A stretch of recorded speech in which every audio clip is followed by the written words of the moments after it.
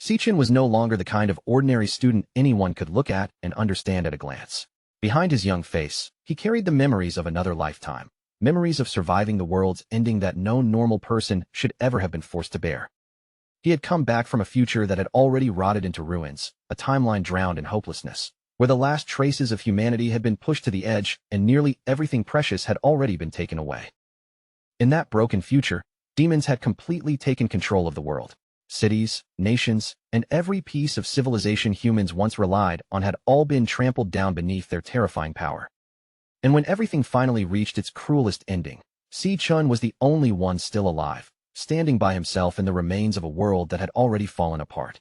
For countless years, he dragged himself through battle after battle, surrounded by blood, death, and despair, until he finally fought his way to the Demon King and forced that monster into a corner. But even defeating the Demon King did not come without a cost. In that final moment, Si-chun chose a desperate explosion that destroyed both the Demon King and his own body together. Then, just when everything should have faded into complete darkness, an intense white light suddenly burst across his vision, swallowing everything in front of him until nothing else could be seen. When Si-chun finally opened his eyes again, he was no longer on that ruined battlefield. Instead, he found himself lying in the past, inside the dorm room he remembered from his university days. At first, his thoughts were completely tangled. He stared around the room in stunned confusion, unable to understand where he was, even wondering whether this familiar place might be some strange afterlife after death. But then, still trying to steady himself, he slowly turned his gaze toward the nearby window and looked outside. There, he saw ordinary people moving around as if nothing had ever gone wrong. Their figures passed through the sunlight naturally, living their normal lives like the nightmare of the apocalypse had never existed. That simple, peaceful scene helped Si-chun's chaotic thoughts calm down little by little. As he kept staring outside, the impossible situation in front of him slowly began to make sense. After a long moment of silent shock, the truth finally hit him with full force. The final wish he had made before dying had not disappeared into nothingness. Somehow, it had actually been granted. Si-chun had truly been sent 10 whole years back in time, returning to the days when he was still only a university student, before everything had collapsed. But before he could even fully absorb the weight of this second chance, a strange holographic screen suddenly flickered into existence right in front of him. The glowing interface hovered in the air and announced that Chun had fully integrated the power of gluttony, each word shining in front of him like a message from some otherworldly system. As Si-chun stood near the window, staring out at the peaceful world beyond the glass, he remembered one terrifying fact.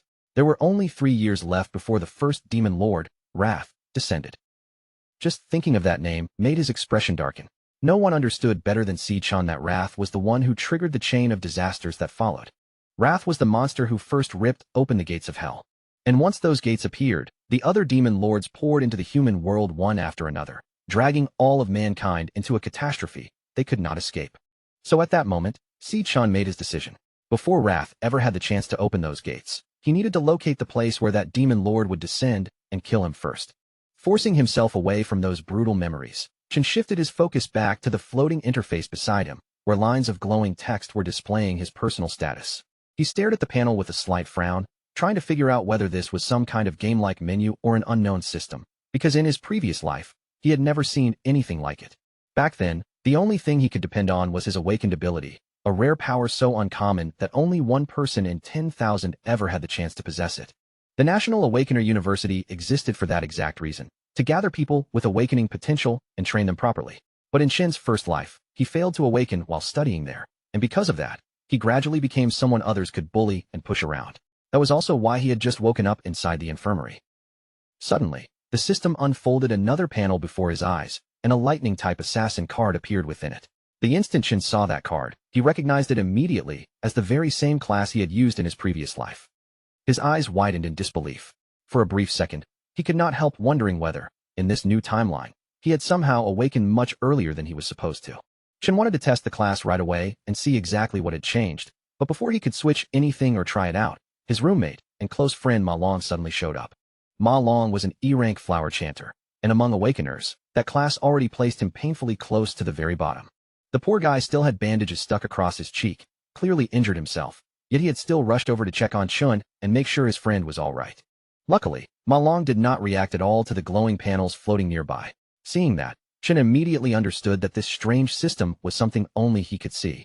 Ma Long leaned closer and carefully looked Chun over, only to realize that every injury on Chen's body had somehow disappeared. He was completely confused, unable to understand how someone who had not awakened could heal even faster than him, an awakened student. The moment Chen looked at Ma Long's familiar face again, memories from his previous life surfaced in his mind, including the tragic fate this friend had once suffered.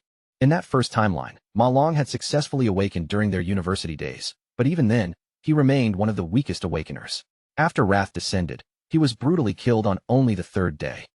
Now, seeing his old roommate alive and standing right in front of him once more, Chen could not stop a quiet smile from appearing, a small warmth hidden beneath his calm expression.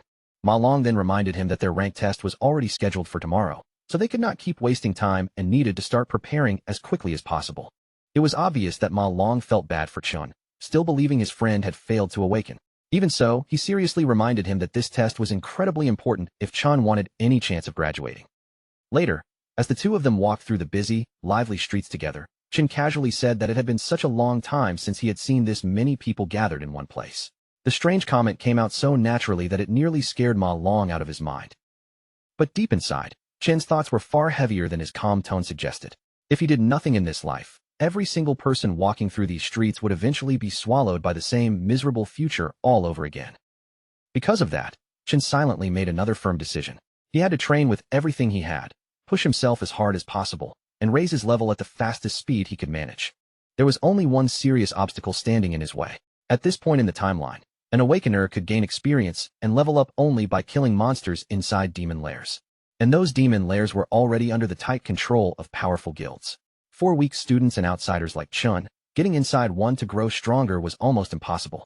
Chen opened his status window once again and examined every stat carefully, trying to measure where he stood, not only compared with other awakeners, but also against the monsters he knew he would eventually have to fight. In this world, the government officially separated awakeners into ranks, starting from E rank at the bottom and moving step by step all the way up to the powerful S class. Chen understood the university's situation very clearly. Most of the students there were still stuck at E rank, and only a very small number had barely managed to reach D rank. He glanced over at Ma Long walking beside him and quietly laughed to himself, feeling at least a bit reassured that his current rank should already be higher than his friends. But right at that moment, a ball suddenly came flying toward them without warning and smashed straight into the poor nerd, knocking his glasses off his face and shattering them on impact. When they turned to look, they realized they had crossed paths with Gong Chung and his lackeys once again, the very same bullies who had beaten them up just yesterday. Gong Chung stood there wearing a smug, arrogant grin, looking down on them as he mocked them. He asked why they had not brought crates of drinks when they already knew his group would be playing there. Ma Long instantly panicked and began apologizing, already preparing to spend his own money to buy the drinks just to avoid trouble. But before he could lower his head any further, Chen stepped forward, stopped him, and calmly said that the person who should be apologizing was actually Gong Chung. The instant Chen's eyes landed on that familiar bully standing there once again, a cold wave of memory crashed over him, dragging him back into every humiliating, terrifying moment he'd tried to bury deep inside. It was as if the past had come alive, pressing down on him in vivid detail, each flash of memory sharp and unrelenting. He remembered all too clearly how, in his previous life, these same cruel figures had shoved him to the floor without a second thought and tried to drown him in the sink, as if it were the most ordinary, insignificant prank. The fear, the helplessness, it all came rushing back like a tide that refused to recede. And worse, after committing such cruelty, they had worn the casual mask of innocence, claiming with brazen audacity that their actions were meant to awaken him. Not a trace of guilt, not a shred of remorse, just arrogant justification draped over pure malice. That day had not ended because anyone had mercy on him. No, the torment had only ceased once Chen's body went completely limp, utterly unconscious, leaving him utterly at their mercy until they finally let go. Ma Long had darted forward in panic to check on him, desperation etched across his face.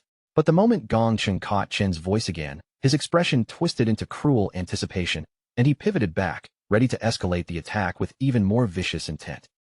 Snapping back into the present, Chen's gaze hardened, eyes glinting with resolve. A silent decision formed in his mind. This time, these bullies would face real consequences they could never shrug off. As Chun dared to stand his ground, Gong Chung and his entourage stepped forward in unison, their faces darkened with menace, as though they were prepared to silence him with brute force. Chun didn't flinch. He met Gong Cheng's eyes head-on, fully aware that the bully's arrogance was only possible because his older brother wielded the power of the student council presidency, a shield behind which Gong Chung hid his cruelty. With a cocky stride, Gong Chung closed the distance, and slowly, the crowd of onlookers began to swell. Whispers ran through the gathered students, all sensing the electric tension of an impending clash.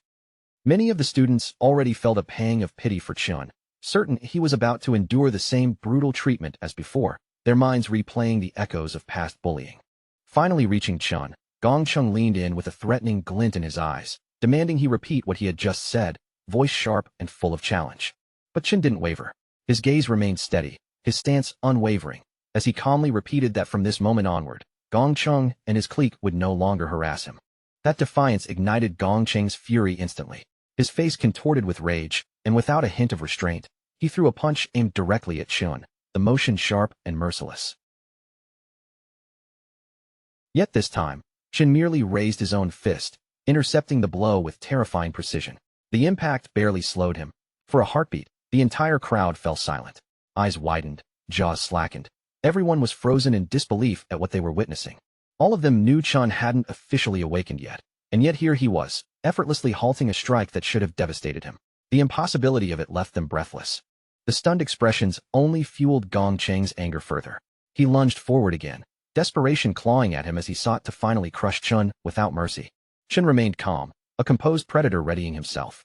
In a silent shift, he activated his electric assassin form, the change almost imperceptible yet brimming with lethal intent. Nearby, Ma Long's eyes widened in awe, his body frozen in shock at the sheer transformation unfolding before him. Simultaneously, Gong Chung activated his indestructible demon armor. Power radiated off his body like heat from molten steel as he surged forward, each movement heavy with the promise of destruction. But before he could close the distance, Chun vanished into motion, his punch crackling with lightning as it slammed into Gong Chung, sending him hurtling through the air like a rag doll. The students surrounding them could barely comprehend the scene that had just erupted before their eyes. The so-called weakling, the one everyone had scorned and underestimated, had just sent the school bully flying with a single, electrifying strike. Even after such a blow, Gong Chung refused to accept defeat. Gritting his teeth, he barked orders to his lackeys, demanding they intervene and avenge him immediately. But upon witnessing Chin's effortless dominance, the lackeys' courage crumbled. Their knees shook, faces pale, and they realized the true gap separating them from this seemingly ordinary student. Gong Chung forced himself upright, humiliation and fury igniting in tandem, and charged at Chin once more, a storm of rage embodied in every step. The outcome, however, remained unchanged. Chin struck him down again, sending him crashing back with the same ease, denying him even the faintest chance to retaliate. Watching their leader fall repeatedly, the lackeys finally understood the insurmountable difference between him and Chun. Without hesitation, they spun around and fled, abandoning any thought of confrontation. Ma Long stood frozen, mouth agape, his mind struggling to reconcile the terrifying transformation of the roommate who had been beaten so effortlessly just the day before. Meanwhile, Chun processed a crucial realization. Just as in his previous life, he could enter his assassin state at will, a hidden strength always at his fingertips. Even at level 1, his stats were already formidable, sufficient to dominate low-level awakeners with relative ease.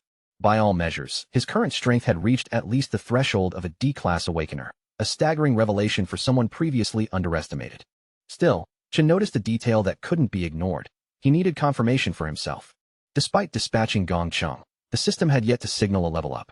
The absence of recognition was odd, and it sparked a flicker of curiosity within him. Stepping forward as if prepared to finish the confrontation entirely, Chen's posture and intent sent a ripple of panic through the surrounding students. At that critical moment, Ling Yu, the vice president of the student council, intervened, her presence authoritative as she urged Chen to halt. She reminded him that although Gong Chung had provoked the conflict, the punishment had already gone far enough. Ling Yu reassured Chen that after today's events, Gong Chung would not dare challenge him again. Hearing her words, Chen finally stepped back, choosing to let Gong Chung live, for now. As he moved away, Chen's mind churned with questions. Why was the student council so intent on shielding someone like Gong Chung? Even though he hadn't truly intended to kill the bully, he still believed such people needed to be held accountable. He knew that if bullies like Gong Chung were allowed to escape unscathed, they would inevitably prey on weaker students, repeating their tyranny endlessly. With the immediate danger over, Chen turned and left, Ma Long by his side, leaving the chaos of the scene behind them. From a safe distance, Gong Cheng's trembling lackeys whispered amongst themselves, swearing they would never provoke Chen again. That evening, Ma Long excitedly tried to relay the events to their other roommates, proclaiming that Chun had awakened into an unbelievably powerful lightning assassin. Yet, Disbelief hung heavy in the air. No one seemed to take him seriously. Despite Ma Long's earnestness, Xiangzhua, an E-ranked nucleus mage, treated the account as nothing more than a ridiculous exaggeration. He questioned why Chun was still running basic physical drills if he had truly become a formidable awakener, asserting that someone of real power would no longer need such mundane exercises. Even as Ma Long insisted with intensity, their gamer roommate, Xiang Yu, merely shrugged, casually suggesting that Ma Long must have suffered a serious bump to his head to believe such a story. Xiangzhua pressed on, bluntly claiming that the four of them were placed in the same dorm precisely because they were the weakest, and no effort could change that established hierarchy. He went further, boldly declaring himself the strongest among them, labeling Ma Long and Xiang Yu as mere support chanters. Then, puffing himself up with self-assured pride, Xiangzhua flexed slightly, utterly convinced that there was no way Chun had truly evolved into a lightning assassin. With his confidence growing stronger by the second, Xiangzhua started letting his imagination run wild. He pictured himself stepping into tomorrow's final graduation test, and maybe even breaking through on the spot, raising his rank in front of everyone and proving that he was far above the others in their dorm. Meanwhile, inside an E-ranked demon lair, Student Council President Gong Ting had just wrapped up his own training. With his expression calm and controlled, he walked out of the lair entrance, while Ling Yu followed closely at his side. But the moment Gong Ting stepped outside, his eyes caught sight of his younger brother still hanging around nearby. He turned his gaze toward Gong Cheng and asked, in a steady voice, what exactly he was doing there. Gong Cheng immediately poured out his complaints, his face full of resentment. He said that as long as the person who beat him was still freely walking around, he couldn't even sleep peacefully, and he kept urging Gong Ting to step in and get revenge for him. Gong Ting, however, didn't show the slightest trace of surprise or anger. He only responded with calm confidence, telling his younger brother that he would take care of the mess Gong Cheng had stirred up. Later, as they sat together at the dining table, Ling Yu looked across at Gong Ting with a serious expression and asked how he intended to deal with the situation from here. Gong Ting didn't give her a direct answer right away. Instead, he shifted the question back to her, asking whether the boy Gong Cheng mentioned was really as powerful as his brother made him sound. Ling Yu reminded him that there were fewer than 10 D-ranked students in the entire school, and every one of those rare talents had already been pulled into Gong Ting's club. She then pointed out that ordinary students didn't have access to demon lairs like Gong Ting did. So under normal circumstances, there shouldn't be any regular student capable of standing against him. Outside, rain poured down in heavy sheets, blurring the world into streaks of gray. But through that storm, Chen kept running like someone possessed, his clothes soaked completely through and water dripping from every part of his body. The training goal he had set for himself was almost brutal. He had to run a full 20 kilometers while carrying a bag loaded with 100 kilos, a weight that was nearly twice as heavy as his own body. Chen knew better than anyone that basic physical training was not something an awakener could ignore. Without a body strong enough to endure pressure, even the most powerful abilities would eventually become impossible to control. As his feet slammed again and again against the wet ground, memories of his sister, his only remaining family, began to rise in his mind. And among them, the clearest was the day she died, when Demon King Wrath descended into the human world. Back then, that demon lord had slaughtered countless humans in the blink of an eye. Chen could do nothing but stand there and watch as his sister was killed right in front of him. From that day forward, defeating that demon king became the one goal carved deepest into Chen's heart. To him, Wrath's arrival was the starting point of every nightmare and every disaster that came afterward. Chen understood that even though there were still 3 years before Wrath would descend, the demon lord was already growing stronger somewhere beyond his reach. So if Chen wanted even a tiny chance at victory, he had to become stronger at an even faster speed. Right then, while Chen was still forcing himself through the rain, his sister Si Yun suddenly called him, her voice cutting through the storm from the other end of the line. The moment Chen heard that familiar voice again after so many years, his entire body seemed to stop. For a brief moment, he stood in silence, unable to say a single word. Si Yun explained that she hadn't been able to call earlier because she had been busy with the competition. Then, with a cheerful tone, she added that if she managed to win a prize, their rent problem might finally be taken care of. As she kept talking on the other end of the call, Chen simply listened without interrupting. Little by little, a gentle smile appeared on his face, softening the cold determination he had carried through the storm. Deep inside, Chen made a promise that was firmer than any words he could say aloud. This time, no matter what happened, he would protect her and give her the peaceful life she truly deserved. After the call ended, Chen didn't slow down or give himself an excuse to rest. He returned straight to his training and forced his body through 3 more laps around the university. When he finally completed the run, Chen headed directly for the shower. As the exhaustion settled into his muscles, he could feel his younger body gradually adapting again, and he sensed the incredible growth potential hidden within it. After that, Chen sat alone and began thinking seriously about demon lairs. Those dangerous places were packed with opportunities, but in this world, only people with enough money and influence could enter them freely. He knew he had to find a way to kill monsters somehow. Without monster kills, he wouldn't gain the experience he needed, and without that, there was no path for him to keep getting stronger. While that problem kept turning over in his mind, Chen eventually drifted into sleep. But instead of falling into ordinary rest, he suddenly felt himself being pulled into the gluttony system. When Chen opened his eyes again, he found himself standing in a strange and unfamiliar space.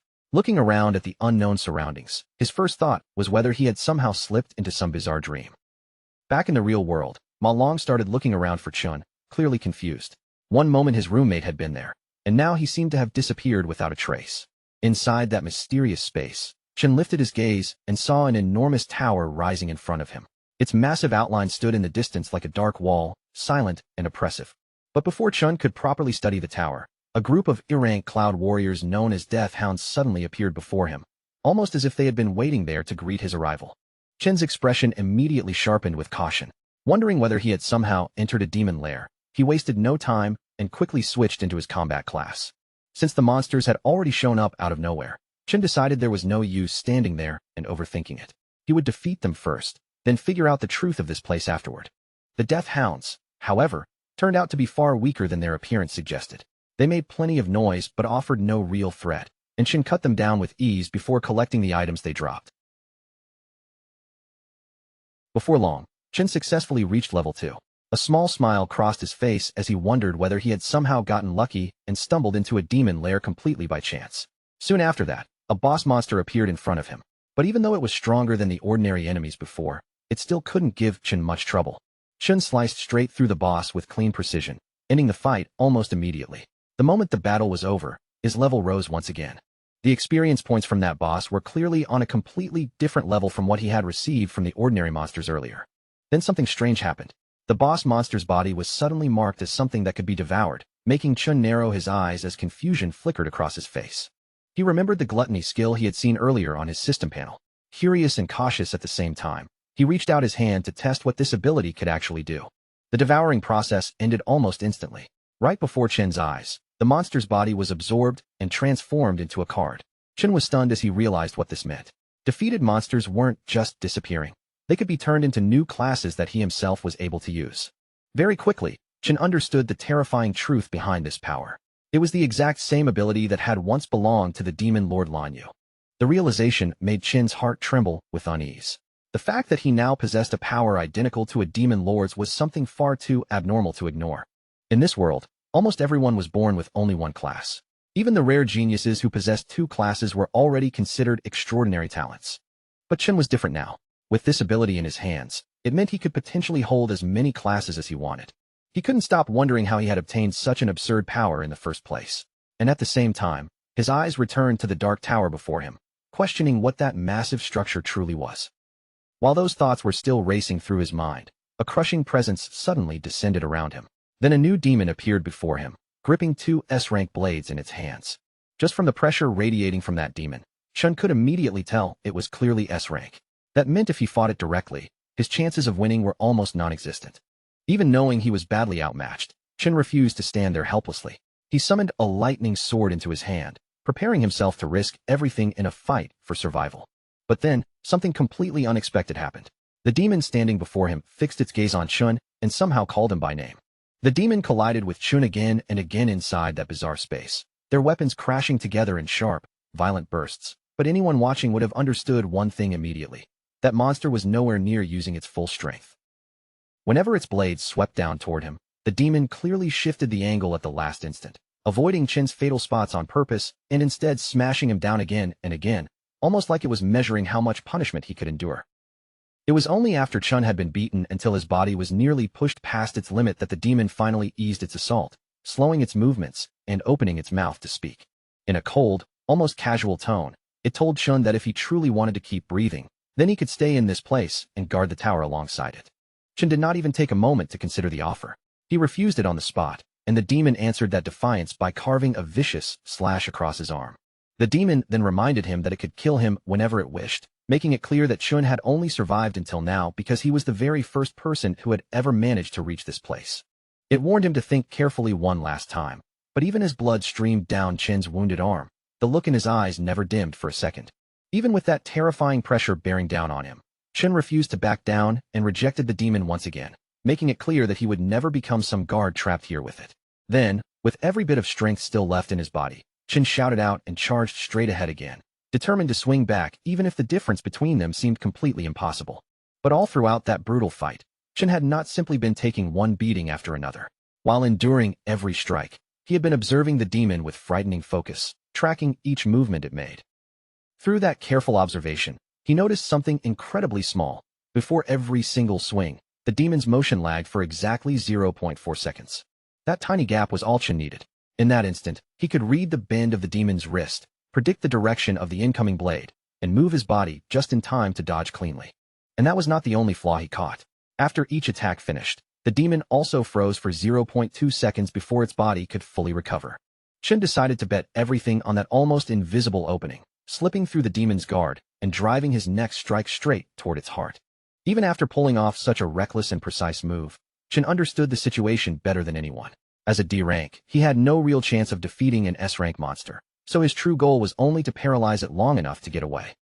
His attack landed exactly the way he had planned, and the moment it connected, Chun turned without wasting even a breath and sprinted toward the only light he could see, desperately hoping it marked the exit. But just as Chun finally reached that glow, the light vanished right before his eyes, disappearing as if it had never existed in the first place. The demon calmly told him that the light had been nothing more than an illusion, and in this place, no matter how far he ran, there was no true way out. It then explained that this palace was not actually a demon lair, though it still admitted that Chun had done well by identifying the weaknesses in its attack so quickly. Only then did the demon reveal its real name, Purgatory Rakshasa, and after saying that, it told Chun that he truly was the one who could bring hope. When Chun looked more carefully at Purgatory Rakshasa's body, studying its shape and presence, his expression suddenly shifted as shock flashed across his face. He realized that this exact appearance was not unfamiliar at all. He had seen it before, and the one who had used it was Demon King Lanyu. Chun's mind instantly snapped back to the final battle before he returned to the past, when the enemy standing in front of him had been something far beyond an ordinary demon. During that desperate fight, the creature had first changed into an enormous dragon, its massive form overwhelming the battlefield with terrifying force. And after that transformation, it continued shifting into one high-level monster after another, each new form looking more dangerous and harder to survive than the last. It had unleashed scorching magma, deadly poisonous vines, and lightning so fierce that it even surpassed the power of Chun's own lightning. But out of every monstrous form Chun had witnessed back then, the one that burned itself deepest into his memory looked exactly like the demon now standing in front of him. In that moment, Chun suddenly understood the terrifying truth. Every transformation he had seen during that battle must have been part of Demon King Lanyu's ability. And because that very power had now been absorbed into his own body, the Purgatory Rakshasa before him was actually a manifestation of gluttony existing inside Chun himself. Purgatory Rakshasa seemed genuinely impressed by how quickly Chun had connected the pieces, calmly saying that he was indeed worthy of inheriting the power of this entire dimension. Chun frowned as soon as he heard that, confusion tightening across his face, because he could not understand what the demon meant by inheriting an entire dimension. At that moment, a golden void key appeared in Purgatory Rakshasa's hand, glowing with a strange light, as the only object capable of opening the path in and out of the giant tower behind it. Purgatory Rakshasa explained that Demon King Lanyu had once devoured countless powerful monsters, and its sacred duty had always been to guard the tower where the strongest of those monsters were imprisoned. Now, Purgatory Rakshasa chose to place that key in Chun's hands, wanting him to devour the demons sealed within, become stronger through their power, and inherit the mission it had protected for so long. Still unable to fully understand what was happening, Chun could not stop himself from asking why a demon would ever go this far to help a human. The creature answered that even within the demon world, there were both good beings and evil ones, and one cruel monster had once slaughtered its entire clan for nothing more than amusement. From that day on, Purgatory Rakshasa had been waiting for a chance to take revenge. Now, it believed Chun was the one who could finally make that wish come true, adding that someone had been right to call him their greatest hope. Chun immediately caught on to that strange detail, his attention sharpening as he asked who that person was. But Purgatory Rakshasa did not answer him directly. Instead, it spoke in a mysterious voice, telling Chun that every answer he wanted was waiting for him inside the tower. Then, as if speaking its final words, Purgatory Rakshasa offered all of the energy it had left to Chun. In return, it told Chun that he had to become the strongest human on the planet, because devouring every wild beast sealed within that tower would never be a simple task. Every intelligent creature inside would be a massive challenge to defeat, and before disappearing, Purgatory Rakshasa gave him one final warning. Only someone with an unshakable hunger for strength deserved to receive its power. That hunger, it said, was the drive Chin would need if he truly intended to hunt down and kill every demon king in existence. After saying this, Purgatory Rakshasa's body began to transform, burning into a blazing sphere of energy that shone fiercely as it moved toward Chun to be absorbed. The instant Chun absorbed that energy, his level surged upward 8 times in a row, and along with that overwhelming increase, he also obtained 2 of Purgatory Rakshasa's swords. Without even the slightest hesitation, Chun accepted the mission placed before him and promised that he would carry out the fallen warrior's final wish. Together with the massive rise in his stats, Chun also awakened new powers, gaining the ability to control gravity and absorb strength from the bodies of dead humans and demons. The next morning, Chun slowly opened his eyes, only to find himself lying back inside his dorm room, as if everything had returned to another completely ordinary school day. A loud voice suddenly burst through the room and startled him awake. His roommates were already getting ready, urging him to hurry up if he did not want to end up late for school. When Shin looked down and saw that his body was completely unharmed, without a single trace of the wounds from before, he could not help wondering if everything he had just experienced had only been some bizarre dream. But the moment Chin sees his newly updated stats, there is no longer any room left for doubt. What he went through was not a dream, not a hallucination, and definitely not some illusion created by his exhausted mind. Every impossible scene he witnessed had truly happened. After jumping all the way from level 2 to level 10 in just one night, Chun can only stare at his own status screen with growing curiosity. If his level has risen that dramatically overnight, then he can't help wondering what rank he would be considered now. Just as Chun is lost in that thought, one of his roommates suddenly starts teasing him from the side, clearly unwilling to let this perfect chance to mess with him slip by quietly. His roommate brings up how, only last night, someone had been shamelessly praising Chun non-stop, loudly bragging about how cool he looked and how frighteningly strong he had suddenly become.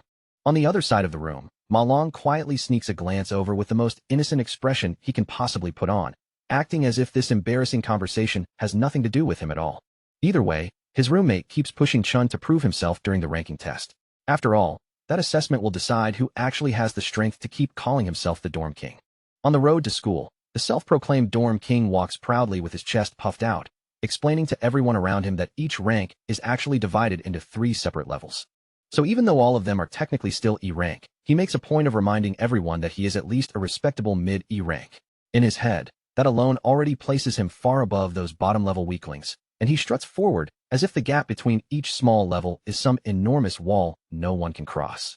The more he talks, the more fired up he becomes, until he confidently announces that he feels unbelievably powerful today.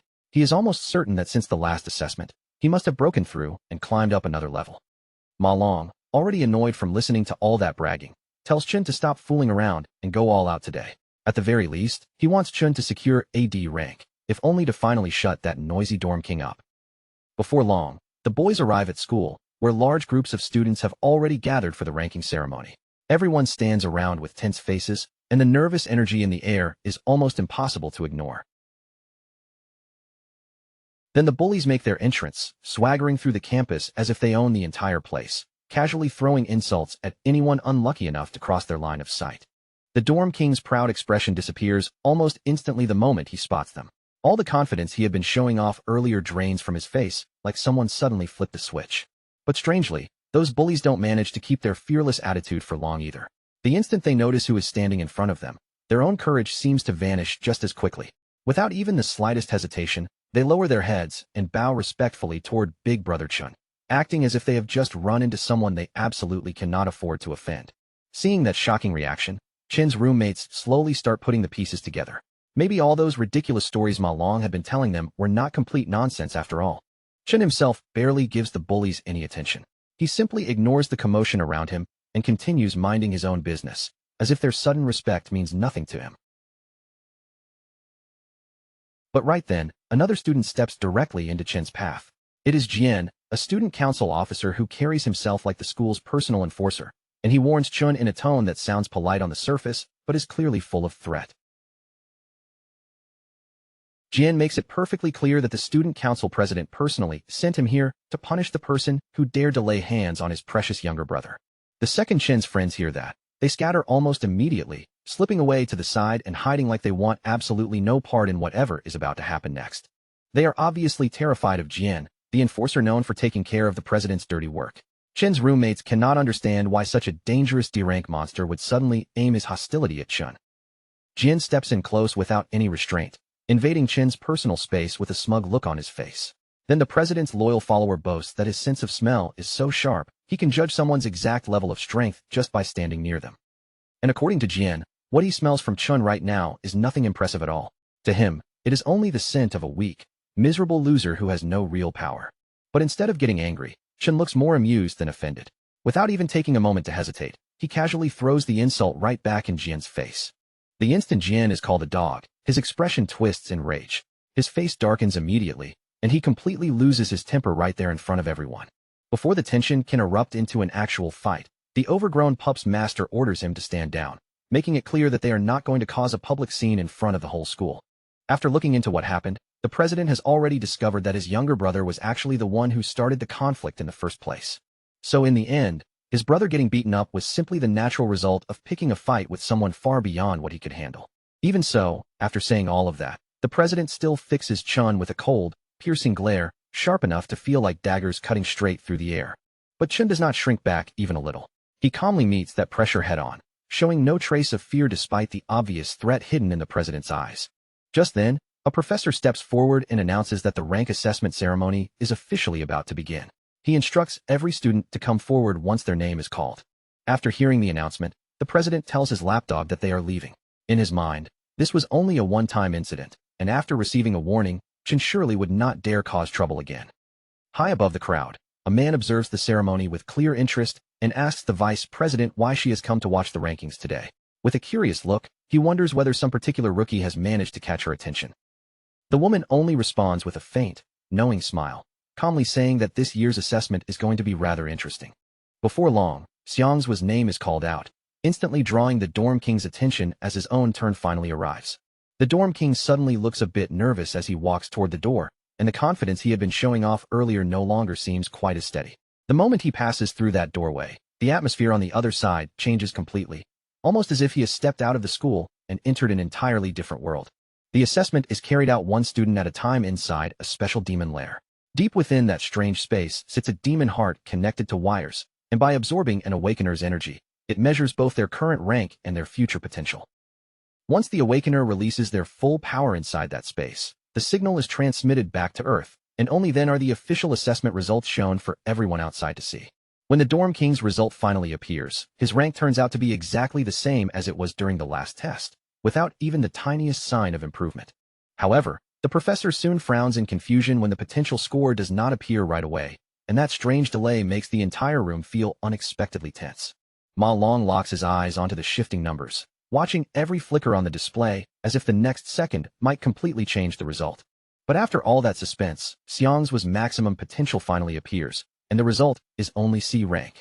He walks out looking completely deflated, finally realizing that the progress he had imagined was nothing more than his own wishful thinking.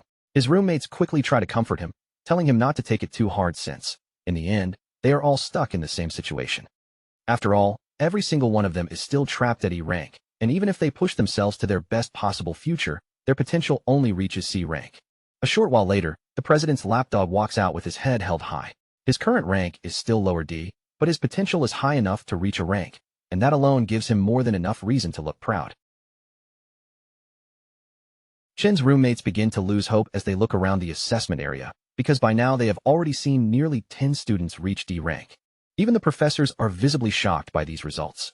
For students who barely have any real combat experience, breaking past E rank should be extremely rare, yet today, far too many of them have already done it. Filled with excitement from the unexpected results, the professors call the next student forward. This time, it is the president himself, the one carrying almost everyone's expectations on his shoulders. In an instant, every gaze shifts toward Gong Ting, the student who is already strong enough to be considered a guild master, as he calmly walks onto the stage. Chan, however, stays completely calm in the middle of all the noise, standing there with a steady expression and not even the faintest sign of panic as he quietly waits for his own assessment results to appear. Everyone in the academy already knows Gong Ting's reputation. 2 years ago, he was still only a lower D rank, and since the highest record in the school's entire history had never passed middle D rank, the whole crowd is now wondering if the president is about to shatter that record once and for all. Inside the demon lair, the demon heart immediately reacts the moment Gong Ting steps in. Its closed eyes slowly open, almost as if the creature has sensed a powerful presence entering its territory. Even then, Gong Ting still cannot fully release every ounce of power hidden inside him, and a portion of his true strength remains locked beneath the surface, held back and unrevealed. But deep in his heart, the president has no intention of leaving the academy quietly. He wants his graduation result to be so dazzling that his name will be permanently carved into the academy's history as the undisputed number one. The moment the professors see his potential grade light up with a brilliant golden glow, their eyes widen in disbelief, and for a brief second, they can barely trust what is appearing in front of them. But their doubts vanish almost immediately when Gong Ting's high D rank is officially confirmed. The result lands like a thunderclap, leaving even the experienced professors stunned where they stand. And somehow, that is not even the most shocking part. The instant the crowd realizes that Gong Ting has recorded the first S-rank potential in history, excitement erupts through the entire ceremony like a tidal wave. The president's followers completely lose control of their emotions, shouting praise for their boss again and again, as if they are watching an untouchable genius rise right before their eyes. Even Chen's roommates cannot hide the jealousy burning in their eyes, because standing there and watching Gong Ting's result feels like witnessing a living legend being born on the spot. The professors quickly exchange serious looks with one another, and in just a few silent glances, they all reach the same conclusion. A result this important has to be reported to the academy administration immediately. A precious S-rank candidate like Gong Ting must be protected, guided, and nurtured with the greatest care, and they absolutely cannot allow someone with that level of potential to leave the country. On top of that, Gong Ting is also the youngest student in the academy to become connected with a guild, meaning the academy's name is almost guaranteed to dominate every headline after this. Watching the scene unfold from above, Principal Yuan Long finally understands why Vice President Ling Yu came here in person. She must have already known about Gong Ting's astonishing potential before the results were even announced. That would explain why she chose to personally observe the ceremony today, instead of simply sitting back and waiting for the official report like everyone else. But then Ling Yu makes the situation even more intriguing, because she calmly reveals that Gong Ting is not actually the only student she came here to watch. Aside from the dazzling student council president, there is another student in this assessment who has caught her attention even more deeply. And almost as if the timing has been arranged on purpose, that exact student is the very next person called forward onto the stage. Jin suddenly gets a nasty idea, turning his attention toward the so-called mysterious urban legend with a mocking grin. Then he tells Chen not to embarrass himself by ending up as E-rank trash just like his roommates. He sneers that if Chun really produces such a pathetic result, their whole group will become a complete joke, adding that people like them are already a disgrace just for appearing at a prestigious event like this. Long immediately steps forward for his friend, refusing to let Jin's insults slide. With complete confidence, he boldly declares that Chun is about to shock every single person watching. The entire crowd falls into tense silence, their eyes locking onto Chun as everyone waits to see whether the rumors surrounding him are real, or whether they were nothing but empty noise. Chen finally steps into the demon lair, and the instant he approaches, the demon heart seems to sense a terrifying pressure closing in, as if something far beyond normal has just entered its range. At that moment, Chen remembers something important. For an awakener, the safest path toward a stable future is to join a powerful, high-ranking guild. And he knows very clearly that the only real way to reach that kind of future is by performing exceptionally well during the graduation combat assessment. During that assessment, every candidate has to choose their own teammates and form a complete 10-person squad. The squad that takes first place will be recruited directly into the nation's top-tier Imperial Guild, which makes the true purpose of this test obvious to every student standing there. Meanwhile, Jin is already busy putting their team together, proudly bringing over another low-tier D-rank student and introducing him to his boss. He confidently announces that their party is now complete, explaining that they have gathered all the D ranks along with the president's brother, so in his mind, there is no possible way they can lose first place. Jin understands the harsh reality of this assessment better than most. The strongest students will naturally gather together to form the most powerful party, while the weakest students can only cling to one another for survival. That turns the entire assessment into a cruel battlefield ruled by survival of the fittest, where anyone without enough strength can be pushed aside and eliminated without a shred of mercy. After some time passes, Long begins to grow uneasy, because the display screen still has not changed at all, and the longer the result stays silent, the heavier the atmosphere becomes. The crowd quickly jumps to the worst possible conclusion, whispering among themselves that Chun must be so weak that the system cannot even detect his presence properly. Jin then turns toward Ting and says there is no point in staying any longer, claiming that the remaining students are nothing but trash and that continuing to watch them would only waste their time. But just as they are about to leave, the screen suddenly flickers, and the words High D rank appear before everyone, instantly throwing the entire crowd into chaos. Shock spreads through the room like a wave, with students and teachers alike staring wide-eyed at the screen, unable to believe the unexpected result that has just appeared. Even the president and the members of the student council are visibly shaken, their faces filled with clear disbelief as they try to process what the machine has just revealed. But before anyone can fully recover from that shock, the system suddenly detects another strange shift in the evaluation results. It turns out Chun is using the assessment system to test something for himself, checking exactly how his level 10 base stats in his ordinary physical form are measured by the machine. After confirming that his normal state is enough to place him at D rank, he switches his class to the Infernal Death King, the weakest class among all the ones he has devoured so far. The result changes instantly, shooting from high D straight up to mid C, and that sudden leap leaves the entire crowd completely blown away. The student council can barely accept what they are seeing, their expressions tightening as they struggle to believe that the assessment machine is still functioning properly. Even the scientists begin questioning the situation, staring at the unstable readings in confusion and wondering why the results keep changing so wildly. Before long, they start suspecting that the machine may already be damaged beyond repair. At that exact moment, the demon heart itself becomes unstable, and the displayed results begin to shift strangely once again, as if the entire system is being pushed past its limit. Chun notices the abnormal reaction right away, but instead of stopping, he decides to push even further and switches into an even stronger class, transforming into the Purgatory Rakshasa. The demon heart grows more and more anxious as violent energy surges around it, and outside the demon lair, a terrifying storm begins to gather with overwhelming force. Jin shouts in complete confusion, treating the storm like some kind of heavenly omen, as if history itself is being rewritten and their dorm has somehow produced a divine monster.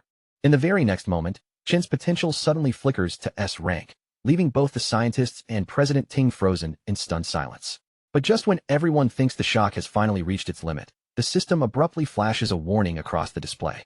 The warning states that the user's potential has exceeded the system's maximum load, meaning the machine can no longer detect Chin's true limits under its current settings.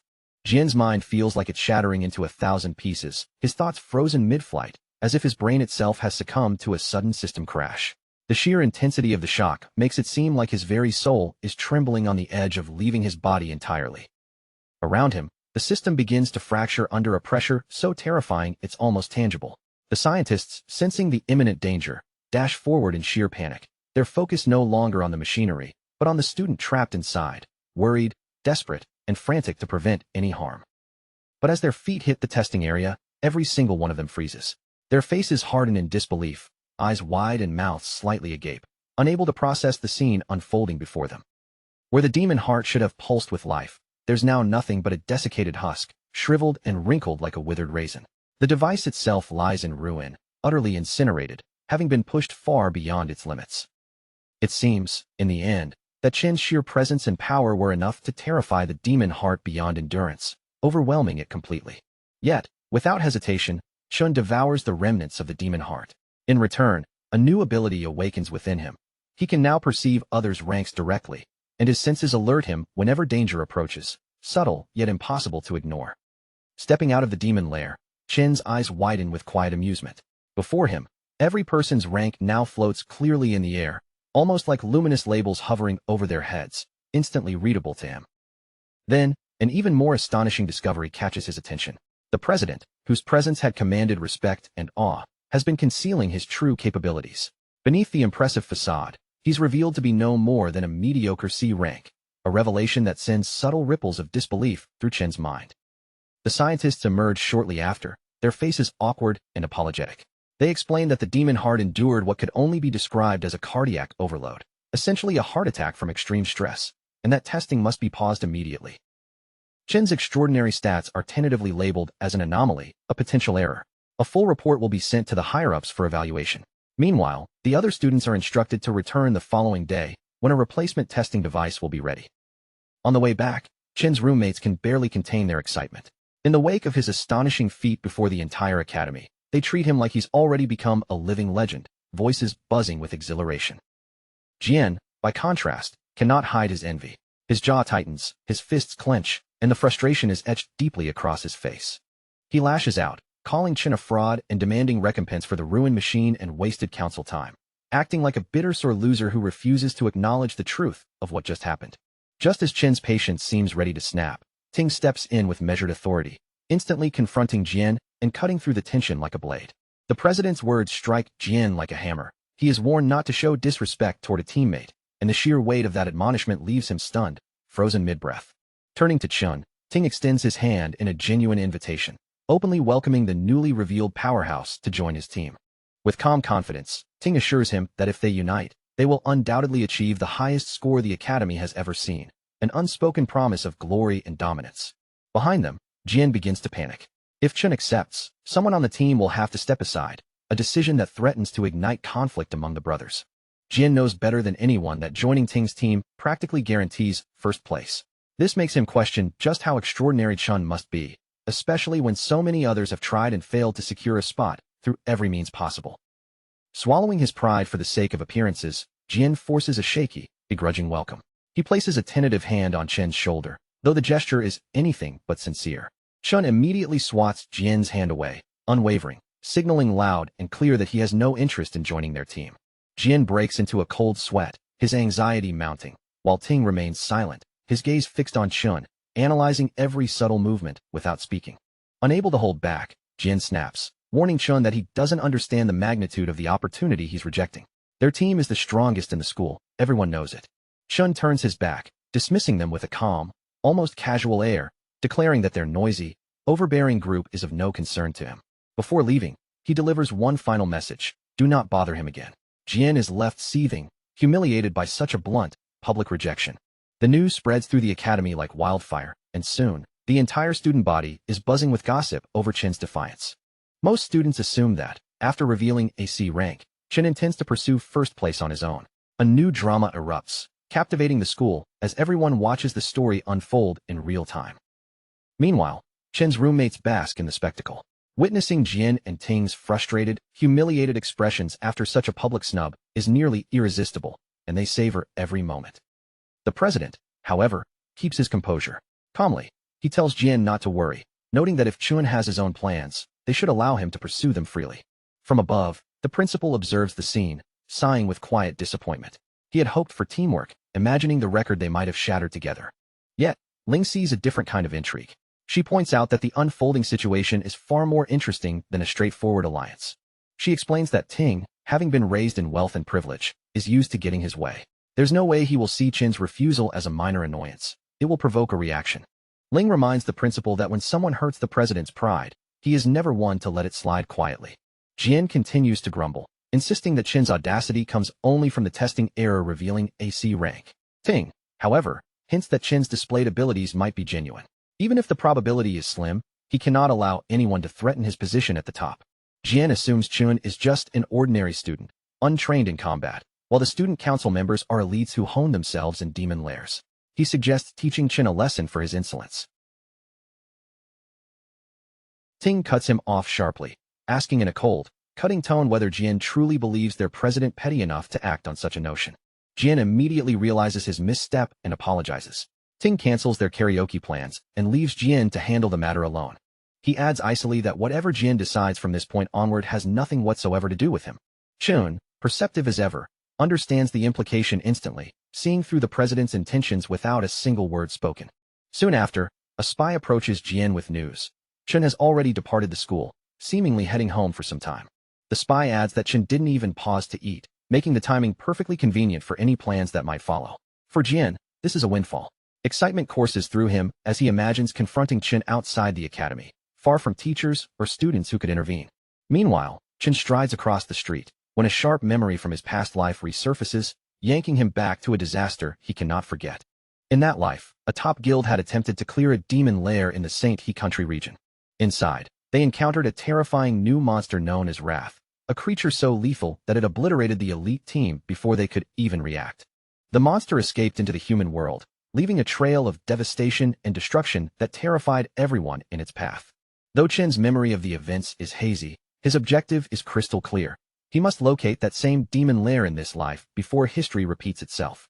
To kickstart this plan, he first needs substantial funds, prompting him to head straight for the Mithril Monster Exchange Center. He recalls vividly that, in the future, this exchange center will rise to become the largest trading hub in the country, a perfect launchpad for his ambitions. In this world, an Awakener's true combat power is not judged by strength alone. Their weapons, armor, and equipment can completely change how far they can go in battle, which is exactly why the Mithril Monster Exchange Center holds such an important position. For fighters, this place is the main crossroads for buying, selling, and upgrading the gear that can decide life or death. But Qin does not walk into this place with some grand desire to show off or admire legendary weapons. To him, the exchange center is simply a convenient stop, a fast way to turn monster materials into money before he moves on to plans that matter far more. After stepping inside, Qin calmly walks up to the broker's counter and places several monster fangs down in front of him. The broker immediately leans closer, narrowing his eyes as he examines the items, his suspicious stare making it obvious that he doubts a student could have gotten his hands on anything like this. The broker looks Chun up and down before asking where a student like him even found these fangs. Chun answers without any panic, simply saying they dropped from a monster he defeated earlier. Hearing that, the broker's expression shifts, his eyes widening slightly because even he has never seen fangs with this exact appearance before. At that moment, Chin's assistant steps forward and gives a clearer explanation. She identifies the fangs as materials from an E-class monster called a Sang Sin beast. She continues by saying that these fangs are not useless at all. They can either be forged into an E-grade weapon or crushed into powder for different practical uses. But before she can finish properly, the rude broker cuts her off, flicking the fang back onto the counter with a mocking smirk and scoffing that anything E-grade is basically trash. He then starts bragging about how their shop only deals with VIP clients, the kind of high-status awakeners who trade in D-grade materials or better. In his mind, that makes it perfectly reasonable that he would not recognize some low-tier E-grade monster fang. Deep down, the broker is already irritated. He complains to himself that rich customers have been scarce lately, and helping some ordinary low-level student will not benefit him at all. Since it will do nothing for his promotion, he sees no reason to waste his time being helpful. Annoyed by the whole situation, he dismisses Chun as nothing more than a troublesome customer. Then, without even trying to hide his attitude, he pushes the transaction onto his assistant Li and walks away like the matter is beneath him. Li, however, handles the matter with much more professionalism. She remains polite, prepares an envelope of cash, hands it over to Chun, and gently asks whether there is anything else she can help him with. Chun opens the envelope and quickly checks the amount inside. When he sees that it contains 18,000 in currency, a faint smile appears on his face, because that is already enough to cover his rent for the moment and take one worry off his shoulders. After that, Chun reaches out and brings out the glowing greatsword he had obtained from the Purgatory Rakshasa. The instant the blade appears, Li's eyes are drawn straight to it. She stares at the weapon in complete focus, unable to stop herself from leaning in closer as curiosity takes over her expression. Although Li has never personally seen a weapon like this before, the aura surrounding it is impossible to ignore. Judging from that faint but powerful glow, she guesses that the sword has to be at least B-grade, and it might even reach A-grade. Just then, the broker returns and immediately laughs at her judgment. He mocks the idea of it being A-grade, saying that weapons like that cost around $1 million, and even after working here for years, he has never once seen an A-grade item with his own eyes. At that exact moment, the shop owner walks in with a calm, composed expression. He takes one glance at the greatsword and quietly states that the weapon is neither A-grade nor B-grade. The broker instantly seizes the chance to flatter him. With a smug look, he praises his boss's sharp eye and agrees that there is no way a mere student could possibly own such an expensive weapon. But the owner's next words completely destroy that smug confidence. He explains that the greatsword comes from the Purgatory lands, and its true classification is not A-grade at all, but an S-grade item. The moment those words leave his mouth, both the broker and Li go completely still. Their bodies freeze in place, their faces locked in disbelief as the weight of that revelation sinks in. The owner immediately steps forward with a much warmer attitude. He reaches out, shakes Chin's hand, and personally welcomes him as an honored VIP guest of the Mithril Monster Exchange Center. Then he gestures toward the VIP room and politely tells Chun that if he needs anything, he only has to ask.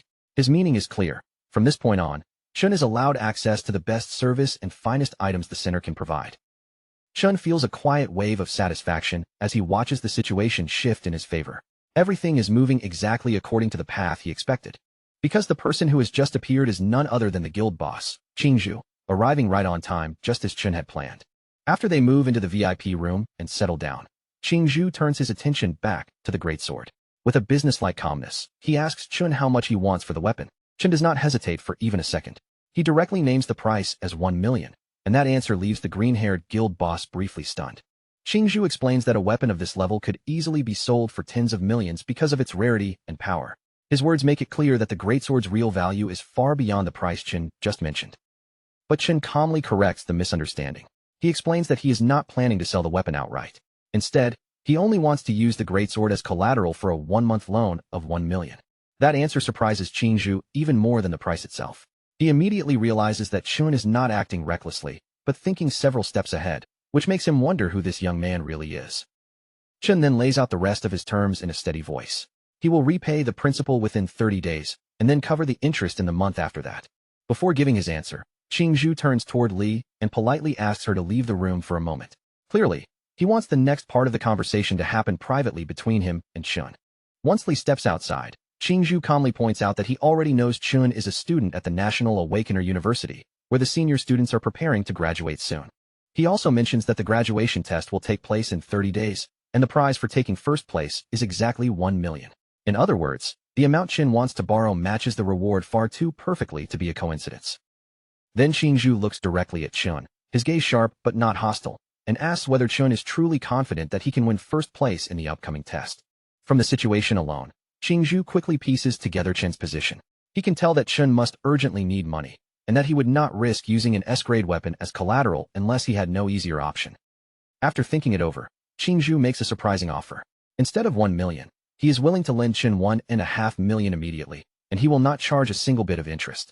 With a friendly smile, Qingzhu extends his hand again, and says that this deal can be considered the beginning of a beautiful partnership between the two of them. For a moment, Chun simply stands there in silence. Even he is briefly caught off guard by how generous and direct the offer is.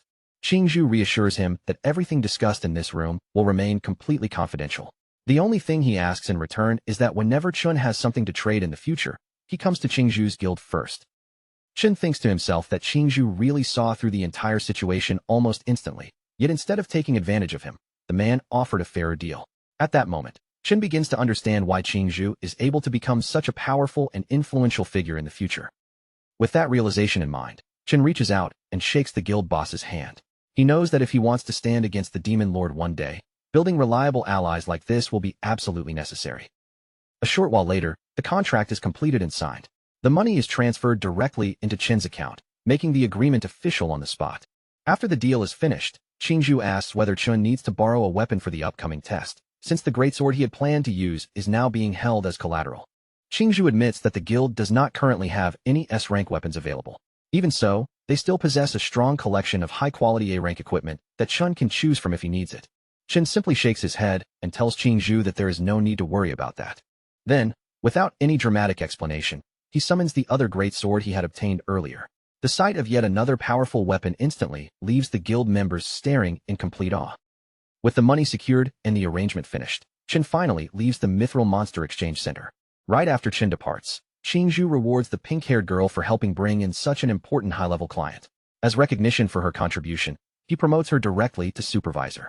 But before Chun fully leaves the area, he suddenly remembers that there is still something he forgot to pick up. So he turns back toward the counter for a brief moment. A few hours later, Chun is standing quietly at a bus stop, waiting patiently as the city moves around him. While he waits, his thoughts begin drifting back toward the hardships of his previous life. He remembers how brutally he had to struggle back then, fighting with everything he had just to climb toward the top. And even after all that effort, the world still looked down on him, treating him like nothing more than worthless trash. Back in those days, Chun worked tirelessly, shift after grueling shift, barely catching a breath between the endless hours. Every effort was a struggle to scrape together enough money just to survive. Month after month, he and his younger sister were forced to live on the knife's edge, cutting costs wherever possible, until life felt like a constant walk along a razor-thin line between existence and destitution. At that time, his sister Si-Yun had finally been accepted into the university she had dreamed about for years. Yet when the opportunity arrived, she quietly declined, brushing it off with a casual remark that the school was simply too far away from her brother. But Chun knew the truth in his heart. Si-Yun wasn't worried about the distance at all. She feared that pursuing her own dreams would place an even heavier burden on his already strained shoulders, adding yet more weight to his endless struggle. Now, standing in the present, Chun waits with a careful eye on his surroundings. Unease grows within him as he scans the people passing by, his mind turning over a single nagging thought. Why hasn't Si-Yun appeared yet? He begins to scrutinize the area more closely, searching for any sign of her arrival. Then, a familiar voice cuts sharply through the ambient noise, scolding him with merciless precision. Chun is called an idiot for wandering near the entrance when he should have been waiting at the exit, and the tone carries that unmistakable blend of affection and reprimand. It is Si-Yun. She drags a massive suitcase behind her, her hands straining against the weight. Exhaustion radiates from her every movement, and she immediately complains that they are broke once again, lamenting that the rent has devoured nearly every last coin they had left. Chun, however, does not respond immediately. He stands frozen, his eyes fixed on her face. For him, 7 long years have passed since he last saw his sister alive and in front of him, and that single moment floods him with overwhelming emotion. Si-Yun, oblivious to the storm raging inside him, casually tells him to stop standing around and help her carry the bags, her tone light and practical, as if expecting no other response.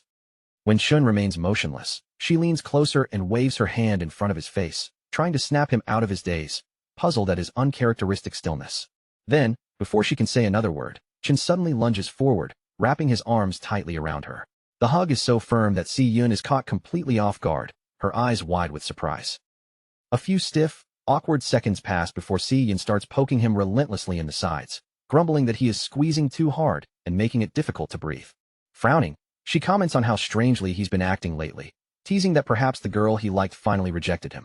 Chun, however, simply brushes off the remark, choosing not to reveal the depths of the emotions stirring within him. Soon, the two begin walking side by side, Si-Yun rolling her suitcase behind her while talking nonstop about exams and the recent happenings in her life, her words spilling out in a rapid, lively stream. Chun listens quietly, a subtle smile softening his features. Each word brings him quiet happiness. In his heart, he silently vows that in this life, no matter what trials may come, he will never allow anything terrible to touch his sister again. Meanwhile, in a dark alley elsewhere in the city, silence hangs heavy. Shadows ripple as several thugs crouch low, watching, waiting for the perfect moment to strike. Their leader, Jian, having confirmed that Chun will indeed pass through this alley, orders his men to remain hidden and patient. The plan is simple. Wait until the target is fully within their grasp, then all at once, strike together in a coordinated ambush. A twisted grin spreads across Jian's face as he thinks of Chun. In his mind, he swears that this time, he will make him pay dearly for every slight, every humiliation, every moment of defiance. One of the thugs hesitates, nervously asking whether they might get into serious trouble if things escalate too far. The Cloud Assassin's reply is cold and merciless. At first, he had only intended a small lesson for Chun, but after the recent encounter, his anger has ignited into something far more consuming. Jian recalls the bitter humiliation Chun forced upon him and snarls that he will not let his men have all the fun. This time, he wants to personally deal with Chun and deliver a lesson that will haunt him forever. Bragging to himself, Jian imagines Chin's face twisting with fear and despair as he corners him, confident that no one could rival his skill as the greatest cloud assassin alive. As Chun and Si-Yun walk together, she glances at him sideways, noticing that his demeanor seems off. She wonders aloud whether the stress from exams has begun weighing too heavily on him. Almost immediately, she waves off her own concern with a playful jab, teasing that someone as weak as him shouldn't trouble himself with thoughts too heavy for his little brain. Then she recalls and reminds him of her favorite advice from years ago. No matter what trouble comes their way, they simply need to keep moving forward and leave the rest to fate.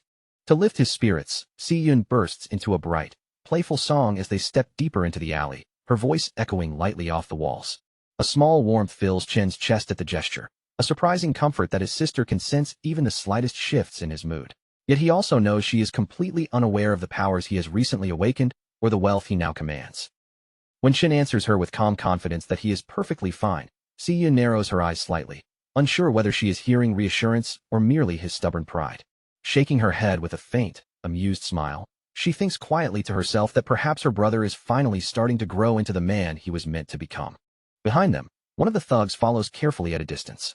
He leans in toward Jian and reports that their target isn't alone. Chun is walking with a girl.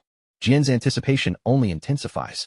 A gleam lights his eyes as he recalls that the alley has no surveillance cameras, giving them freedom to act without fear of being caught.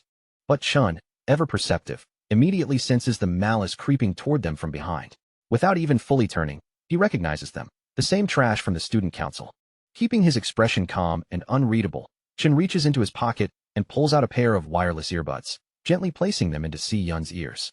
He casually tells her to listen to a song he's recently started enjoying, his voice deliberately light so as not to reveal the danger closing in behind them.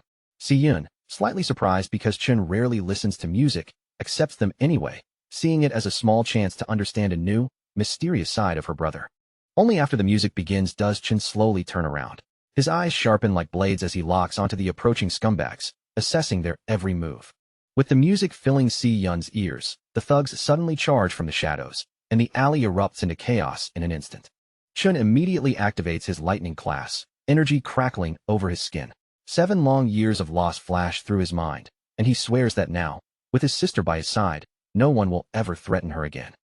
Rage floods him as he wonders how these lowlifes even dared to attack them.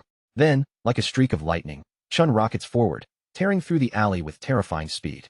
The first thug barely reacts before Chun's kick connects, sending him flying. The others immediately break into a cold sweat, realizing how outclassed they are. Without slowing even a fraction, Chun channels power into his fists, striking 3 attackers in rapid succession before finishing a 4th with a vicious knee, leaving no room for retaliation. One of the remaining goons gathers a shred of courage to rush him, but Chun casually catches his hand. With almost no effort, Chun crushes it like dry spaghetti, the sound of breaking bones echoing faintly in the alley. The thug screams in agony, clutching the ruined hand, but Chun immediately follows with a brutal punch to the nose, leaving him no chance to recover. Jin watches in disbelief as his men are tossed aside like nothing. His confidence falters, replaced by shock and dread as he realizes just how strong Chun has become. Chun does not pause. He continues striking left and right, knocking down anyone foolish enough to step in his path, steadily closing in on the Cloud Assassin himself. When Chun reaches him, Jin stiffens, desperately clinging to the thought that he is still the strongest assassin alive. Jin shouts defiantly that he cannot lose, but Chun answers not with words, but with action, a devastating punch that shatters Jin's illusions and sends him flying. Chun pursues him relentlessly, delivering a relentless chain of punches that knocks several teeth loose, leaving Jin reeling. The Cloud Assassin rolls violently across the alley ground, scraping his body along the walls, before finally crashing hard into the brick with a sickening thud. Struggling to lift his head, Jin's first sight is Chun standing directly above him, eyes burning with a demon's terrifying presence, leaving him utterly paralyzed in fear. Chun stands above the defeated Jin, his shadow falling over him as if Jin is nothing but discarded trash lying on the floor. Looking down with a cold, almost emotionless stare, Chun reminds this worthless piece of garbage that he had already warned him once before, and that warning had been very clear: stay away. His eyes cut straight through Jin like a blade, sharp and heavy enough to make it feel as though he is staring directly into the man's soul. Then, with icy contempt in his voice, Chun asks if brainless scum like him cannot even understand the simplest words when another human being speaks to his face. By now, Jin has been beaten so badly that he barely resembles the proud, arrogant assassin who showed up earlier. His legs have gone completely numb beneath him, and every breath sends pain through his body, as if more than half of his bones have been smashed beyond any hope of repair. Only at this moment does Jin finally realize the truth.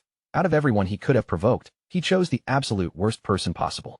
Broken, terrified, and barely able to move his lips, he forces out a weak apology that sounds more pathetic than sincere. Chun gives him no chance to keep begging or explaining himself. He grabs Jin hard by the collar, drags him in close with one sharp pull, and presses a cold dagger right against his face, instantly cutting off whatever desperate excuse Jin was trying to spit out.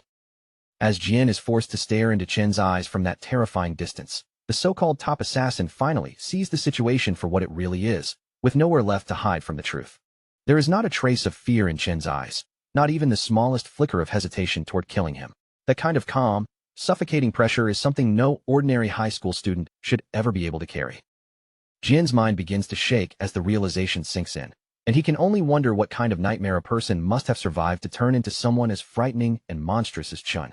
With cold malice dripping from every word, Chun tells the broken boy to burn this warning deep into his memory, unless he wants to experience this nightmare all over again for a second time. He makes it perfectly clear that if they ever try anything stupid again, he will not hesitate for even a heartbeat before tearing them apart. And then, as if that warning still is not enough, Chun adds one final condition in a voice even colder than before. If they dare come even within a mile of his sister, Chun will personally hunt down every single person connected to them and erase them one by one, without mercy and without regret. Once the message has been delivered, Chun lowers the dagger as if the whole thing was nothing more than a minor interruption. Then he calmly turns away and walks back towards Si-Yun, returning to her side before the background song even has enough time to end. Meanwhile, Si-Yun is completely absorbed in the music, her heart getting pulled deeper into the melody with every passing second.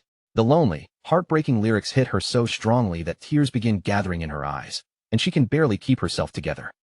She cries softly, her chest aching with sadness and confusion as she wonders what her brother must have suffered through all these years to change so much. For one painful moment, she even starts questioning whether the support she gave him back then was never truly enough. After wiping away the tears clinging to her face, Si-Yun suddenly turns around with a fresh burst of determination. She is ready to give Chin a proper scolding for making her worry so badly and acting like everything is fine. But before she can get the words out, they catch in her throat. The instant her eyes fall on the gift Chun is holding, her whole body freezes in place. Right there in front of her is the shiny gold-plated pen she has dreamed about for so long, gleaming beautifully under the light, as if Chin somehow pulled it straight out of her imagination and placed it in his hand. Si-Yun's face turns bright red in an instant, and excitement rushes through her so quickly that she almost forgets how to form words. Her eyes stay locked on the pen, shining with disbelief and pure joy. She can hardly believe that Chun actually bought her the newest holographic magic pen, especially when that single item costs more than their entire monthly rent. The price alone makes it feel completely impossible. Her adorable reaction immediately softens Chen's heart. Just from the way she is looking at it, anyone can tell she does not want to give the pen back at all, even though returning it would be the sensible choice when they are still so far behind on rent. Chen quietly clenches his fist behind his back, making another promise deep inside his heart. In this life, no matter what it takes, he will protect that smile, and he will make sure Si-Yun gets into the dream school she had once been forced to give up. Later, when they return home, Si-Yun spends hours happily playing with the pen. She traces glowing holographic drawings through the air, and soft light dances around the room as her excitement fills the quiet space. Chen sits nearby, quietly eating a bowl of homemade ramen that she prepared for him. As he watches how much she loves the gift, a genuine warmth settles in his chest, gentle and comforting in a way he has not felt for a long time. Still, reality eventually catches up with Si-Yun. Even though she absolutely loves the pen, she cannot stop worrying that Chen spent so much money on her when they still have not even handled next month's rent. Chen only gives her a proud, reassuring smile, as if the problem has already been solved. Then he reveals something she never saw coming. Their rent for the entire year has already been paid in full. He casually claims that he started a small business venture with a friend, and that the profits have been coming in pretty well lately. But Si-Yun is much too sharp to swallow that explanation so easily, and she immediately narrows her eyes at him with a suspicious glare. From the look on her face, it is obvious she does not believe this unbelievably convenient business story for even a single second. Every bit of her expression says that Chun is hiding something. Even so, she decides not to push him any further. After all, she can barely remember the last time she saw her big brother laughing this openly, this freely, and with so little weight on his shoulders. So instead of interrogating him and ruining the moment, Si-Yun gently pats him on the shoulder. Then, in a much softer voice, she gives him just one simple request. Whatever secret side hustle he has managed to get himself involved in, he simply needs to promise her one thing. He will not push himself so hard that he burns out and destroys his own body. Meanwhile, in the quiet, dim atmosphere of an aquarium, Student Council President Ting stands beside his cousin and shares a piece of news with her that is shocking enough to change the balance around them.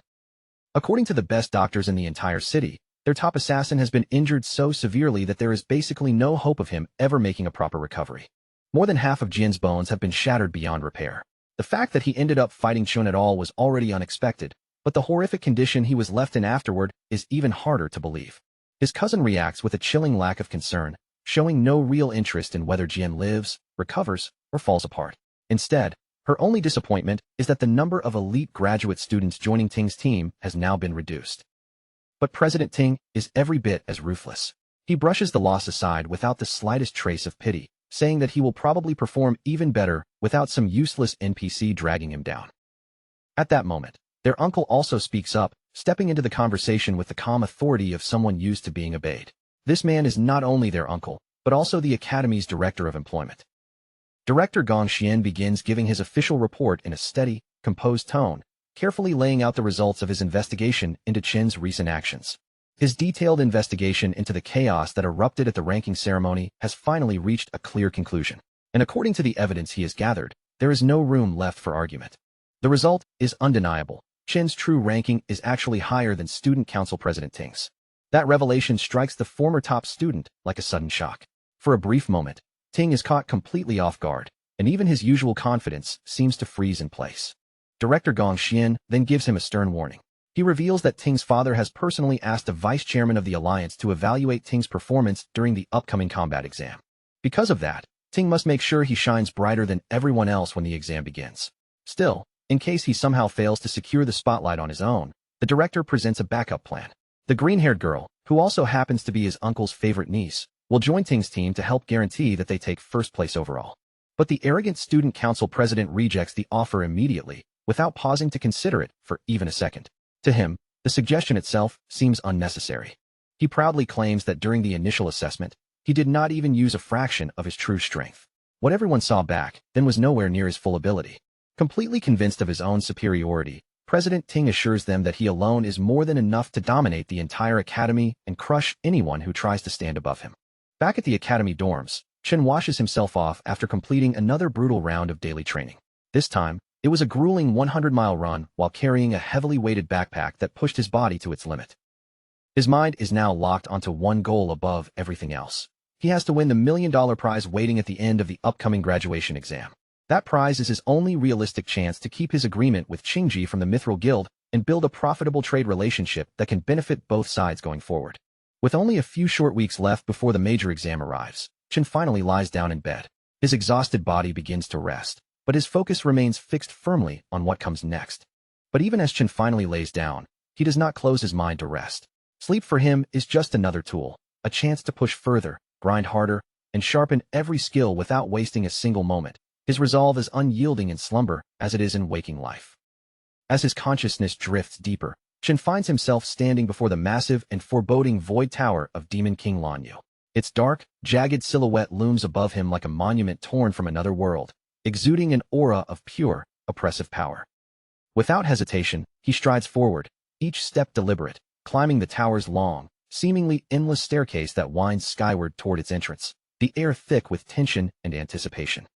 In the past, when Chun had tested his Gravehound King class during his first assessment, his results had been respectable, a mid-sea rank that reflected steady, moderate power. But with his Abyssal Fiend class, everything changes. The sheer, raw strength it commands is overwhelming, so immense that it completely overwhelms the Academy's conventional rating systems. Even the Demon Heart, designed to measure extraordinary power, struggles to register it properly, as if the class's true potential exists far beyond the boundaries of any known scale. Faced with this reality, Chen understands there is only one reliable way to truly test the might of his remaining classes. He must unlock the Void Tower and put them to the test in real combat, where no numbers, no rankings, and no artificial measurements can hide the absolute truth of his strength. As Chen steps across the tower's threshold, a spark of curiosity ignites in his eyes. He wonders what twisted, merciless trial awaits him beyond this point, what nightmare challenges will demand every ounce of his skill. The instant he glimpses what lies beyond, shock freezes him in place. His eyes widen as reality twists around him in an instant. In the blink of an eye, he is transported into a surreal dimension, standing on the vast surface of a white planet that floats in the endless void of space, an alien landscape both mesmerizing and terrifying. The moment he attempts his first step, his body collapses under the crushing pressure. He drops to one knee, straining to keep from being completely flattened by the unrelenting weight pressing down into his very bones. This place is known as the Fallen Star Wastes, a realm where gravity crushes at 10 times the force of Earth, making every movement an ordeal, every breath a test of endurance. When Chen glances back, the tower's entrance has vanished, leaving him trapped. He immediately understands. The only way to reopen it is to defeat the boss ahead, and he must adapt quickly before any lurking monsters seize the opportunity to ambush him. No time is given to adjust. A phantom lion prowls nearby, eyes gleaming, moving with predatory intent. It has no intention of letting him prepare. With danger closing in and no options left, Chen instantly shifts into his lightning class, his reflexes firing in perfect synchronization with the threat. The phantom lion lunges with terrifying speed, a blur of claws and fangs, but Chen slips just in time, driving his blade straight into the creature's shoulder. The beast roars, a thunderous sound of fury and pain, but Chen quickly realizes the strike barely scratches its strength. The vital points were missed, the attack insufficient. Under this oppressive gravity, even his normally precise attacks are sluggish and clumsy, his movements heavy and awkward. Every strike feels slowed, every dodge strained. Before he can recover, the phantom lion forces him to the ground with ease, pinning him, jaws snapping dangerously close, intent on tearing him apart. The moment delivers a painful truth. These monsters have already adapted perfectly to the extreme gravity, while Chun is still struggling just to move without faltering. Chun endures the bite briefly, feeling his arm jar under the teeth, long enough to make a critical decision. He switches into his Abyssal Fiend class.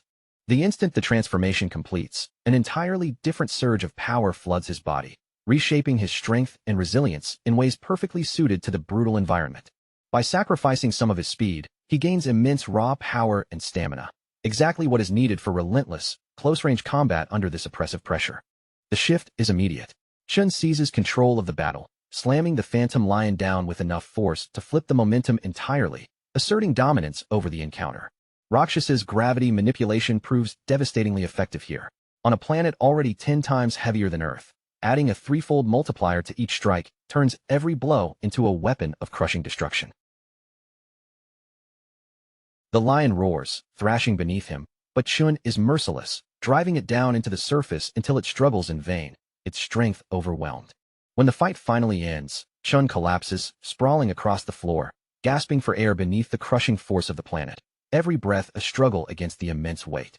Then, just as he begins to recover, Gluttony rewards his survival with a level-up notification, a small but vital acknowledgement for enduring the ordeal. Through this, Chun begins to grasp an important fact. Every class he possesses carries its own star rating. These stars indicate the magnitude of stat boosts he receives whenever switching into that class.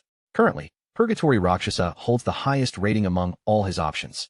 Yet, even with such an advantage, he had to fight tooth and nail just to survive against a single B-rank Phantom Lion. The realization hits him hard. He is still far from unlocking the full potential of his SSS rank talent. Adding to the frustration, he notices that Gluttony does not even offer him the chance to absorb the defeated lion, a crucial missed opportunity. With the exit still absent, Chun understands the truth. This creature was never the floor boss, only a preliminary threat. Then, without warning, a massive, foreboding door swings open behind him. From the darkness beyond, dozens of glowing eyes emerge, each one fixed on him, unblinking and ominous. Reality crashes down with full force. The struggle against one Phantom Lion is nothing compared to the relentless nightmare that is about to unfold. Countless B-rank monsters surge out from the doorway, a tidal wave of fangs, claws, and fury, closing in from every direction as they descend upon him. Only now does Chun truly understand Rakshasa's warning.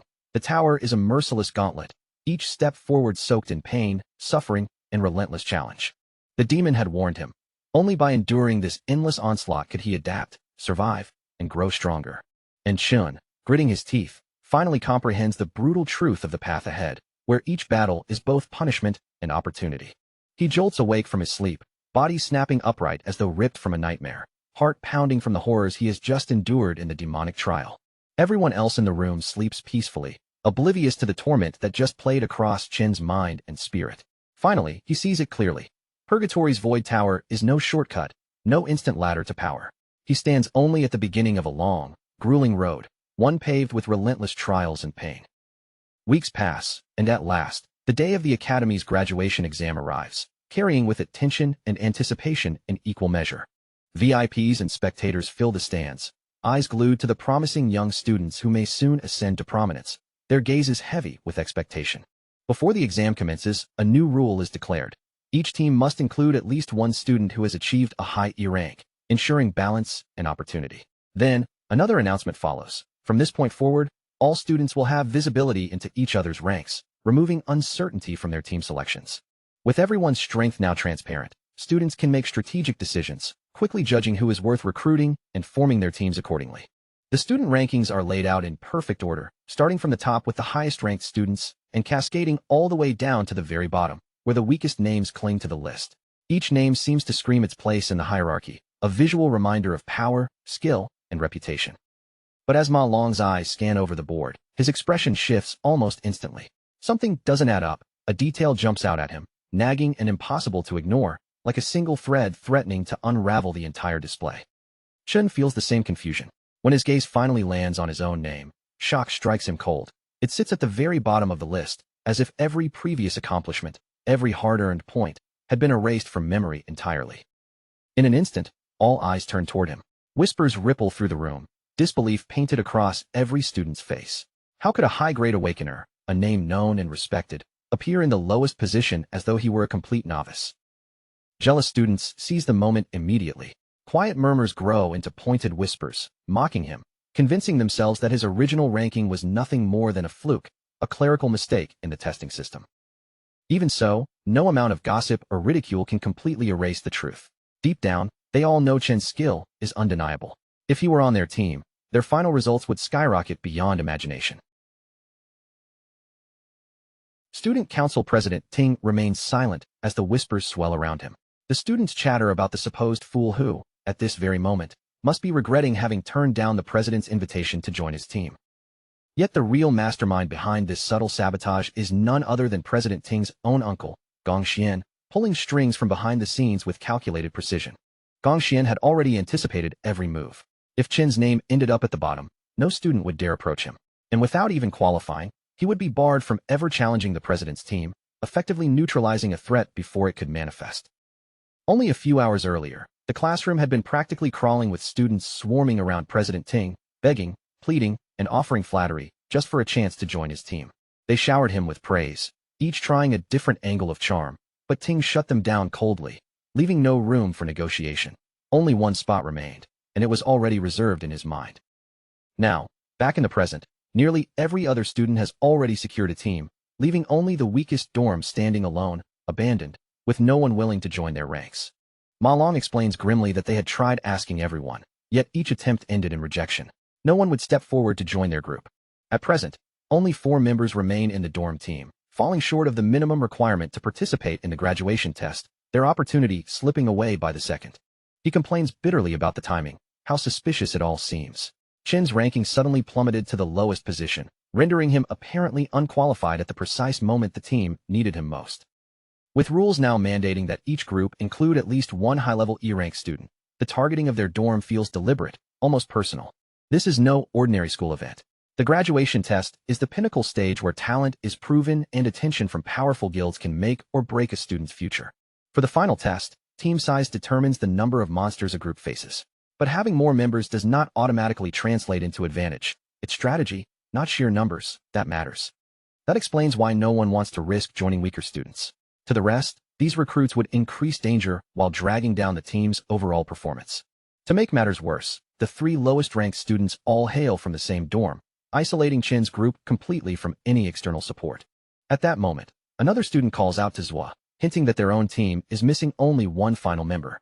He applies subtle pressure with a deceptively friendly tone, suggesting that Zhua wouldn't want to fail the graduation test by remaining loyal to weaker dormmates. Chen observes all this carefully and quickly grasps the danger. If the situation continues unchecked, his entire dorm could be excluded before the competition even starts. Yet the dorm king stands firm. Without hesitation, he declares he will never abandon his roommates, refusing to save himself at the expense of others. The other group storms off in anger after being rejected, but Zhua's parting words carry a warning. Never look down on others so easily. Ma Long checks the student list again, his face grim. Almost everyone has already finalized their teams, leaving only a single vacant slot standing open. Their group needs only one more person to qualify, yet no matter where they turn, no one is willing to take that spot, the dorm's fate hanging by a thread. Chen's eyes drift toward the director, and a detail catches his attention. The man shares the same last name as the student council president. With that single clue, Chen instantly sees through the orchestrated manipulations, the hidden hand shaping events from behind the curtain. He wonders whether Gong Xian truly perceives him as such a formidable threat that he would go to these lengths, bending rules and reputations to block him. But Chen does not falter. With resolve sparking in his eyes, he declares his intent to participate no matter what, and electricity begins to crackle around him, a visible aura of unstoppable power. Now that the hostility is obvious, Chen tells himself there is no reason to hold back further. Every hidden reserve, every ounce of energy is brought to bear.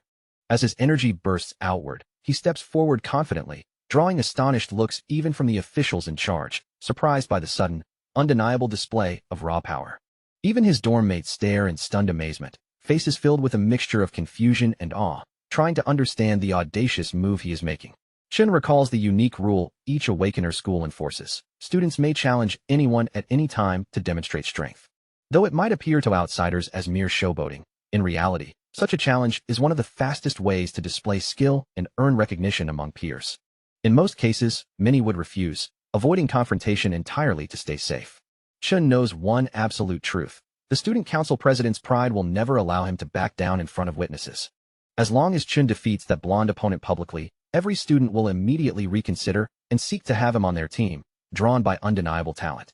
But before the confrontation can even start, a girl appears at the doorway, calling out to Chun and asking if his team still needs one more member. She speaks calmly, as though joining them is the most natural decision in the world, completely unflustered by the chaos around her. The vice president clarifies that she already reached D rank back in middle school, so there is no need to worry about her dragging the team down. Chun's dorm mates are flabbergasted, eyes wide with disbelief, struggling to comprehend how Chun has managed to secure such an impressive and beautiful ally. Chung and Ting are equally baffled, their expressions frozen in surprise, while director Gong Xian nearly chokes on his drink, stunned by the unexpected development. The surrounding students erupt into whispers and gossip once again, murmuring amongst themselves and questioning why an exchange student would willingly join the lowest-ranked team in the entire graduation test. Most know little about her, but rumors are already spreading that she hails from the prestigious Saint Kingdom. Gong Xian's face darkens with rage. He immediately declares that exchange students are not permitted to participate in the school's graduation test.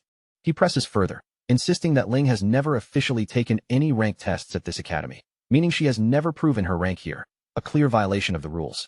Just then, the principal appears calmly, confirming that the director's assessment is correct. The moment Gong Xian lays eyes on the principal, his expression shifts dramatically. Shock and disbelief ripple across his face as the presence of the school's head changes everything in an instant. The principal kept his gaze on Ling, calm on the surface but clearly weighing every little detail. Then, in an even voice, he asked why she was so determined to join this test when everyone already knew she would only remain at the school for a very short period of time. Chun instantly stiffened, frozen in place for a brief second as the scene caught him completely off guard. His eyes moved toward the principal, and one shocked thought flashed through his mind. How had someone at the warrior class suddenly crossed the distance so fast that it looked almost like teleportation? The old man did not raise his voice. He simply explained, steady and composed, that allowing Ling to participate would create an unfair situation for the other students.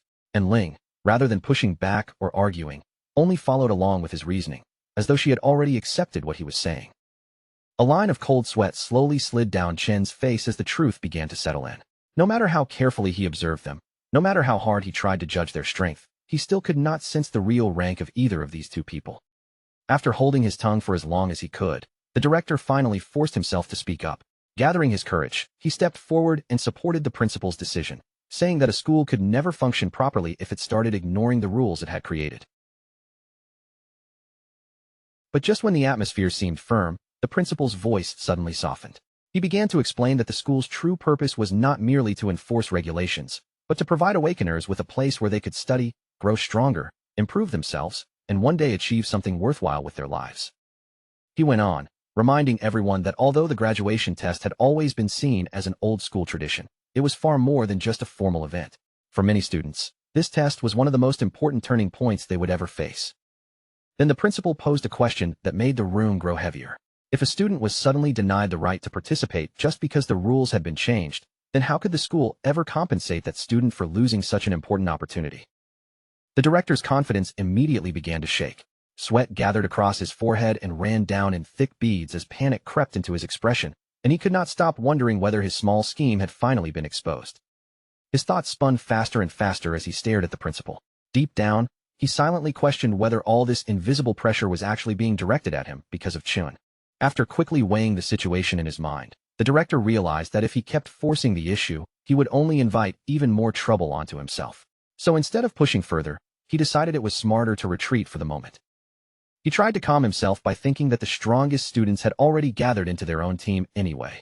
Because of that, no matter how the rules were adjusted now, they should still be able to dominate the test without any real difficulty. The director lowered his head slightly toward the principal and apologized in front of everyone. He admitted that they had not thought things through properly, especially when it came to how this system might stop certain students from getting a fair chance to develop. Then he lifted his voice so the entire room could hear him clearly. In order to maintain fairness in the graduation test, he announced that even lower-ranked teams, as well as groups with fewer than 5 members, would now be permitted to take part. With that announcement, the 4 dorm mates finally received the chance they had been fighting for. Their expressions brightened all at once, and they could barely hide their excitement as they celebrated the fact that their team had truly earned a place in the graduation test. Sitting toward the back, the principal quietly shifted his eyes toward Ling. With a casual tone, He remarked that she seemed to be showing just a little too much interest in Chun. On one side of the test stood the student council president, surrounded by a lineup packed with the school's strongest players. On the other side, Chun stood with the 3 students everyone else had already written off as the weakest. That sharp contrast only made the old man even more intrigued. He found himself wondering which Devil's Cave these 2 completely different teams would choose, and just how many points each of them could actually earn by the end. Not long after that, the official stepped forward and addressed the room. He announced that all team captains could now begin selecting the Devil's Cave their team would enter for the graduation test. Almost the instant the announcement finished, a sharp ding rang out from his tablet. The sudden sound made him pause in surprise, because one of the captains had already made their selection and locked it in. The second everyone saw which Devil's Cave Chun had chosen, the whole room seemed to freeze in disbelief. Then, a wave of shocked voices burst out from every direction, filling the classroom with confusion and alarm. Even Chin's own dorm mates panicked right on the spot. They hurried toward him and urged him to change his choice immediately, asking if he actually understood the meaning of the option he had just selected. But Chin gave them no answer. He remained silent, his eyes locked on the screen in front of him, looking as if his decision had already been settled long before anyone else could react. In the graduation test, every student team would enter one of the Devil's Caves, fight against the monsters waiting inside, and collect points according to the enemies they managed to defeat. If a team managed to defeat monster lords, they would receive additional points on top of their normal score. And if they cleared the dungeon quickly, they would also gain a separate bonus based on their completion speed. After all of that was calculated, the dungeon's difficulty level would then determine the final multiplier applied to the team's total score, making the choice of cave incredibly important. An F-rank dungeon could provide a maximum score of 75 points. But if a team challenged an E-rank dungeon, the highest possible score would rise to 100 points. The team that finished with the highest final score would draw the attention of the Imperial Guild. And beyond that, the single student with the best individual performance would be awarded a prize of 1 million yuan. Inside the selection room, the students started whispering and talking among themselves. They mentioned that the highest score ever recorded in the test was 90 points, a legendary result set by the current leader of the Imperial Guild. They also understood that even clearing an E-rank dungeon normally required at least 3 dependable D-rank fighters. Because of that, many of them believed Ting's team had a real chance to break that historic record this year. Just as the discussion around the room became louder and louder, the display suddenly let out another clear ding. The sound immediately announced to everyone that someone had already chosen a Devil's Cave. One student stared up at the screen with wide eyes, barely able to believe what he was seeing. Chen had not picked a safe option at all. He had actually selected a D-rank dungeon. Throughout the entire history of the graduation test, no team had ever successfully cleared a D-rank dungeon. So the moment everyone saw Chen's choice, they immediately wondered if he had simply pressed the wrong button by mistake. Long turned toward Chun and asked him bluntly whether he had hit his head. Meanwhile, the dorm king nearly lost control in front of the screen, staring at the selection like he could not accept what his own eyes were showing him. The nerd quickly stepped in and tried to reason with Chun, clearly hoping he could still talk him out of this insane choice. But Chun only answered calmly, revealing that he had considered this decision for a long time before finally making it. Before the room had any chance to calm down, the system rang out with another sharp ding. This time, the student council president had also selected the D-rank cave. Ting's teammates showed no hesitation whatsoever. The moment their leader made his decision, they accepted it right away, locking in their selection and officially securing their team's qualification for the test. The classroom exploded with noise after the announcement, students shouting and reacting from every corner of the room. Yet Ting's group kept their composure, trying to look calm and untouched by the chaos, as if this result was only to be expected. A blonde goth girl shifted her gaze toward Chun and mocked him with a sharp expression. In her eyes, he was not truly fearless at all.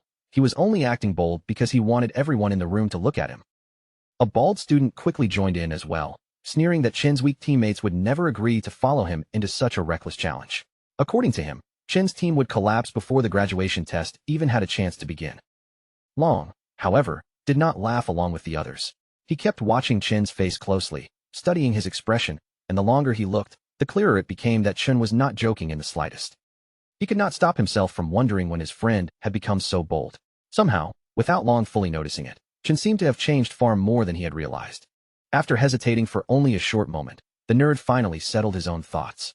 He reached out, pressed the confirm button, and chose to place his trust in his friend's decision. Yeo followed immediately after him. He hit the green button as well, thinking that since things had already reached this point, there was nothing left for him to lose anyway. When the dorm king saw that the others had already made their choices before him, irritation showed across his face. With a frustrated look, he finally pressed the button too, refusing to be the only one left behind. And just like that, with all 4 members confirming the same selection, the system officially recognized their team and granted them qualification for the graduation test. Chen turned his attention to his dorm mates and apologized to them sincerely. He admitted that the reason he chose this dungeon was because he wanted to become the top scorer. He understood very clearly that he was pulling them into his own dream and making them share the risk with him. Even so, his voice remained firm as he reassured them that they would climb all the way to the top together. After hearing Chen's words, the president slowly rose from his seat. His voice was cold and filled with confidence as he declared that the number 1 position belonged to him, and him alone. Chen slowly turned around to face him directly. Without lowering his gaze or stepping back, he met the president's challenge head-on. Ting's face instantly sharpened, his calm expression giving way to a fierce pressure that rolled out from him and seemed to weigh down the entire room. With overwhelming confidence in his voice, he made it clear that inside this school, there was room for only 1 student to stand at the very top. Ling stood toward the back, watching him closely, and surprise flickered clearly through her eyes. In all the time she had known Ting, this was the first time she had ever seen him expose such intense emotion so openly in front of everyone. And with that single moment, the tension that had been building between them could no longer be covered up or ignored. Chen and Ting's rivalry had finally surfaced in front of the entire room, making it impossible for anyone to pretend they had not seen it. The principal looked at these fearless students and felt a quiet sense of pride rising in his chest. But Ling could not feel that same ease, because Chun had chosen a D-rank cave, a terrifying place so dangerous that even a C-rank fighter would have a hard time clearing it alone. Of course, everyone knew the reward for clearing a D-rank cave was enormous. A team could earn as many as 150 points from it, but behind that tempting score was a level of danger that no one could afford to underestimate. And what made the situation look even worse was Chen's team itself. His teammates were not exactly the kind of fighters people expected to send into a challenge like that, which made his decision seem even more reckless to everyone watching from the outside. The principal also pointed out that there was only 1 month left before the test officially began. With so little time remaining, it would be nearly impossible for Chen's team to grow strong enough to handle a dungeon of that level. Even so, despite understanding better than anyone how small their chances really were, the old man still chose to hold on to a quiet hope.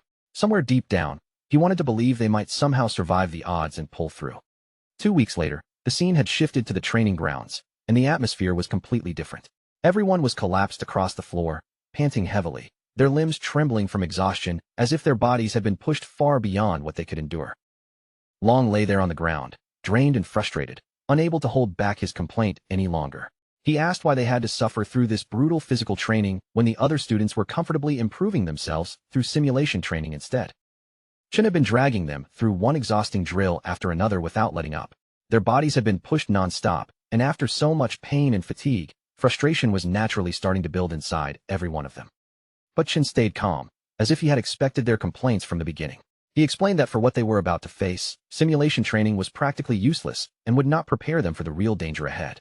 He told them that when someone stepped into a devil's cave for the very first time, fear would hit harder than they could imagine. The shock could wipe their thoughts clean, and once their mind went blank, only instinct would be able to keep them alive. That was the reason he kept forcing them through physical training. Their bodies had to become stronger, faster, and more responsive, so that when terror closed in on them, they could still move and react before fear swallowed them completely. In truth, the best kind of preparation would have been to enter a real dungeon and build actual battle experience.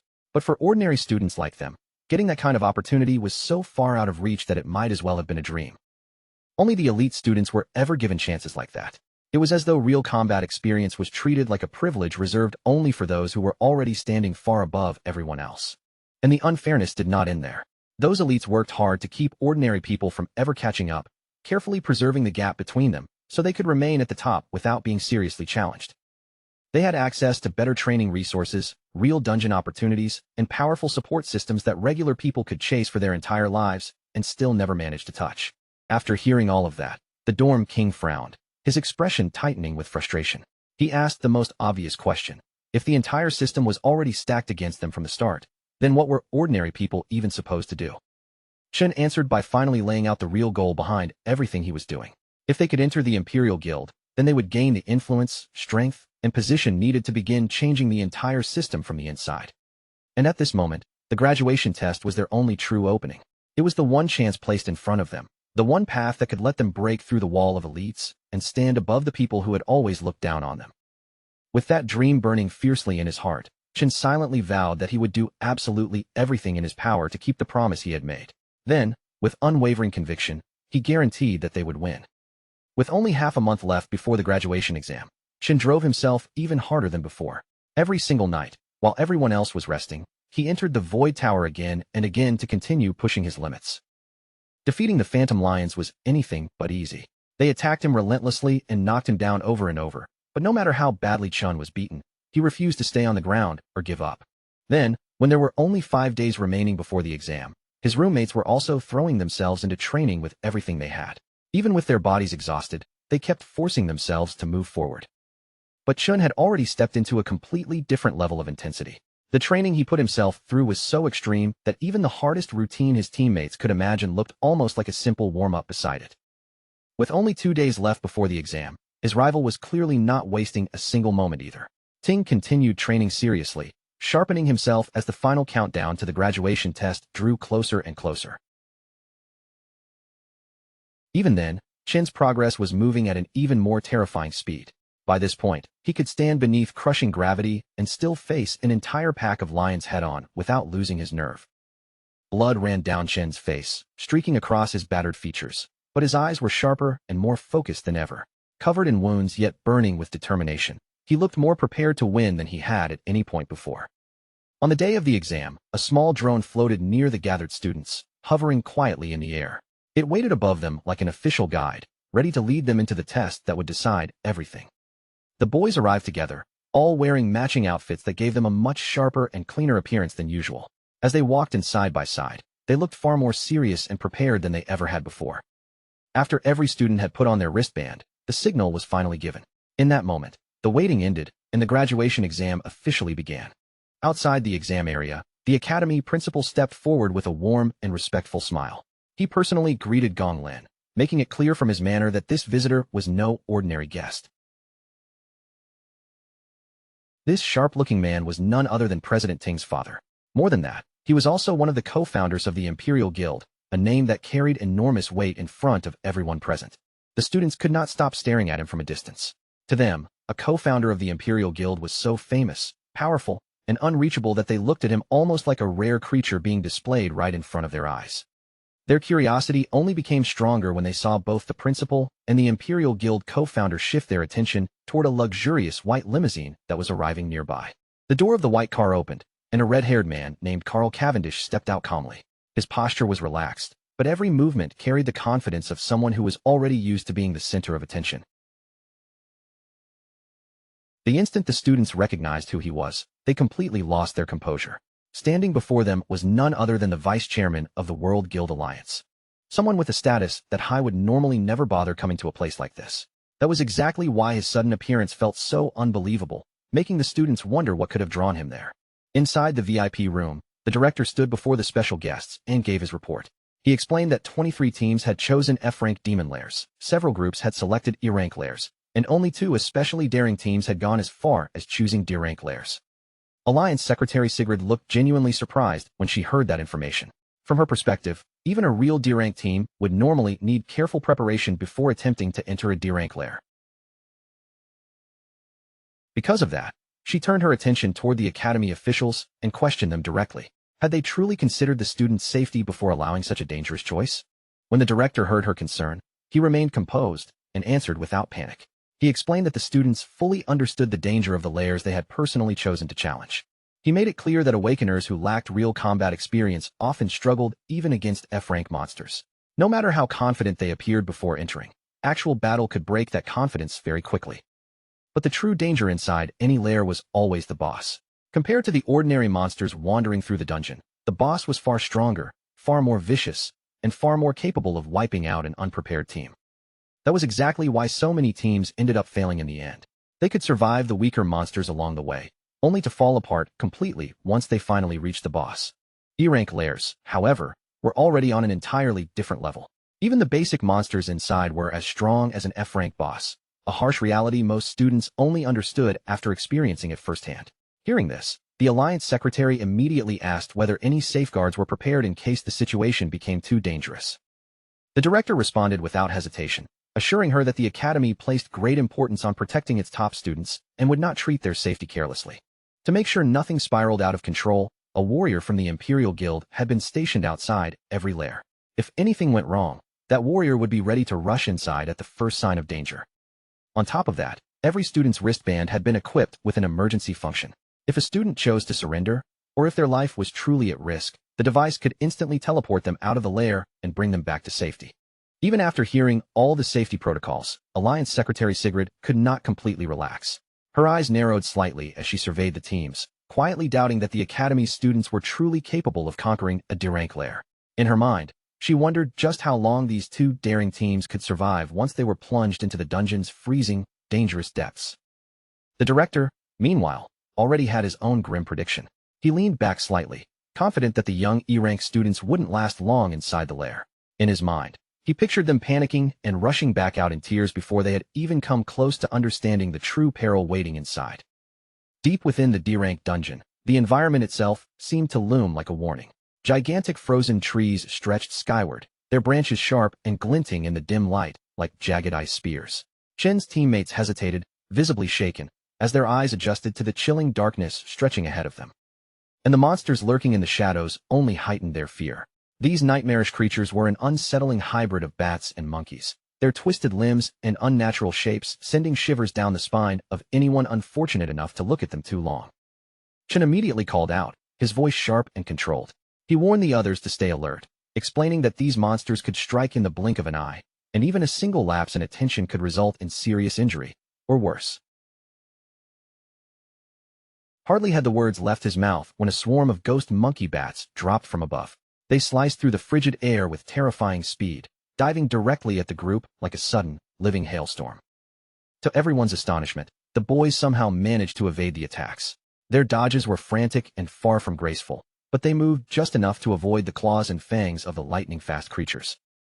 For a brief moment, a sense of relief washed over them. Just realizing they had survived an encounter with a D-rank monster gave them a thrill, but that fleeting victory was immediately overshadowed by an even more incredible sight. Chen stood calmly in the center of the battlefield, a sword crackling with lightning in his hand. Around his feet, the bodies of dead monsters littered the ground, evidence of his unflinching efficiency. Without wasting time on words or speeches, he instructed his teammates to prioritize their own safety.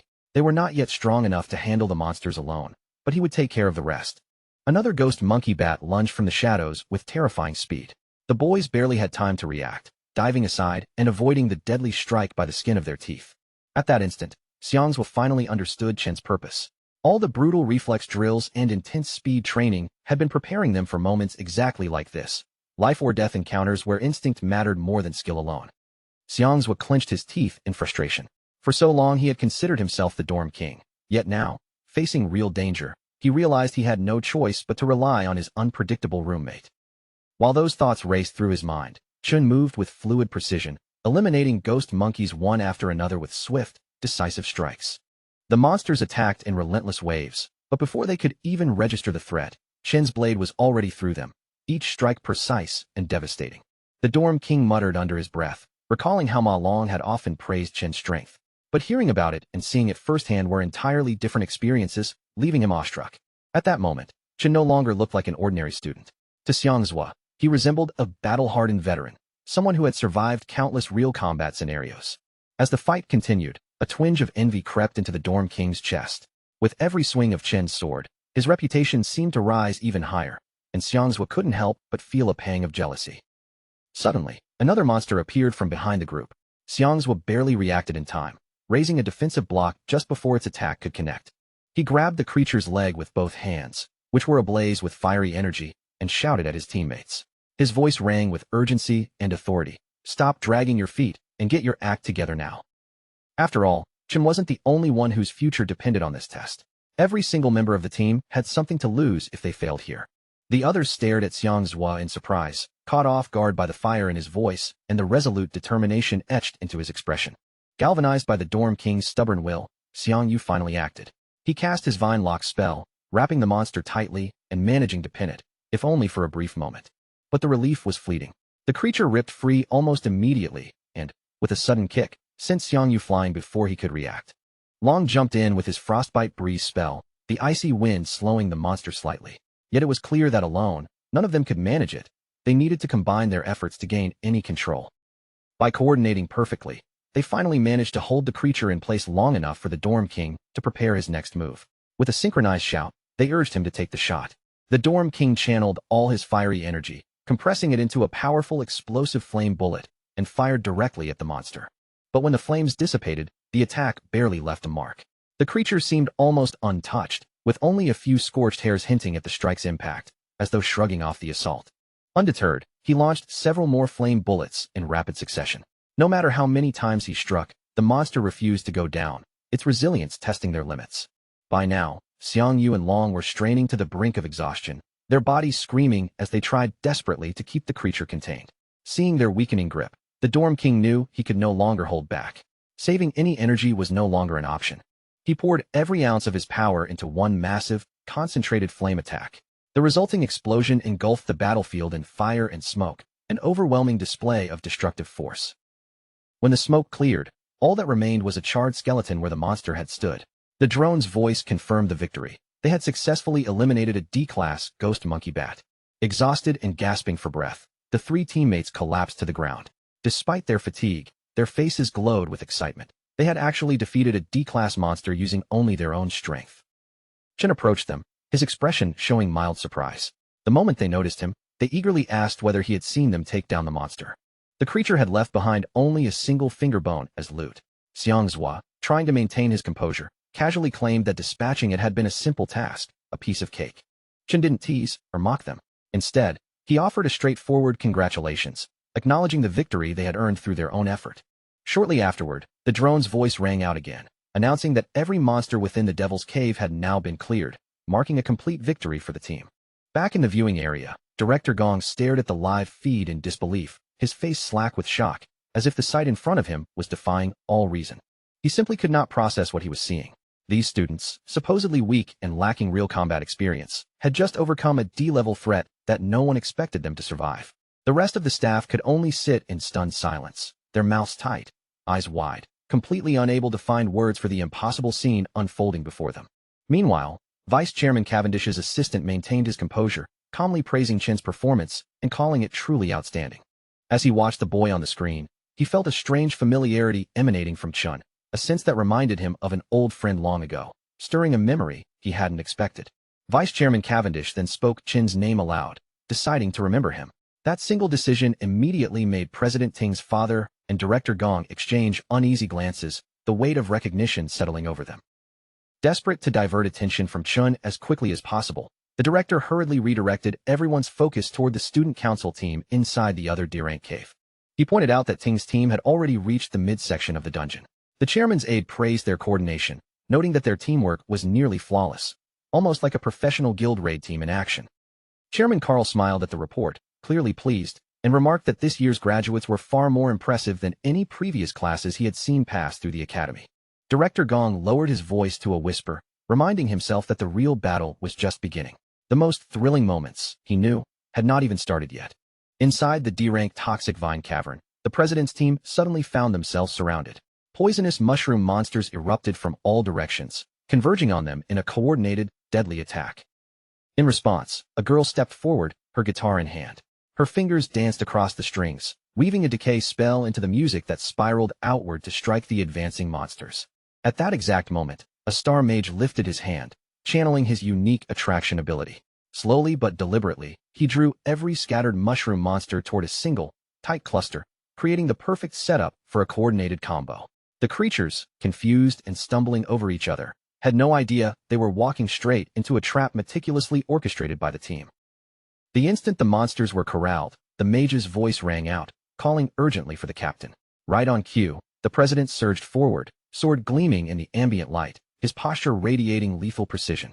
Every step he took exuded absolute confidence, ready to end the encounter in a single, decisive strike. In a heartbeat, the president swung his sword, unleashing the blazing sky technique. His blade tore through the tightly packed mushroom monsters with surgical accuracy, each slash scattering them into pieces. The air itself seemed to tremble from the force of the attack, leaving no doubt about the sheer dominance of his skill. His teammates quickly recognized the familiarity of the monsters. They were identical to those faced during their rigorous training sessions.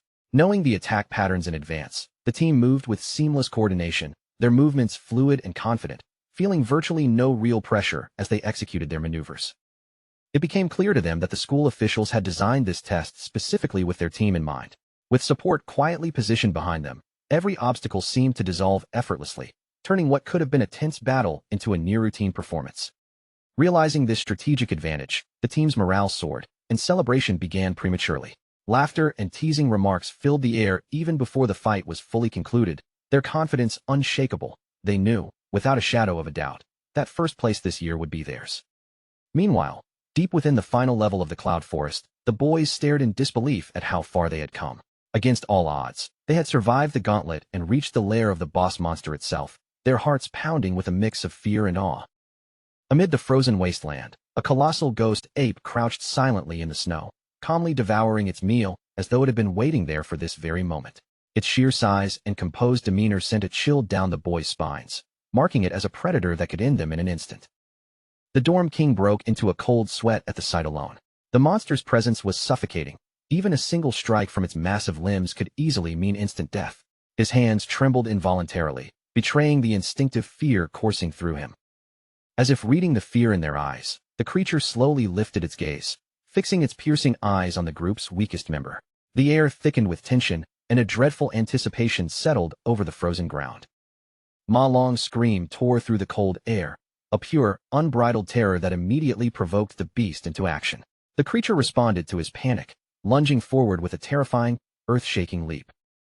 The giant ape hurtled through the air, its massive frame slicing through the cold wind as it closed in on them. Every instinct screamed to flee, and the boys scattered in a desperate scramble, their feet barely finding purchase on the icy ground. They sprinted with all the strength they could muster, desperate to put as much distance between themselves and the beast as possible.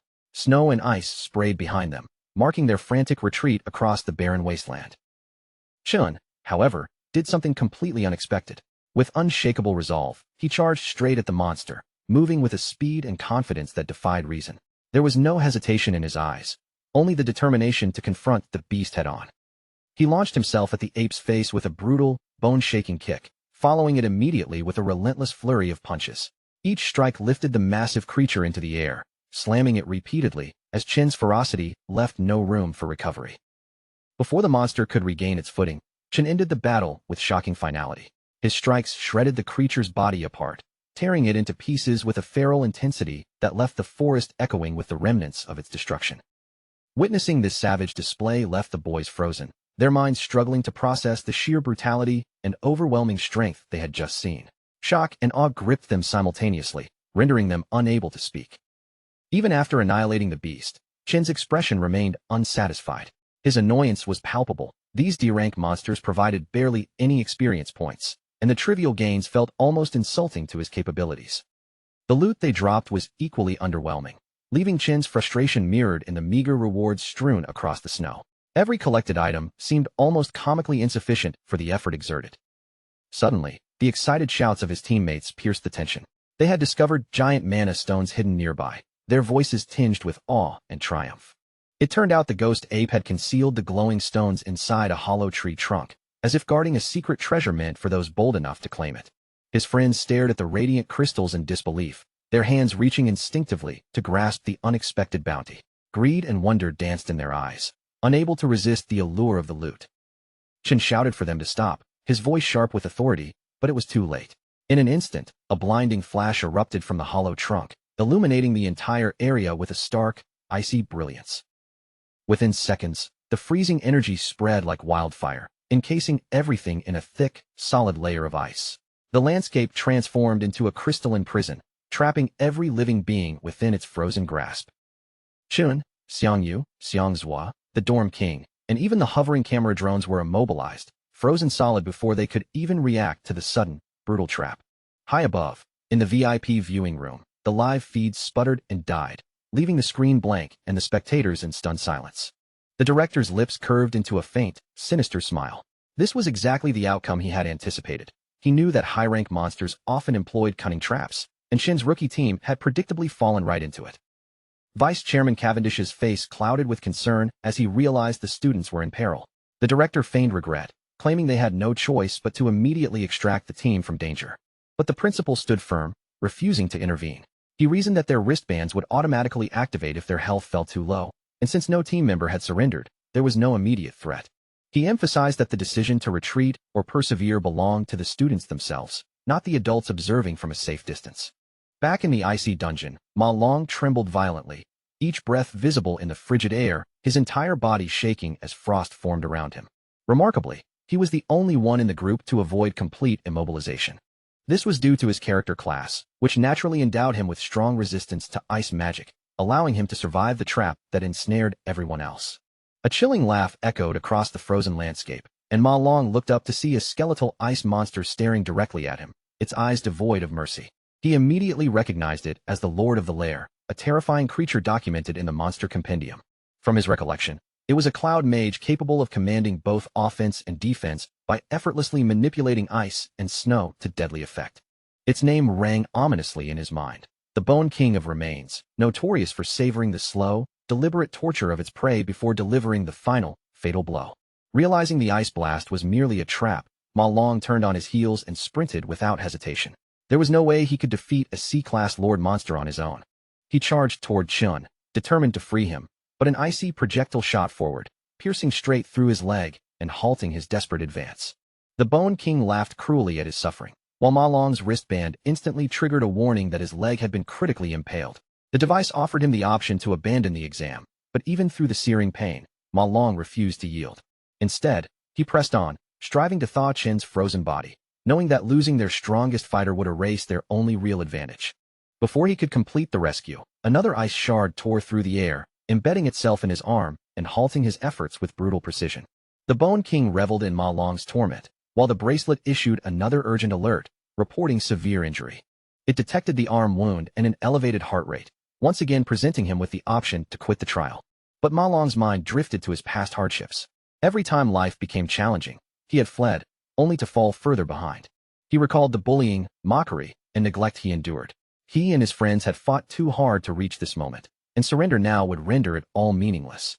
Seeing this as his final chance to seize control of his fate, Ma Long summoned every ounce of strength, forcing his trembling body to rise through the pain, and finally succeeded in freeing Chun from the ice.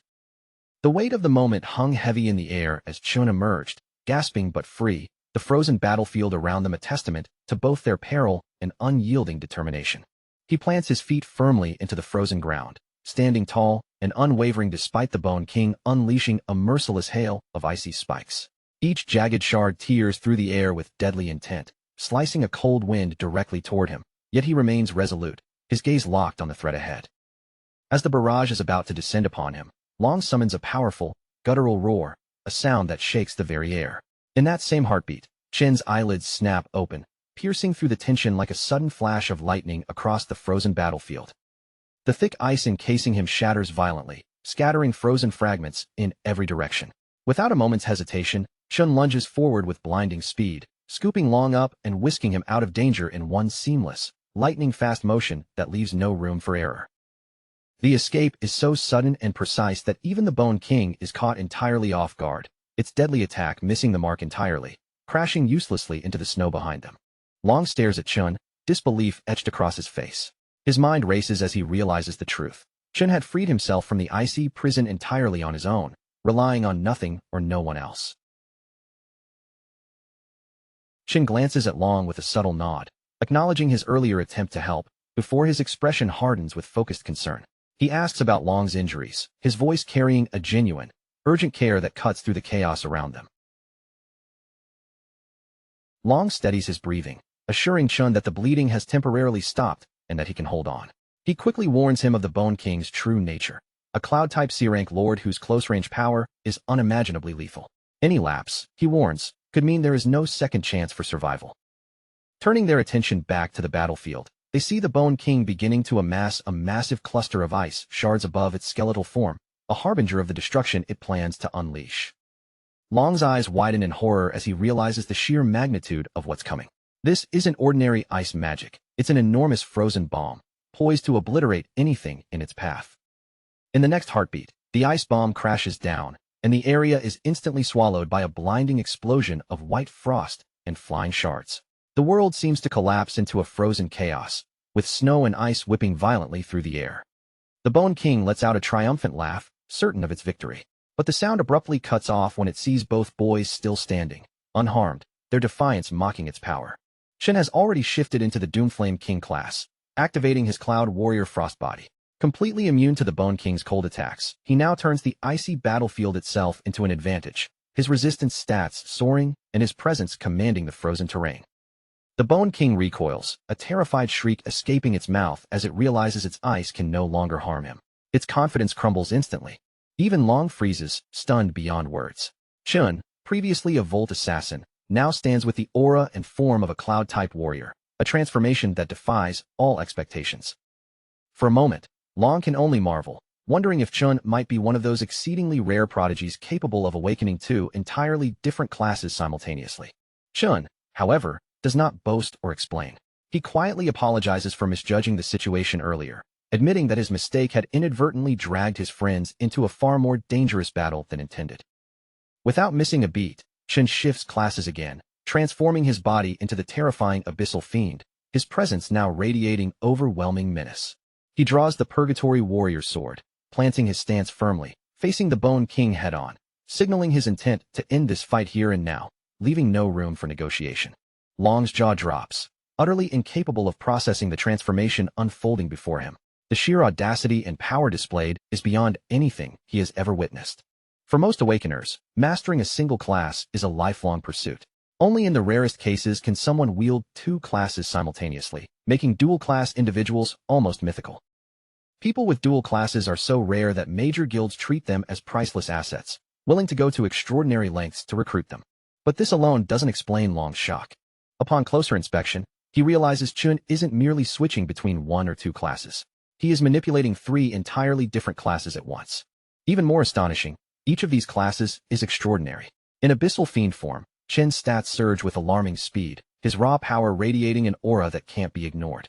His physical strength explodes beneath him, launching him skyward with the force of a rocket, leaving the ground trembling under the sheer intensity of his movement.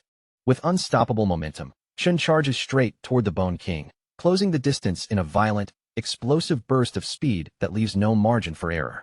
The Bone King's smug grin vanishes instantly as it senses the lethal energy emanating from Chun. With one precise swing, Chen slices through the bony monster as easily as a knife cutting through soft butter, obliterating it in a single, devastating strike. The kill catapults Chun to level 17 instantly, while a rare, shimmering loot drop materializes, rewarding his skill and audacity.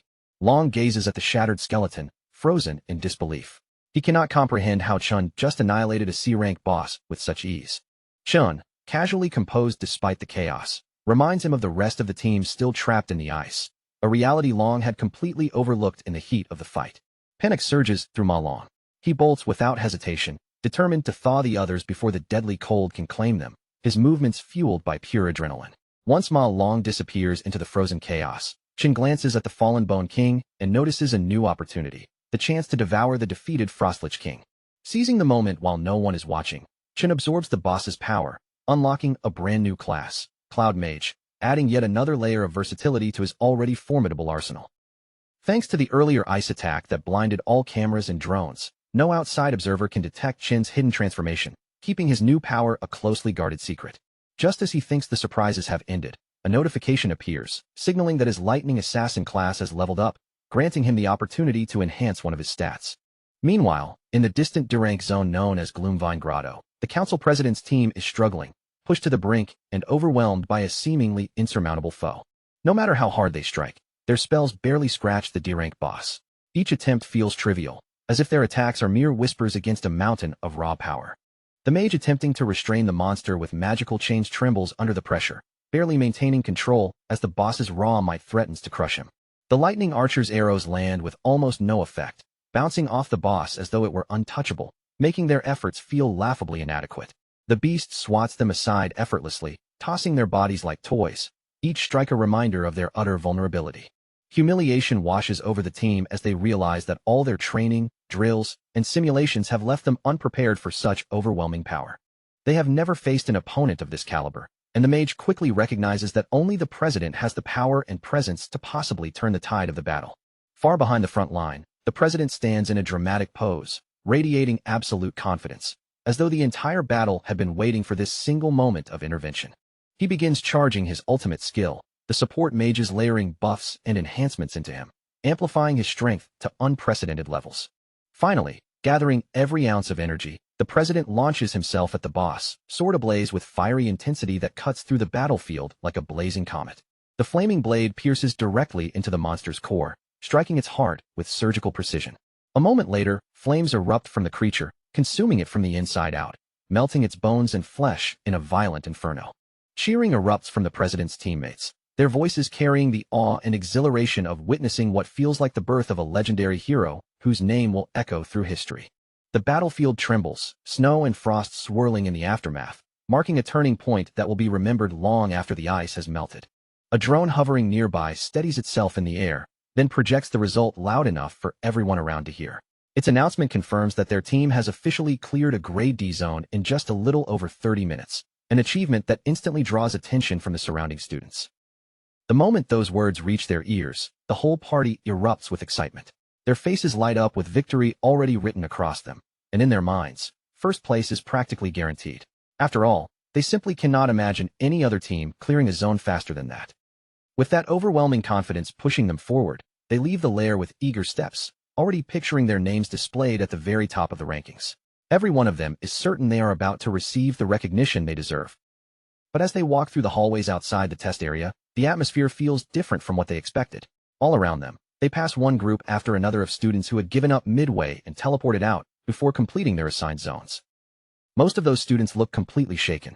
Their faces are pale, their bodies are tense, and some still seem trapped in the terror of their first real encounter with demons, as if the monsters are still lingering right behind their eyes. That is when one of the president's lackeys suddenly spots Chun and his squad sitting off to the side. Unlike the noisy crowd around them, they are quietly resting away from the commotion, looking exhausted after everything they went through. The lackey only needs to glance at their tired expressions and battered bodies before his mind jumps to its own conclusion. To him, their worn-out appearance already tells the whole story. In his eyes, it is obvious that Chin's team must have fallen apart almost immediately after entering the lair. He assumes they were crushed early, forced out, and left sitting there in defeat. With a smug grin spreading across his face, the lackey strolls toward Chun and begins mocking him openly. He laughs at Chun for acting so bold before the test, only to supposedly collapse halfway through when things became real. The loyal follower keeps running his mouth, clearly enjoying the chance to humiliate Chun. But before he can push it any further, his own boss cuts him off sharply, because the Alliance vice chairman is already walking toward them. The elegant man approaches with calm authority in every step, slowly clapping as he comes forward. In a composed voice, he congratulates the students, praising what he calls an excellent performance. As he draws nearer, the president does his best to keep his face calm and dignified, but the followers standing around him can barely hide their excitement, knowing they are now face-to-face with one of the most powerful men in the entire world. President Ting steps forward confidently, lifting his hand with a practiced smile. From his smooth posture and expectant expression, it is obvious that he is waiting for a respectful handshake. But Mr. Cavendish does not even spare him a glance. He simply walks right past the outstretched hand, treating President Ting as though he is not standing there at all. Being ignored so blatantly in front of everyone makes the president's pride shatter on the spot. The embarrassment strikes him harder than any monster attack, leaving his face stiff with humiliation. And before he can even recover from that public shame, the vice chairman makes the situation even more unbearable by loudly calling his rival a true legend. Mr. Cavendish places a firm hand on Chin's shoulder in front of the entire crowd and announces that Chin cleared a D-rank dungeon in only 20 minutes. He even adds that not a single professional team from his own guild has ever broken a record like that. The council president and every one of his lackeys freeze where they stand. Their smug expressions vanish in an instant, and for a moment, none of them can even find the words to respond. They simply cannot understand how 4 unknown students could somehow outperform their 10-man squad. Even worse, Chin's team did not just survive, they actually cleared an entire D-rank lair for real. Chun, however, barely shows any reaction at all. Even praise from the strongest man in the country does not shake his expression, though deep down, he quietly wonders why someone of Cavendish's status would personally come to the academy. Carl Cavendish looks at him with steady eyes and calmly says that from this day forward, he will remember Chin's name very well. After saying that, he finally shifts his attention away from Chun and turns toward Gong Lin, the very man who had invited him here in the first place. The vice chairman casually adds that Gong Lin's son is also talented, But the compliment is so restrained that it feels more like basic politeness than genuine admiration. Those words leave both father and son with a bitter taste in their mouths. After watching Chun receive such warm recognition right in front of them, this mild praise only makes the contrast feel even harsher. Once that brief comment is out of the way, the vice chairman announces that it is time for him to leave, as if the entire matter has already reached its natural end. Before the awkward atmosphere can grow any heavier, the academy director quickly steps forward, trying to smooth things over and regain control of the situation. He announces the final results, explaining that the two leading teams have finished with the same score. Because of this tie, every member of both teams will receive an official invitation to join the Imperial Guild. To Chin's roommates, that announcement sounds almost too good to be true. Thanks to Chun carrying the team through the exam, their futures have practically been secured right in front of them. President Ting's lackeys begin celebrating too, cheering as if the outcome is still a major victory. But Ting himself remains silent, his expression dark, clearly nowhere near satisfied with sharing the result. Then the director adds one more reward. The team captains will both receive management positions in the guild for their leadership, and the $1 million cash prize will be split evenly between them. The moment this decision is announced, both team leaders are visibly caught off guard. Their expressions shift at almost the same time, neither of them fully expecting the reward to be handled this way. Chun quietly runs the numbers in his head and realizes that even $500,000 still will not be enough to clear his debt. Somehow, he has to earn the remaining money and keep his promise to the Mithril Exchange Guild. But before that worry can fully sink in, President Ting suddenly steps forward. In front of everyone, he openly refuses to accept the final result as a tie.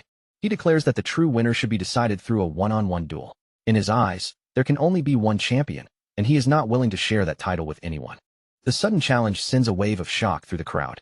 Even the academy director and the vice chairman turn their attention toward him, clearly surprised by his bold demand. Alarmed by his nephew's reckless move, the director immediately tries to talk him down. He urges him to accept the tie, knowing that after the humiliation earlier, this shared victory is already the best outcome they could hope for. The director assumes Chin will see the duel as meaningless and reject it without hesitation. But instead, Chin accepts the challenge right away, only with one condition attached. Whoever wins the duel will take the entire $1 million prize for themselves. That unexpected condition is interesting enough to stop the vice chairman from leaving. He pauses his departure for the moment, clearly curious to see how this situation will unfold. With the terms now laid out, Chin steps forward and faces his opponent directly. His posture is calm, but his intent is clear. He is ready to settle everything once and for all. Sometime later, Qingzhu tells Si-chun that he always expected him to take first place. But even with that confidence, he never imagined Si-chun would go so far as to earn a perfect score. After seeing Si-chun's name spread across the news, Qingzhu becomes even more certain that supporting him financially was the right move. He offers to erase Si-chun's $1.5 million debt completely, calling it an angel investment in his future. But Si-chun does not accept it as a simple handout. His tone stays firm as he makes it clear that a debt is still a debt, and if he owes the money, then he will repay every last bit of it himself. Si-chun then explains that he came here today to discuss two matters. The moment he says that, Qingzhu's attention sharpens completely, waiting to hear what he wants. For the first matter, Si-chun asks for a 1-week extension on the repayment deadline. Since the graduation test ended in a tie, the prize money he received is still $500,000 short. Then he reveals his plan for getting the rest of the money. He will face the other champion, Gong Ting, in a one-on-one tiebreaker next week, and the duel will take place inside a wild devil's cave outside the school. Qingzhu is stunned the moment he hears this. He cannot understand why two students would willingly enter a wild dungeon just to settle the outcome of a school competition. He warns Si-chun that entering a place like that without professional training is far too dangerous. But Si-chun remains perfectly calm, telling him not to worry and promising that he will win the remaining $500,000. To make up for asking for more time, Si-chun also promises to hand over every monster material he collects from the cave as interest on the delayed repayment. Seeing Si-chun speak without a trace of fear, focused only on repaying what he owes, Qingzhu breaks into a nervous sweat. Deep down, he has to admit that this young man really is something extraordinary. Si-chun eases back with the kind of relaxed posture that makes it seem like he has been holding something back the entire time. A faint smile curls at the corner of his mouth as he casually brings up that his visit today actually has another reason behind it. One that is even more important than everything he has already said. But in the next instant, that easygoing smile fades from his face. Si-chun's gaze grows sharp, the light in his eyes turning firm and serious, and without softening the blow at all, he delivers the final piece of news he came here to reveal. The moment Qingzhu hears it, the words hit him like a bolt of thunder exploding right beside his ears. His entire face goes blank, his mouth falls open, and disbelief spreads across him so completely that he can barely react. For several heavy seconds, Qingzhu simply stands there, rooted to the spot, as if his body has forgotten how to move. All he can do is stare straight at Si-chun, shock and awe mixing in his eyes, while not even a single word manages to leave his throat. Later that same afternoon, over at Qingshui Middle School, the atmosphere is completely different. Si-chun's younger sister, Si-yun, finally lets out a long breath of relief after surviving her brutal final exams, while all around her, her classmates slump in exhaustion and complain about how difficult the test had been. She pulls out her phone and checks the screen, and the instant she sees the date and time, her face brightens with a happy smile. For her, this moment officially marks the beginning of summer vacation. But then, just as she is enjoying that sense of freedom, another thought suddenly pops into her mind. Today is not only the day her exams are over, it is also the day her brother is facing his graduation assessment. Her eyes naturally drift down to the lock screen of her phone, where a cheerful selfie of her and Si-chun is smiling back at her. Seeing the two of them together like that pulls her thoughts toward the memories, hopes, and dreams they have shared over the years. For years ago, Si-chun had rushed into the room filled with pure excitement, unable to hide the joy on his face. He waved his admission letter from the National Awakener University in his hand, his eyes shining brightly as he realized the potential that had finally opened up before him. Back then, the younger Si-yun had been so excited she could barely stand still. She bounced on her toes and looked up at him eagerly, asking if that meant her brother was going to become an awakener, just like their parents. At that time, Si-chun had been overflowing with confidence and hope. He promised her that once he became strong enough, he would enter a top guild, earn enough money to give her a much better life, and turn the dreams they had been holding onto into reality. And deep down, he believed there was another reason he had to grow stronger. If he could gain enough power and knowledge, then one day, he might finally uncover the truth behind the mysterious disappearance of their parents. Si-yun had believed in him with her whole heart. She cheered him on without hesitation, completely convinced that her brother would become a strong, dependable, and truly capable awakener. But in a more recent memory, that hopeful image of Si-chun had changed. He had been sitting alone at his desk with a gloomy expression, quietly weighed down by the fact that he was already a senior and still had not awakened his powers, while Si-yun watched him silently from the side. When Si-chun noticed the worry written all over her face, he immediately tried to hide his own disappointment. He did not want his frustration or pain to become another burden for his younger sister to carry. So he forced a gentle smile onto his face and spoke to her as calmly as he could. He reassured her that everything was all right, insisting that he only needed to push himself harder and work even more seriously to reach his goals. Thinking back on all of it, Si-yun cannot help reflecting on the long, difficult path her brother has walked. Even though he studied harder than anyone else and poured everything he had into improving himself, he was still the only student who had yet to awaken. She understands now just how lonely that must have been for him. While everyone around him moved forward and succeeded, he had to swallow his own pain in silence, pretending to be fine just so she would not worry about him. Just then, her classmate Ju Tong suddenly comes rushing toward her, calling out Si-yun's name with a bright and energetic smile, instantly pulling her back from her thoughts. Ju Tong leans in with excitement written all over her face and asks if Si-yun has already heard the latest news, her eyes sparkling with curiosity like she can barely wait to share it. She quickly explains that the National Awakener University has produced 2 genius graduates this year, and the way she says it makes it clear that this is not some ordinary school rumor, but a rare and impressive achievement. Ju Tong keeps going, saying that both of those graduates led their own teams to perfect scores. On top of that, they even received praise from the vice chairman of the Guild Alliance, a huge honor that suddenly pushed their entire county into the spotlight. Then Ju Tong seems to remember something and turns the topic towards Si-yun. Since her brother studies at that very university, she asks how he is doing, and the question makes a faint sadness flicker across Si-yun's face as she hesitates to answer. But before Si-yun can say anything, a pink-haired student suddenly cuts into the conversation with a teasing, flirtatious greeting. It is none other than the school idol, Jean Duoxin, who strolls over with a smug look and tells her he has already booked a private room before asking if she is free to go with him tonight. Ju Tong is immediately stunned, her eyes widening as she demands to know when Si-yun even became acquainted with the school idol. Si-yun, however, does not look impressed at all. Her brows tighten, and her expression makes it painfully obvious that the interruption has only annoyed her. Without giving Jean Duoxin even a single word in response, Si-yun turns sharply on her heel. The next moment, she bolts down the hallway, her irritation and determination pushing her forward with every hurried step. Ju Tong is left standing there in confusion, watching her friend suddenly sprint away for reasons she does not understand. Meanwhile, Jean Duoxin remains behind as well, looking bemused as his confident invitation is ignored and CC Yun disappears from view. As CC Yun races all the way home, her imagination keeps painting the worst possible picture. She sees her brother sitting by himself, crushed by failure, while the classmates around him celebrate their success, leaving him alone in a haze of despair. Wanting desperately to raise his spirits, she makes up her mind on the spot. She decides to prepare a feast so grand and comforting that it will remind him he still has someone by his side and help cheer him up after everything he has endured. Later that night, inside their warm and cozy apartment, CC Yun keeps herself busy in the kitchen. By the time she is finished, the table is covered with an impressive spread, complete with a steaming hot pot in the center and all kinds of carefully prepared side dishes arranged around it. When Sichin sees the table, his eyes widen in genuine amazement. Looking from dish to dish, he can hardly believe the amount and quality of the food in front of him, and he asks his sister how she managed to prepare so much in such a short time. As Sichin begins eating, clearly enjoying every bite, Sichin stays quietly at the side and watches him. Her heart is still full of concern, but seeing him savor the food so happily softens her expression a little. Then, from the television nearby, a news report begins discussing the graduation test at the National Awakener University. The broadcast quietly adds a new layer of tension to the meal, even though the table itself still feels warm and lively. Si-chun continues eating with casual delight, seemingly relaxed as he listens to the report.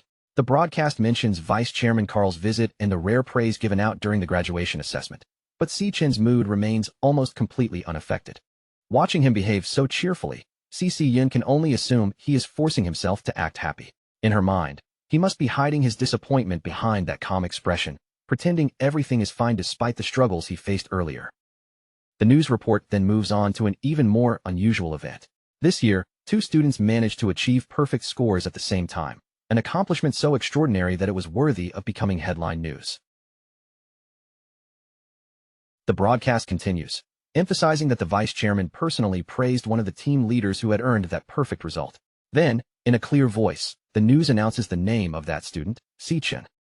The instant CC Yun hears her brother's name from the television, her entire body freezes. Her eyes open wide, and she stares at the screen in complete shock, as if she needs to confirm that she truly heard it correctly. She can hardly believe what the report is saying. The brother she had been so sure had failed, the brother she had been trying to comfort with this meal, is actually the brilliant genius who achieved a perfect score in the graduation assessment. Meanwhile, somewhere far away from that warm apartment, the scene shifts into darkness. In a shadowy room, a blood-stained whip lies discarded across the floor, and a cold, calculating voice announces that the stage has already been set. The voice belongs to Gong Lin, who stands over his battered son, Gong Ting, with the whip still in his hand. His anger erupts as he shouts down at Gong Ting, declaring that he had invited a special audience specifically to witness his victory. Gong Lin's fury only grows stronger as he berates his son.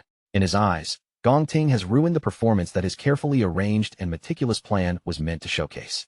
Gong Ting, covered in blood and struggling just to breathe, tries to force out a response. But before he can properly defend himself, his father lashes out again, angrily reminding him that he had humiliated himself by tying with a nobody. With a cold and ruthless tone, Gong Lin makes it clear that Gong Ting will no longer be allowed to make any decisions on his own. He reveals that he has already taken control of the situation and rigged the upcoming tiebreaker to ensure their victory. Gong Ting lowers his head in silent defeat, knowing there is nothing he can do to resist. Above him, Gong Lin coldly declares that from this point on, he will personally handle the matter himself. For Gong Lin, the only thing that matters is making sure the Gong family takes first place. Consumed by that obsession, he vows to seize victory no matter what methods are required, refusing to let anything or anyone stand in his way. Back at home, after hearing the shocking report on television, CC Yun slowly turns toward her brother with her eyes still wide. Barely able to process what she just heard, she asks whether the Si-chun mentioned in the news is really him. Si-chun does not panic, explain himself dramatically, or even stop eating. He simply continues his dinner with a calm and relaxed expression, then confirms in the most casual way possible that yes, the report is talking about him. The confirmation hits CC Yun so hard that her hand loses its grip on the spoon. It slips from her fingers, crashes to the floor, and shatters, while a flash of lightning outside the window mirrors the sudden shock tearing through her emotions. She can only stare at Si-chun, completely unable to wrap her mind around what has just been revealed. The brother she had been worried about all this time has actually accomplished something extraordinary during his graduation assessment, and the realization leaves her utterly speechless. CC Yun can barely make sense of what she has just heard. Her brother did not merely guide his team to a flawless perfect score, he had even earned direct praise from the vice chairman of the Guild Alliance himself, a level of recognition she never imagined would land on Si-chun. For a brief moment, the lively dinner table seems to lose all sound. The food is still steaming, Si-chun is still sitting right there, but the entire room falls into a stunned silence, broken only by the faint voice of the television continuing in the background. Overwhelmed by the flood of emotions rising inside her, Si-yun slowly lowers her head. She quietly wipes at the tears gathering in the corners of her eyes, thinking of Si-chun as her silly, stubborn brother who had endured so much without ever letting her see the full weight of it. Then, with tears still shimmering in her eyes, she lifts her face and looks at Si-chun again. This time, her smile is full of joy, pride, and relief, because she finally understands that after all those painful years of struggle, her brother has truly climbed to the very top.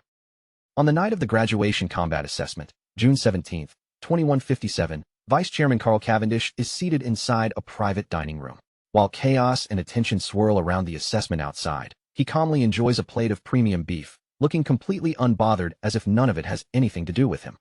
As he slices through the beef and slowly savors the taste, Carl keeps his movements elegant and unhurried.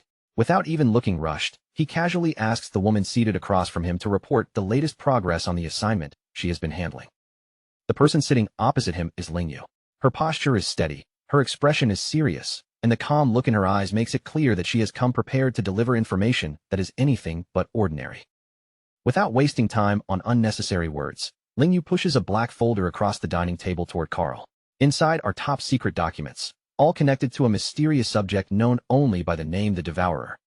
Lingyu explains in a measured tone that over the past year, this target has left behind absolutely no trace. She then warns Carl that if they continue pushing their surveillance too aggressively, they may not uncover the target first. Instead, they could be the ones who get discovered. Carl, however, shows no sign of concern.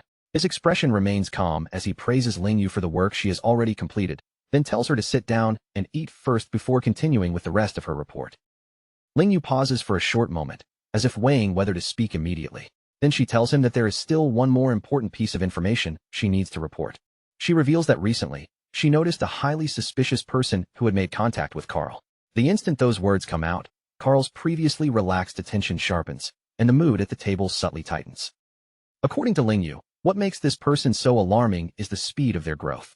Their power has been increasing at a rate far beyond anything normal, so abnormal that it is impossible for her to simply dismiss it.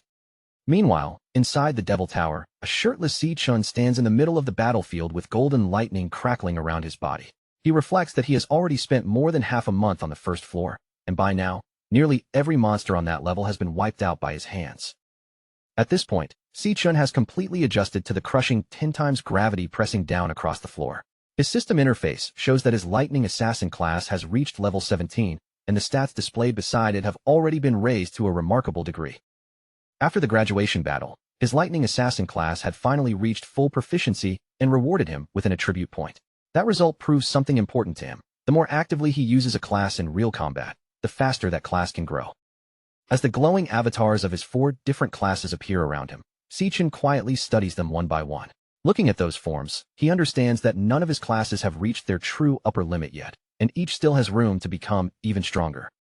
After considering his options, Si-chun decides to invest his newly gained attribute point into speed. For an assassin, after all, speed is not just a useful advantage. It is the core weapon that decides whether an attack lands before the enemy can even react. The moment the multiplier effect takes hold, his speed rises explosively, soaring all the way to 740. With that single boost, Si-chun's movement ability now stands on the same level as an A-rank assassin. But even after receiving such a huge increase, Si-chun still finds himself trapped in a dangerous standoff. Around him, a pack of glowing purple phantom lionesses keep circling and pressing in, their eyes fixed on him as the tension refuses to ease. The biggest problem is not even the lionesses themselves, but the floor's lord behind them. The massive phantom lion king keeps lingering just outside his reach, always staying far enough away that Si-chun cannot land a clean hit no matter how he moves. When 2 phantom lionesses suddenly spring at him from different angles, Si-chun reacts instantly. He activates Divine Flash, and his entire body becomes a streak of golden lightning as he rushes forward and meets their attack head-on. As the battle drags on, Si-chun starts paying closer attention to the Lion King's movements. Beneath its evasive behavior, he begins to sense that there are strange abilities hidden in the way the creature controls the battlefield. Every time Sichin catches even a glimpse of an opening and moves in to strike, the creature slips away at the very last second. Before his attack can connect, it disappears from that spot entirely, leaving him with nothing but empty air. Sichin keeps his eyes locked on the pack, carefully observing every shift in their bodies and every change in their spacing. He studies how each beast moves, how they take turns, and how their attacks are coordinated around him. Their positions keep changing at high speed, making the whole battlefield feel unstable. But once Sichin watches closely, the pattern becomes obvious. Two lionesses always rush in to pressure him directly, while the remaining two stay back and wait for their turn. At the same time, the Lion King never gives him a fair chance to engage. It stays at a safe distance from the fight, carefully avoiding the range where Sichin could close in and directly attack it. Sichin narrows his eyes as frustration begins to build in his chest. The more he watches, the clearer it becomes. The floor's lord has no intention of facing him head-on and is deliberately refusing direct combat. Staring across the battlefield at the enormous beast, Sichin cannot help wondering what kind of combat class this evasive Lion King could possibly have. Its tactics are too slippery, too calculated, and far too annoying to ignore.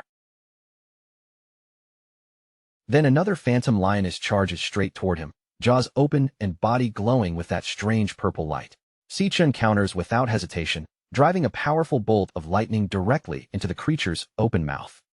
But just as he is about to follow up and finish it with a fatal strike, the lioness suddenly disappears in a flash of pink light. His attack cuts forward, but instead of flesh or bone, it slices through nothing but empty space. That instant makes Sichin realize something important. The teleportation ability does not belong only to the floor's lord. The lionesses themselves can vanish the moment he tries to land a decisive finishing blow.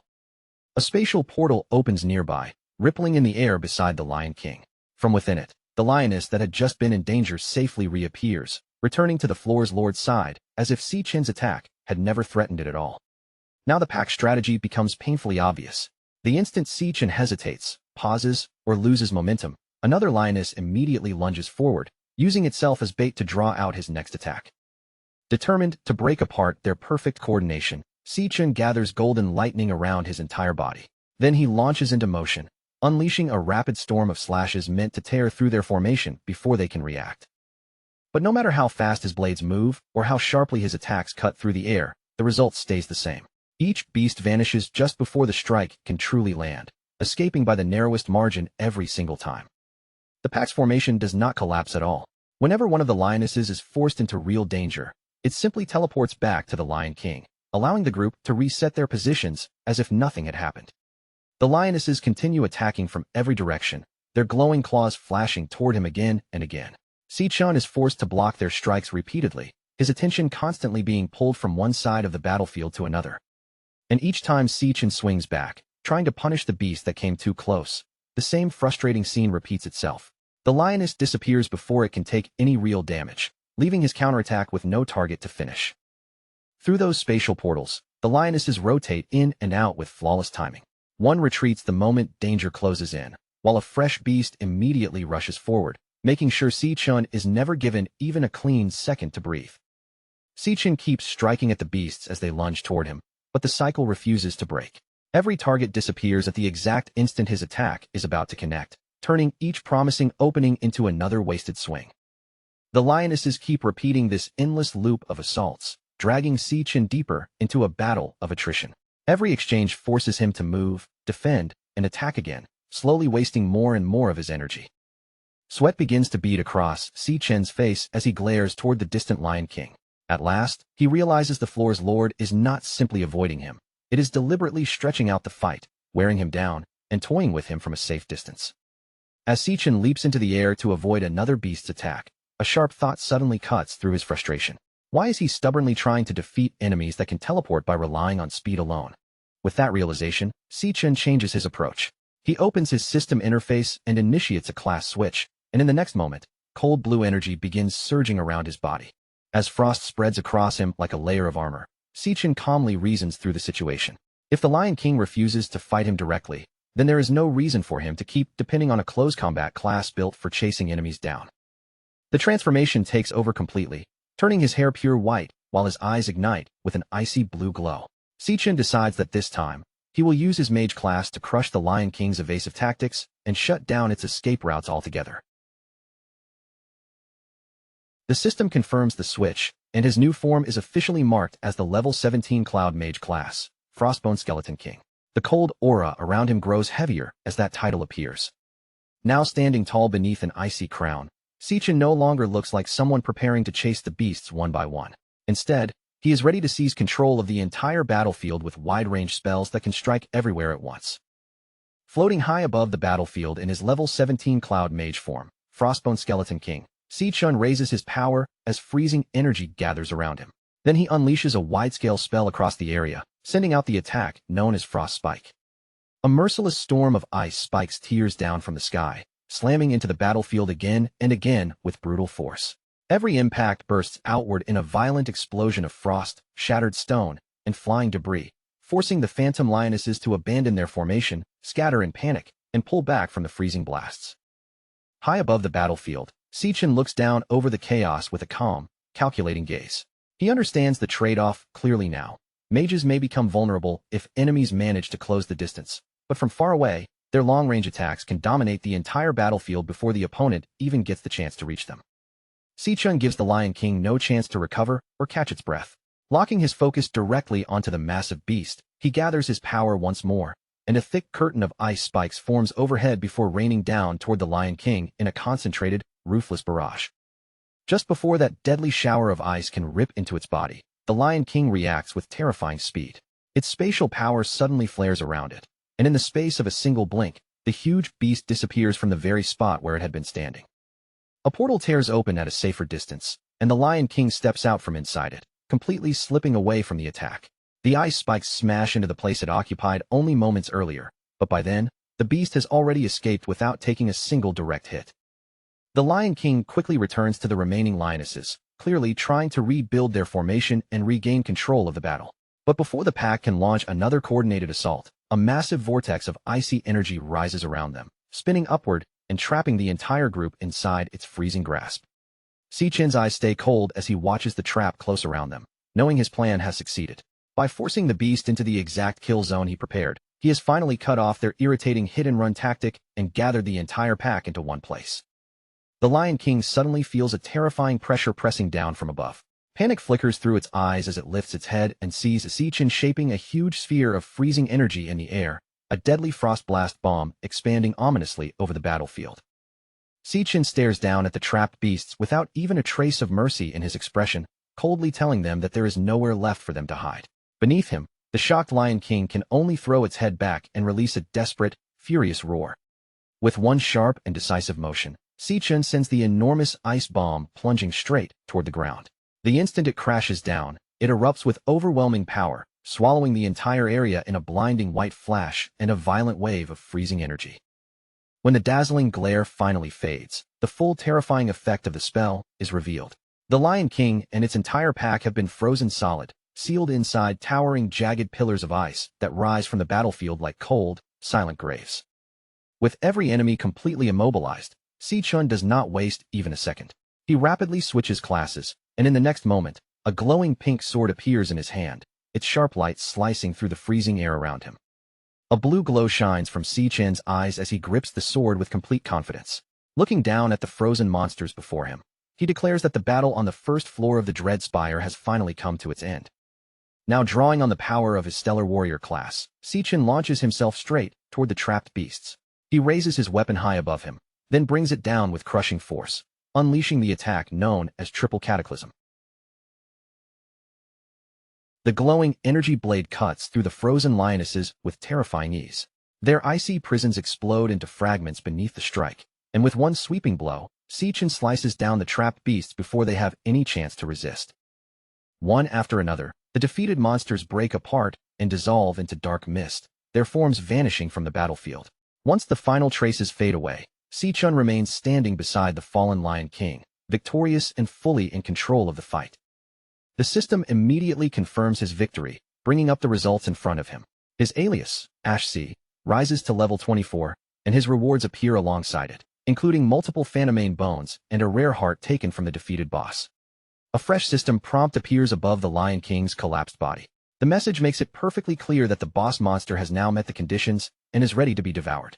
Si-chin stands over the dead beast and slowly raises one hand, a bright glow gathering in the center of his palm. As the light intensifies, he begins the absorption process without the slightest hesitation. His eyes shift into a fierce red glow as he focuses his energy on the corpse beneath him. What he truly wants to uncover is the evasive class this monster had used to escape him over and over throughout the entire fight. Si-chin activates his absorber ability, and dark red energy starts spiraling out from the fallen beast. The swirling force twists like a vortex in the air before being pulled directly into his clenched fist. That gathered power condenses into a new system card resting in his palm, revealing the Lion King's class as Stellar Tamer. The card displays the troublesome nature of its abilities, from forcing contracts onto other beasts to instantly teleporting those contracted targets across the battlefield. Si-chin studies the Stellar Tamer card with careful attention, his expression sharpening with interest. Even after all the strange abilities he has seen so far, this is still a kind of class he has never encountered before. The moment Si-chin understands what the card is showing him, the Lion King's entire fighting style finally becomes clear. This was the real reason the boss kept avoiding direct confrontation from the very beginning. Piece by piece, Si-chin works out the truth behind its strategy. The Lion King's own base stats must have been too weak for a head-on fight, so it had no choice but to hide behind its teleporting minions and let them fight in its place. As Si-chin reads through the listed skills, even he has to admit that Stellar Warp is an incredibly powerful teleportation ability. If used properly, it can completely change the pace of battle and control how every exchange unfolds. The ability called Stellar Pact catches his attention as well, though it clearly works in a very different way. Its strength depends on terrifying the target so completely that the beast has no choice but to submit. Si-chin quickly understands what that means for him going forward. If he wants to obtain a contracted beast of his own, he will need to take a far more aggressive approach, overwhelming the target and frightening it into obedience. Just then, the starry void around him suddenly begins to crack apart like shattered glass. A blinding burst of light floods his vision, catching him off guard as the entire space surrounding him starts to change. The illusion breaks completely, and the true first floor of the Dread Spire is finally exposed before him. Instead of that starry battlefield, Si-chin now finds himself standing in a vast, scorching desert, surrounded by endless rolling dunes. He looks out across the barren wasteland, his eyes passing over the giant skeletons scattered across the sand. The sheer scale of the destruction makes him wonder what kind of disaster could have turned this place into such a ruined graveyard. A sharp crackling sound suddenly cuts through the silence of the desert, immediately drawing Si-chin's attention toward a nearby dune. There, a vertical rift rips open in midair and slowly expands into a fiery portal. The blazing glow pouring from it makes one thing obvious. The gateway to the second floor has officially opened. Just as Si-chin is about to step forward, he suddenly feels a hostile stare burning into his back. A low growl rises from the shadows behind him, and he immediately turns around to face whatever is watching him. His gaze follows the faint glow of a pair of pink eyes until he finally locates their source. Hidden nearby is a large ribcage half buried beneath the sand, its bones jutting out from the desert like the remains of some ancient beast. Inside those skeletal remains, a fluffy little lion cub is hiding. Even though magical chains are wrapped tightly around its small body, the tiny creature still bares its teeth and growls at Si-chin with surprising ferocity. Si-chin is genuinely taken aback by the sight. After all the destruction he just unleashed, he never expected that one small lion cub would somehow manage to survive the battle. At first, Si-chin assumes the cub must be the final enemy left behind. A lightning dagger crackles into existence in his hand as he prepares to finish the job and eliminate the last possible threat on the floor. But as Si-chin steps closer to the hiding cub, he notices something that changes his judgment. Since the cub did not vanish when the Lion King died, it clearly could not have been one of the boss's contracted minions. He looks more carefully at the magical chains wrapped tightly around the little creature's body, the restraints digging in as if they were meant to keep it trapped. The sight makes him wonder whether the Lion King had actually imprisoned this cub here against its will. Si-chin stands over the bound cub and fixes it with a harsh, intimidating glare. The tiny lion immediately stiffens under the pressure of his gaze, clearly terrified by the overwhelming aura coming from him. But instead of attacking, Si-chin moves his dagger in a swift, clean arc. The blade slices through the magical restraints, and the chains that had been holding the little creature captive shatter apart. With the bindings finally destroyed, the small lion drops free from the ribcage. Its body falls from the bones and lands safely on the sand below. Si-chin turns away from the cub without making any further move to hurt it. In a calm voice, he tells the little creature that all he is doing is giving its freedom back. As Si-chin prepares to leave, He glances back at the cub one more time. Looking over the ruined desert around them, he asks whether this desolate and broken place used to be its home. The tiny lion shakes the dust from its fur, scattering grains of sand away from its body. Even though it is no longer bound by chains, it keeps watching Si-chin closely, still cautious and alert. A softer expression crosses Si-chin's face as he thinks about everything the cub may have lost. Watching the people you love die and seeing every precious thing around you destroyed is the kind of pain that leaves a wound far deeper than words can describe. The cub continues staring at him in silence, its pink eyes fixed on his face. Si-chin then admits in a quiet, heavy voice that he knows exactly what that kind of suffering feels like. After that, Si-chin turns and begins walking toward the fiery portal, leaving the cub behind with one final piece of advice. He tells it to survive, to keep moving forward, and then says it is time for him to head to the next floor. But before Si-chin can fully leave the first floor behind, a glowing system interface suddenly appears beside his face. On the screen, a new message pops up, showing a beast contract request. Since the beast had walked toward him completely on its own, the contract was practically guaranteed to succeed. And the moment that connection formed, two passive abilities awakened at once. One would let the experience they gained be shared so the cub's stats could grow, while the other would allow Si-chin to see through the beast's eyes whenever it ended up facing danger. Si-chin suddenly stopped mid-step, his body pausing as if something had just pulled his attention from behind. He turned back with genuine surprise in his eyes, brows lifting slightly, as the unexpected system prompt flashed in front of him without warning. Behind him, on the sun-warmed sand, the little white cub sat quietly and stared up at him with bright, steady eyes that did not waver for even a second. The system identified it as Lion King Leo, then displayed a clear request asking whether Si-chin would accept this creature as his contracted beast. Si-chin lowered his gaze and observed the tiny lion closely, taking in the firm determination shining in its eyes despite its small body. After a brief pause, he asked in a calm but testing voice whether it truly wanted to follow him on the dangerous road ahead. The cub did not hesitate at all. It immediately threw its head up and released a fierce, determined roar, answering him with a bold little cry that made its decision perfectly clear. Standing right in front of the blazing portal, Si-chin explained his next goal to Leo. He planned to climb the Dread Spire, but he warned the cub that every floor above would be filled with monsters far more dangerous than the last.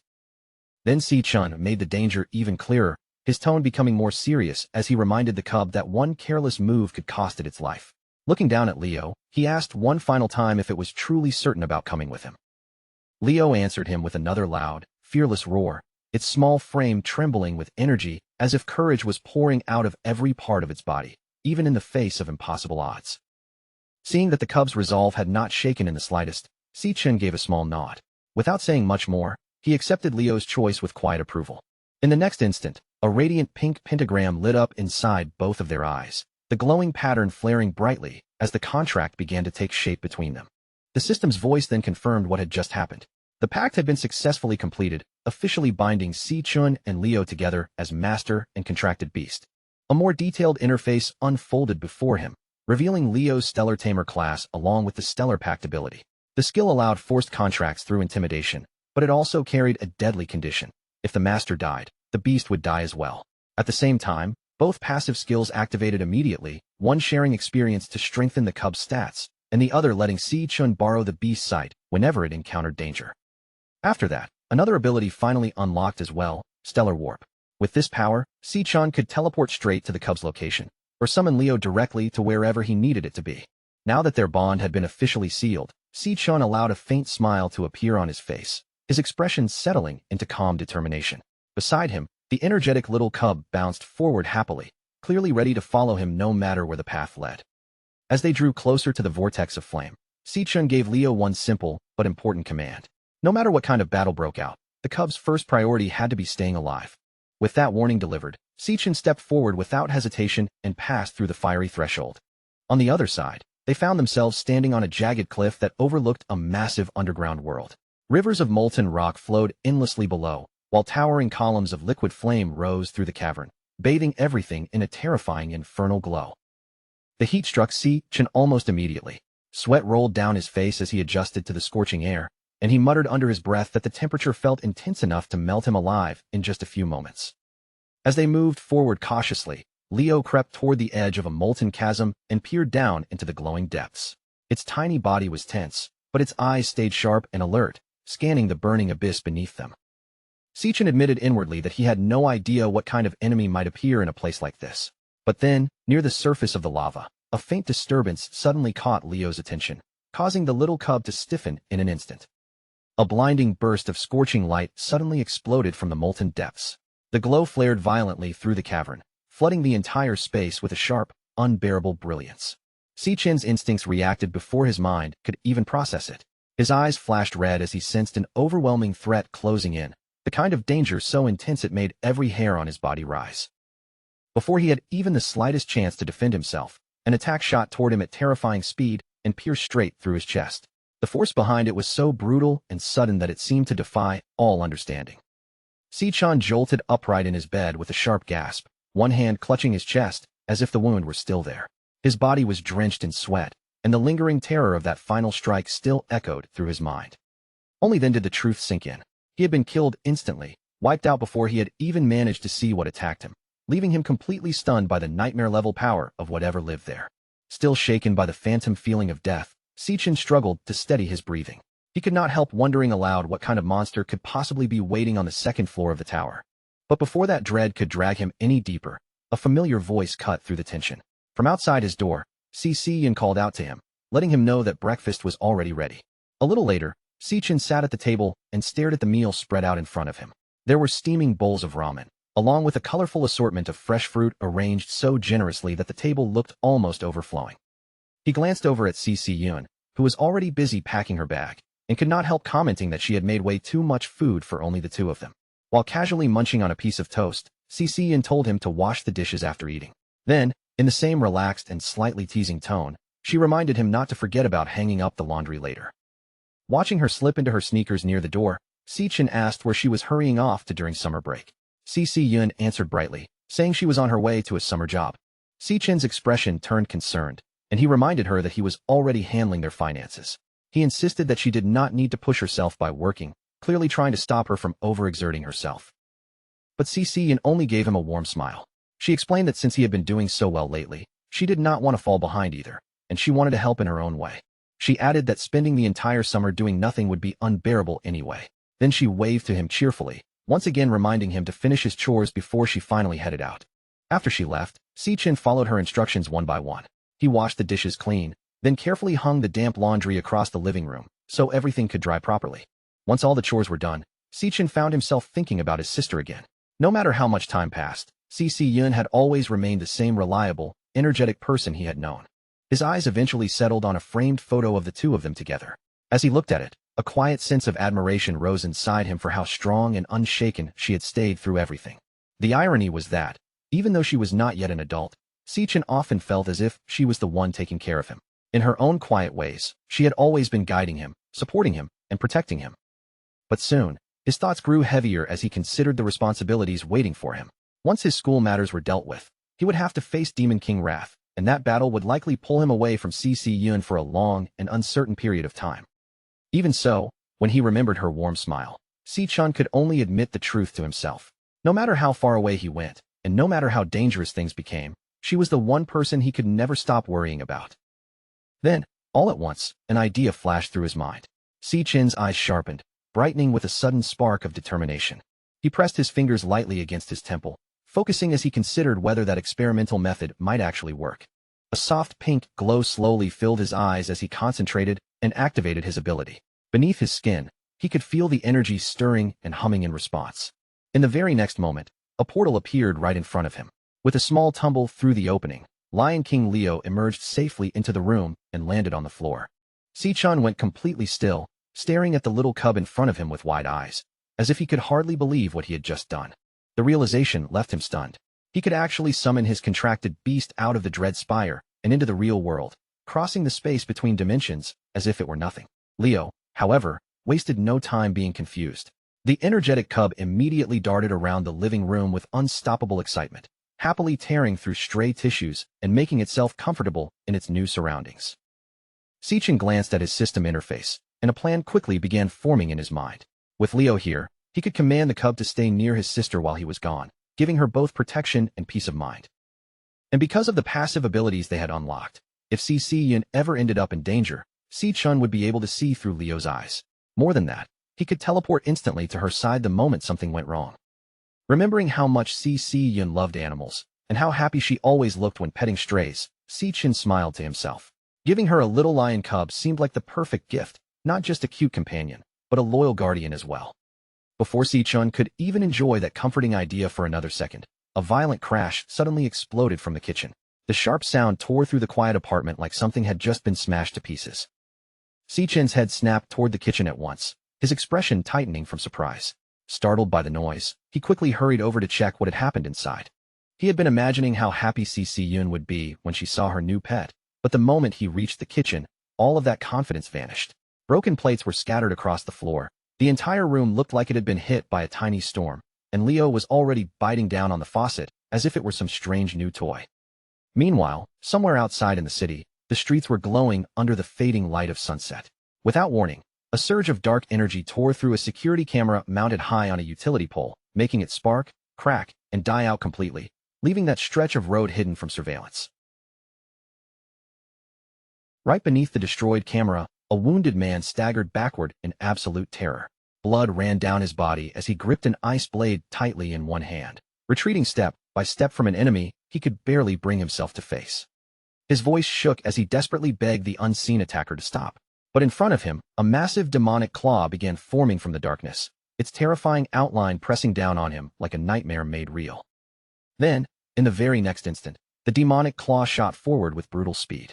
Before the man could escape, it drove straight through his chest and impaled him where he stood. The man's eyes widened in pure horror as glowing crimson tendrils twisted around his body. They wrapped him tightly and lifted him off the ground, leaving him suspended helplessly in midair. A terrifying system interface appeared in front of him, cold and merciless. On the screen, a loading bar slowly began to fill, showing that the man was being devoured right there on the spot. Elsewhere, Si-Yun was finally on her way home after a long shift at her summer job. She walked slowly with bags in her hands, her tired posture making it obvious just how exhausted she was. She let out a heavy sigh, feeling like her feet had been completely worn down after dealing with the busy summer rush at the bubble tea shop. Just making it through the day had clearly taken everything out of her. Following her usual path home, Si-Yun entered a dim underpass where the light grew weaker around her. As she walked deeper inside, even the noise of the city seemed to fade into the distance. Without noticing anything unusual, Si-Yun passed directly beneath the same security camera that had just been destroyed. In that moment, she unknowingly stepped into a blind spot where no one could see what happened next. Her footsteps echoed softly through the underpass, but then she suddenly sensed that someone else was nearby. That strange presence made her stop in place, her body going still. Si-Yun turned around in surprise, her eyes searching the shadows behind her.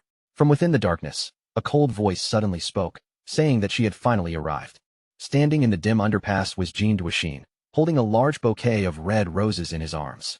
Judging from the way he stood there waiting, it was obvious he had been lingering in that place for quite a while. He stepped straight into her path and presented the flowers as if her answer had already been decided for her. Then he reminded her that she had left school too quickly to hear his invitation, before proudly announcing that he had reserved the entire top floor of Purple Peak Tower for the two of them tonight. Si-Yun lowered her gaze toward the roses, but there was no trace of being touched in her expression. Instead, her face grew cold as she asked him how he even knew where she lived. Jean Duoshin answered with a smug look, openly boasting that his father was the director of the city hospital. To him, finding out a tiny detail like someone's address was apparently nothing difficult at all. Si-Yun was not impressed in the slightest. Her voice turned icy as she told him that the two of them were from completely different worlds, then warned him not to come looking for her again before turning away. But Jean Duoshin clearly could not accept being rejected like that. Annoyed, he hurried after her and grabbed her arm, forcefully stopping her from leaving. He began complaining about how much effort he had spent reserving the venue, his anger growing with every word. Then he demanded to know whether she really planned to stand him up and make him lose face in front of his guests. Si-Yun glared back at him without the slightest fear, making it clear that she did not care about his reputation at all. Then she called him out directly, saying it was disgusting and creepy that he had followed her all the way home. The word creepy hit Jean Duoshin like a slap across the face. His expression twisted with anger, and he stepped closer as the last bit of polite control he had been pretending to keep began to crumble. With a dark, threatening look on his face, Jean Duoshin warned her that she had no idea who she was talking to. He made it clear that she also had no clue what he was capable of doing. But before he could even finish that threat, Si-Yun moved first. She snapped forward without hesitation and slammed a hard headbutt straight into his face. The impact sent Jean Duoshin crashing down to the ground, where he cried out in pain and clutched his bleeding nose. Standing above him with anger burning in her eyes, CC shouted that he should go get his head checked at his father's hospital. Still furious, CC turned away and continued walking, warning him not to come near her again. As she left, she grumbled under her breath that his pathetic stunt had completely ruined her entire day. Later that evening, outside her apartment building, warm light spilled from the family window above. That gentle glow stood in sharp contrast to the dark alleyway lying below. When CC finally got home, the exhaustion on her face disappeared almost immediately. The moment the fluffy white lion cub Leo was presented to her, her whole mood changed. Her eyes lit up right away, sparkling with pure excitement and instant affection. It was obvious she had fallen for the tiny cub at first sight. She eagerly pulled the little beast into her arms and hugged it close, snuggling against its soft fur like she could not bear to let go. Barely able to contain her excitement, she asked her brother, Si-chun, where he had found something this adorable. Si-chun introduced the cub as Leo and explained that it was a special gift prepared just for her. Overjoyed, Si-yun could hardly believe what she was hearing, marveling again and again that she actually got to keep a baby lion. As Leo purred comfortably in her arms, Si-yun suddenly noticed something odd about him. She wondered aloud why such a tiny cub already had such a large mane, since normally only adult male lions were supposed to grow one. However, that strange detail did not bother her for long. She was far too happy to keep questioning it, so she quickly brushed the mystery aside and happily declared that she would get him registered first thing in the morning.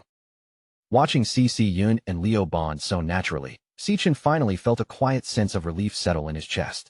With the beast staying beside her, he knew his sister would have protection even when he was away. Just then, a sharp chime from Si-chun's phone interrupted his thoughts. He lowered his gaze toward the glowing screen in his hand. As Si-chun read the email sent by the Guild's Supervision Bureau, the corners of his mouth slowly lifted. A satisfied smile gradually appeared on his face. The message confirmed that his application had officially been approved. Seeing that, Si-chun felt relieved, knowing that everything could now continue moving forward according to his plan. With the situation at home settled and the necessary paperwork finally handled, Si-chun's confidence returned. Now the next major challenge waiting in front of him was the graduation tiebreaker duel against Gong Ting, scheduled for 6 days later. 6 days passed, and the tiebreaker exam officially began on the outskirts of the city. The chosen location was deep within Greenlight Forest. Director Gong Xian stood in front of the candidates with a serious expression. He told both of them to listen carefully as he began explaining the rules and details of the exam. Behind him, at the base of a massive tree, a green portal shimmered with a strange light.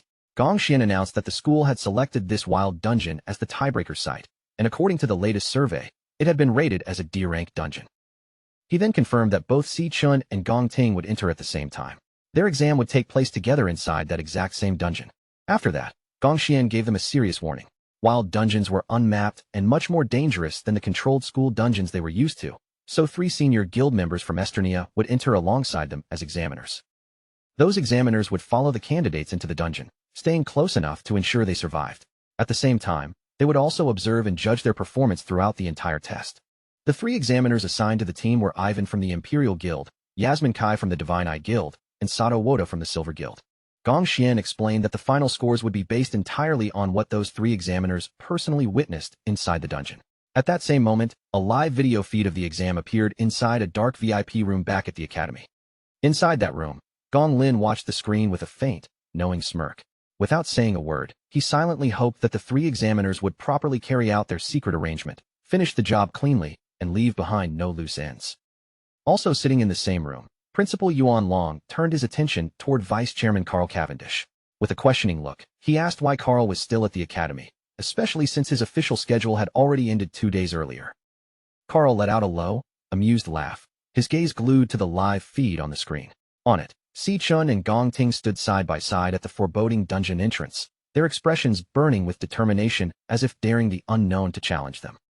He leaned back slightly, a grin tugging at his lips, and remarked that nothing happening at that very moment could possibly be more entertaining than watching this match unfold. After all, it had been years since he'd witnessed 2 true prodigies clash head-on, and there was no way he would leave before seeing the outcome with his own eyes. Raising his hand decisively toward the shimmering green portal, Director Gong Xian's voice rang out loud and authoritative, announcing the official start of the graduation tiebreaker exam. Both candidates bristled with readiness, and in that instant, the long-awaited confrontation between Si-chun and Gong Ting finally began. Neither of the two hesitated for even a heartbeat. Together, they stepped forward, crossing the threshold of the luminous green portal, leaving the ordinary world behind for the perilous unknown. Si-chun emerged on the other side first, the green mist of portal energy clinging to him like ethereal smoke, slowly drifting and dissipating as he landed. His eyes swept across the landscape, taking in the grim, lifeless scene that unfolded before him. Twisted, barren trees stretched their gnarled branches skyward, their skeletal forms clawing at the dim light that barely pierced the gloom. Near the dungeon entrance, the examiners observed silently, taking in the eerie environment.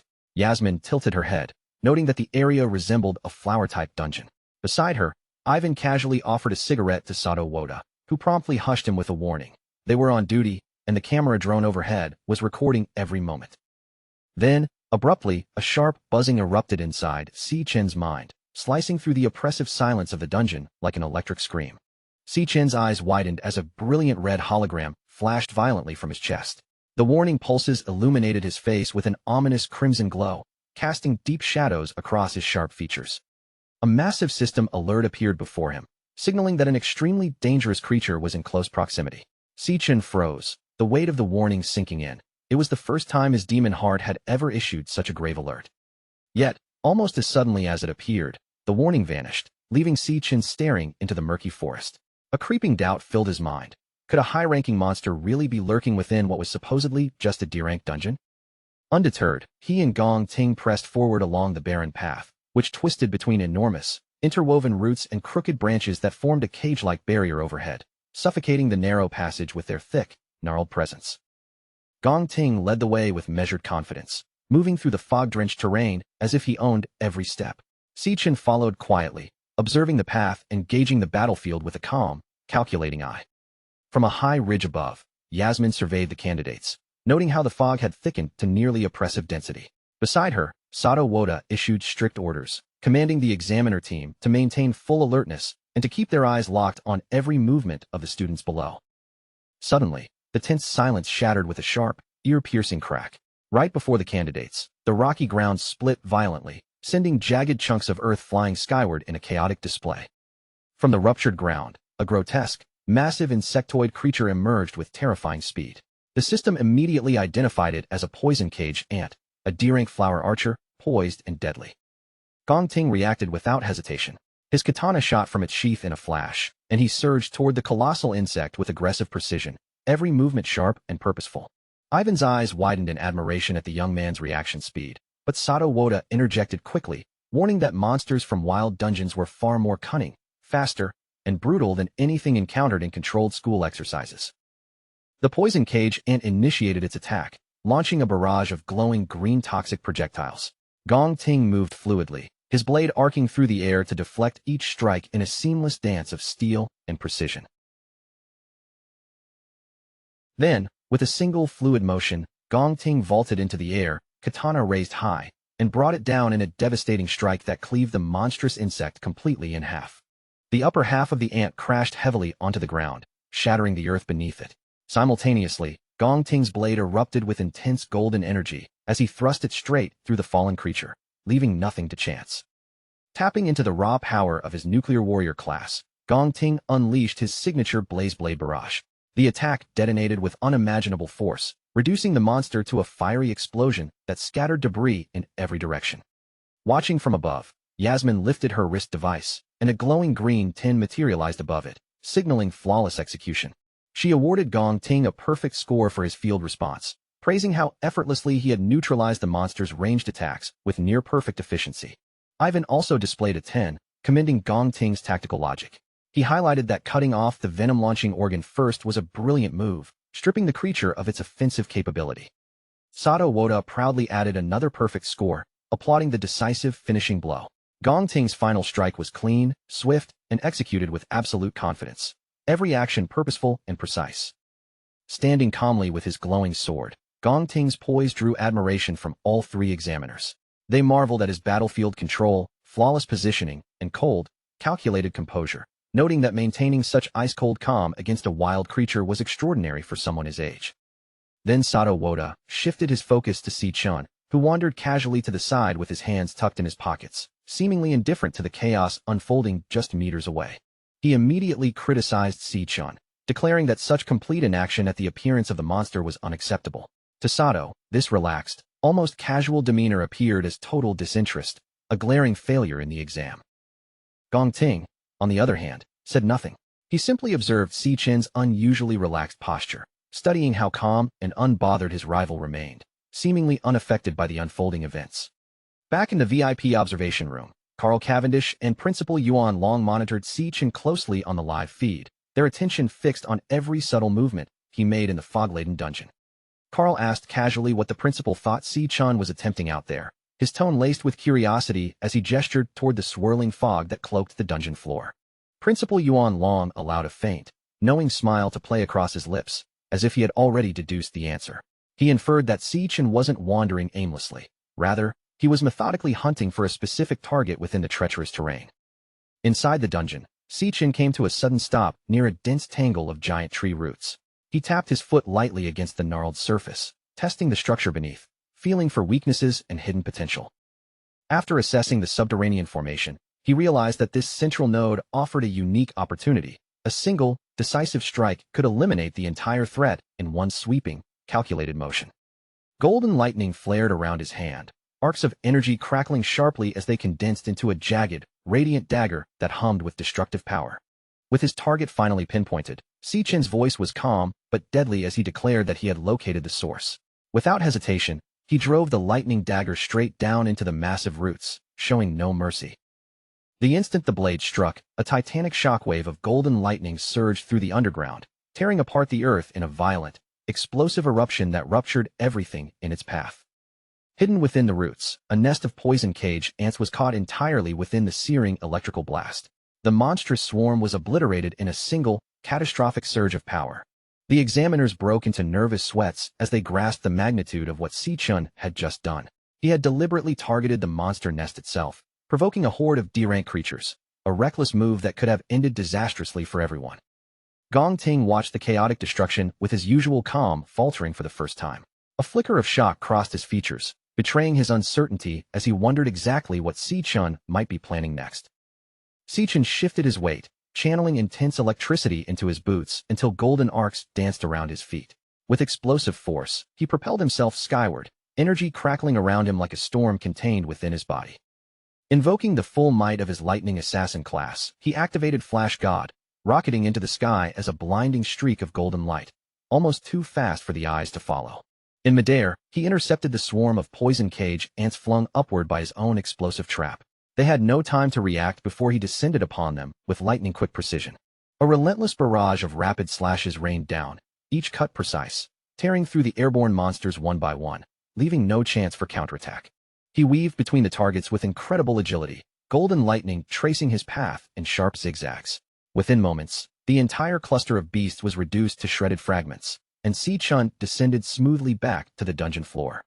As he landed, the remains of the D-rank monsters rained down around him. The golden lightning dissipated slowly from his hands, leaving behind the eerie calm of someone who had completed a massacre with seemingly minimal effort. High on the ridge, the three examiners were left completely stunned. Sato Woda wiped sweat from his brow, struggling to comprehend the overwhelming display of power they had just witnessed. Si Chen casually brushed off the green ichor of monster blood from his jacket, his expression almost bored. Only then did the examiners recall that his official report rated him as a mere E-rank awakener, a label that made his effortless destruction of a swarm of D-rank monsters utterly absurd. Realizing that there was no conceivable way to assign a low score to such flawless performance, the examiners began whispering frantically among themselves, their faces betraying the unease and nervousness that came from witnessing something beyond their comprehension. Desperate to keep their dirty arrangement from falling apart, the examiners began scrambling for any excuse that might let them sabotage Si Chen's score. They whispered anxiously, trying to dress up their bias as official judgment. Maybe they could accuse him of moving too recklessly, or twist his combat style into some supposed rule violation, anything that would give them a reason to unfairly drag him down. Meanwhile, inside the VIP observation room, Carl suddenly burst into loud, unrestrained laughter.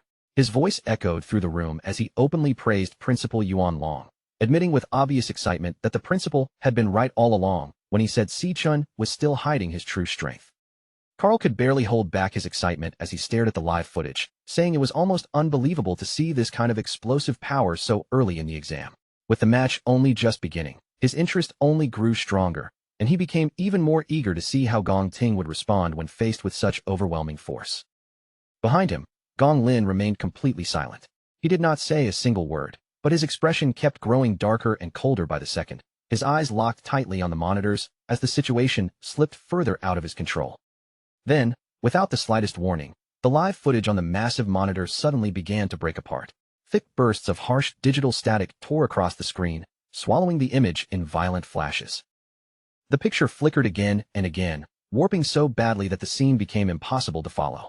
Then the entire monitor went black, and a sharp red warning appeared in its place, announcing that the signal had been completely lost. Principal Yuan Long's expression immediately tightened as he stared at the dead screen. His brows drew together in concern, and he questioned aloud why the transmission would cut out again, especially at such a critical moment. Outside the dungeon entrance, the monitoring equipment began shrieking with rapid warning beeps. A technician leaned over the console, fingers flying across the controls while the system flashed a critical alert, reporting a severe abnormality in the signal. On the diagnostic screen, the dungeon's official D-rank classification started distorting violently. The once clear rank display fractured into a storm of glitches, flickering uncontrollably before collapsing into a single unreadable question mark. At almost the exact same moment, the internal communication signal plummeted without warning. The reading crashed straight down until it hit absolute zero, leaving no response from inside the dungeon at all. The technician froze in front of the console, his hands stopping in midair. He stared at the corrupted data with wide, stunned eyes, unable to process the impossible numbers flashing back at him. Director Gong Xian broke into a cold sweat as panic spread across his face. He snapped at the staff around him, demanding to know what kind of disaster could possibly be unfolding inside the dungeon right now. Their panic only grew worse when the swirling green energy of the portal suddenly began to dim. Right before their eyes, the glowing vortex started fading away, its surface breaking apart like it was being erased from existence.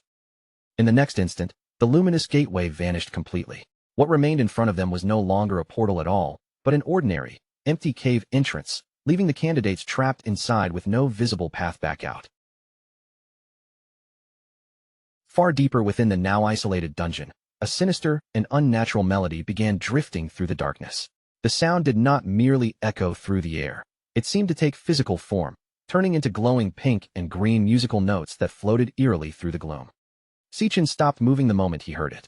His body went completely still, and his attention sharpened as he listened closely to that strange, chilling tune spreading through the dungeon. Almost immediately, Sichin sensed what was hidden beneath the melody. The presence woven into that eerie sound felt terrifyingly familiar, sending a cold realization through him. It was the voice of the Demon King, Wrath. Outside the dungeon, at exactly 4 p.m., the cave entrance suddenly sealed itself shut. Stone shifted and hardened across the opening until it became a solid wall of rock. Director Gong Xian was thrown into panic, demanding to know how the gateway could have disappeared so suddenly, while a technician rushed to report that every connection had been lost and the equipment had triggered a chain of critical signal errors moments earlier. Sweat ran down Gong Xian's face as anxiety completely overtook him. Without delay, he ordered the staff to contact command, his voice tense with dread because he could already sense that something catastrophic had happened inside the dungeon they could no longer reach. At the same time, inside the dungeon, that eerie melody continued flowing through the air. Its sound kept forming into glowing musical notes, drifting around them like unnatural fireflies suspended in the dimness.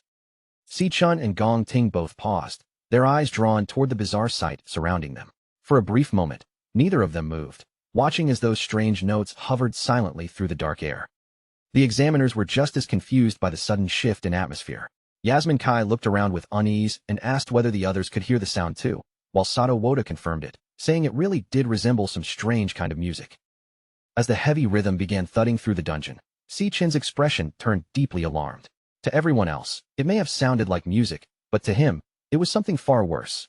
He immediately recognized it as the voice of the Demon King, Wrath. His thoughts raced in disbelief as he struggled to understand why Wrath would appear here, inside a low-level dungeon of all places. According to what Si-chin knew, the Demon King should not show up for another 3 years, and yet that terrifying presence was now unmistakably close. Then, all at once, the Demon Heart system began hammering Si-chun with severe high-danger alerts. Each warning slammed across his senses like an emergency alarm, one after another, louder and more urgent than the last. Si-chin's entire body tightened as he realized the interface was not simply cautioning him anymore. It was practically screaming at him that a lethal threat was approaching right now. Heavy thuds began shaking the ground beneath his feet, each step landing like something massive was drawing closer.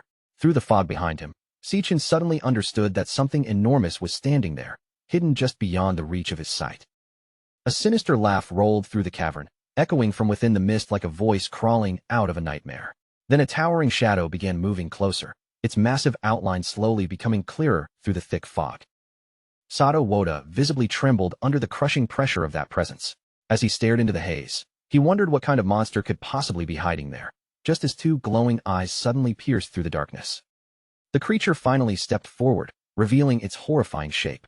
It was a grotesque humanoid mantis monster, its twisted body radiating dark energy as it loomed over the rocky ground like a nightmare given flesh. Looking down at the group with a cruel, predatory glare, the monster welcomed the humans in a chilling voice. Then it declared that they had walked directly into its trap. The moment Sato Woda heard the creature speak, his shock deepened. A monster capable of forming human words was no ordinary beast, and he immediately realized that this thing had to be at least a high-tier C-rank threat. That shock quickly turned into frantic confusion. Sato could not understand how a monster this powerful could possibly exist inside a dungeon that had supposedly been classified as only D-rank. Afraid that the high-level monster would tear the students apart, Sato instantly summoned a massive glowing axe into his hands. Without wasting a second, he threw himself forward, trying to intercept the beast before it could reach anyone else. As he charged in, Sato shouted for everyone to get behind him. His voice was urgent as he positioned himself in front of the others, trying to become their shield against the approaching monster. But before Sato could even bring his attack down, the mantis demon moved first. Its counter came with terrifying speed, so fast that the eye could barely keep track of its movement. In one brutal motion, the monster swung its scythe-like limb through the air. The strike landed cleanly, and before Sato could react, his entire arm was severed from his body. The other examiners froze in horror, unable to process what they had just witnessed. In that same instant, the mantis demon vanished from sight and reappeared directly behind Gong Ting, raising its bloodied scythe as it coldly mocked the group and told them to curl up and accept their fate. With a sickening, heavy impact, the monster drove its blade straight through Gong Ting's shoulder and out through his chest.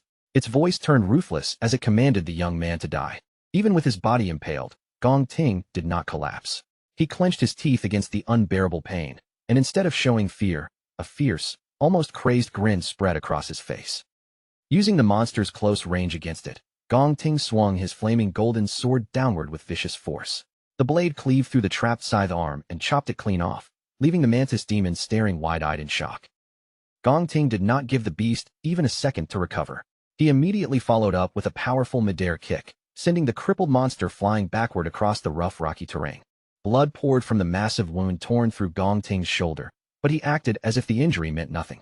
His glowing eyes remained locked on the enemy, burning with a dangerous glare. He declared that since the Overlord had drawn first blood, the kill belonged to him according to the rule of combat priority. Then, with fierce intensity in his voice, he warned Sichin not to even think about interfering in this fight. Sichin kept his attention fixed on the monster, watching its every movement with sharp concentration. A green glow lit up in his eyes as he activated his ability and began measuring the creature's true level of power. The system interface quickly updated the mantis demon's classification, and the result confirmed their worst suspicion. This was no ordinary dungeon monster, but a highly dangerous C-rank high-tier beast. Seeing the huge hole torn through Gong Ting's shoulder, Yasmin Kai shouted urgently for him to receive medical treatment. She begged him to suspend the exam and let them pull him out, warning that this monster was far beyond what he could handle. Gong Ting rejected her immediately, without even the slightest hesitation. He gathered intense fire magic into his hand, the heat surging around him as his stance became even firmer. No matter how badly he was injured, Gong Ting completely refused to back down or give up. Si-chun can only stare in stunned silence as Gong Ting lifts his burning hand and presses it straight against the bleeding gash in his chest, using the fierce heat of his own flames to seal the terrible wound through sheer, brutal cauterization. Even with pain tearing through him, Gong Ting forces himself to endure it, his eyes blazing as he growls that this battle will not be over until one of them is lying dead. Then, without wasting even a second, Gong Ting kicks off the ground, launches himself high into the air, and brings his flaming sword crashing down toward the crippled mantis demon, determined to keep the pressure on. At the same time, beyond the sealed dungeon, Silas Lin, the leader of the Imperial Guild's King Squad, stands before the spot where the entrance vanished and quietly studies the situation. With a calm, measured expression, He explains that a phenomenon like this means an unusually intelligent monster is operating inside, one clever enough to lure the humans in first before slamming the trap shut behind them. Director Gongshin immediately loses his composure, panic spreading across his face as he urgently asks whether there is any possible way to force the entrance open again, since the students are still trapped inside. Silas gives him a cold, unflinching answer, making it clear that there is only one method left to bring the exit back. The people inside have to find the dungeon's overlord and kill it, because only the overlord's death can make the sealed passage reappear. Clinging to the smallest bit of hope, Director Gongshin tries to reason his way through the disaster. Since an ordinary D-rank dungeon should only produce a C-rank overlord at most, he argues that the examiners and students trapped within should still have a real chance to defeat it and escape alive. But Silas immediately crushes that hope. He reveals that the so-called D-rank reading was nothing more than a false mask, deliberately created by the overlord to hide the dungeon's true and far deadlier nature. As the pieces click together, Silas realizes this dungeon must be the same threat responsible for the recent wave of Awakener disappearances that his team has been tracking. Then, with a grim look, he tells the horrified Gongshin the truth. The trap sealed in front of them is not D-rank at all, but an exceptionally dangerous B-rank dungeon.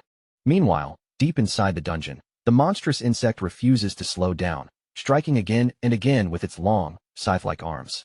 Gong Ting plants his feet and meets the attack head-on, raising his flaming katana to parry each heavy blow as sparks and fire scatter around him. The moment another sweeping attack comes at him, he quickly pulls back, retreating just in time to avoid being cut down. Then, as the beast lifts one bladed arm high for a crushing strike, Gong Ting suddenly vaults upward, launching himself into the air above the danger. The creature's attack slams down and misses completely, its sharp limb stabbing deep into the ground and becoming firmly wedged in the rocky floor. Seeing the opening instantly, Gong Ting's eyes sharpen, and he declares that the monster is finally trapped. With one fast, powerful swing, he drives his glowing sword through the creature's neck, cleanly severing its head in a flash of blazing light. The severed head rolls and tumbles across the rough stone terrain, while the rest of the group rushes in and gathers around the fallen monster. Yasmin stands there in stunned disbelief, unable to hide her amazement that Gong Ting actually managed to bring down the overlord completely by himself. She finally admits, with genuine awe in her voice, that his strength is far more formidable than she expected. Nearby, Ivan focuses a soft green healing aura into Sato Woda's wounded arm and asks if he is recovering. Still sweating from the pain, Sato lets out a shaky breath and thanks him for stepping in at exactly the right moment.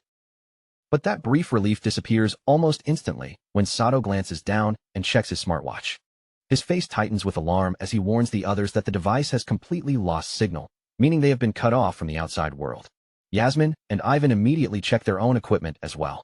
Yasmin confirms that her connection has vanished too, while Ivan grimly adds that every signal is dead, even their compass positioning system. Sato's panic spikes as he demands to know exactly when the camera drone stopped working and went offline. Gong Ting turns back toward him with a confused look, clearly not understanding why Sato is reacting so urgently. Then, without warning, the headless mantis monster rises back to its feet, as if death never stopped it at all. Before anyone can fully process what is happening, the decapitated creature lunges straight toward Gong Ting, catching him completely off guard. Si-chun reacts instantly, stepping in and unleashing a rapid barrage of golden lightning that tears through the creature and slices its body into pieces. A system notification appears immediately afterward, confirming the kill and awarding Si-chun the experience points. Still shaken by what just happened, Gong Ting demands an explanation, asking how the monster could possibly keep moving after he had clearly chopped off its head. Si-chun answers calmly, explaining that the mantis was never the real overlord at all. It had been under hypnosis the entire time, which allowed its body to keep fighting even after death. His tone turns urgent as he orders the examiners and Gong Ting to leave the dungeon right away, warning them that any one of them could become the next target. Gong Ting, still tense and defensive, immediately questions him, demanding to know how Si-chun could possibly be so certain. Sato snaps in anger, accusing Si-chun of losing his mind and insisting that a dungeon like this can only have one C-rank overlord. He argues that the high-tier monster they just fought had to be the boss, because from his point of view, no other explanation makes any sense. But before Si-chun can push the argument any further, his system suddenly floods his vision with urgent critical warnings about an extremely dangerous creature nearby. In the next instant, a massive, pulsing wave of psychic energy surges through the cavern, sweeping over everyone like an invisible blast. Caught directly in that psychic wave, Yasmin, Ivan, and Sato freeze as their eyes begin glowing with an eerie pink light, the true overlord's hypnosis seizing full control of their minds. Si-chan realizes at once that his warning came too late, and he quickly activates the wireless earbud he had prepared. The moment the sound reaches him, he recognizes the distinct, pulsing frequency without any doubt.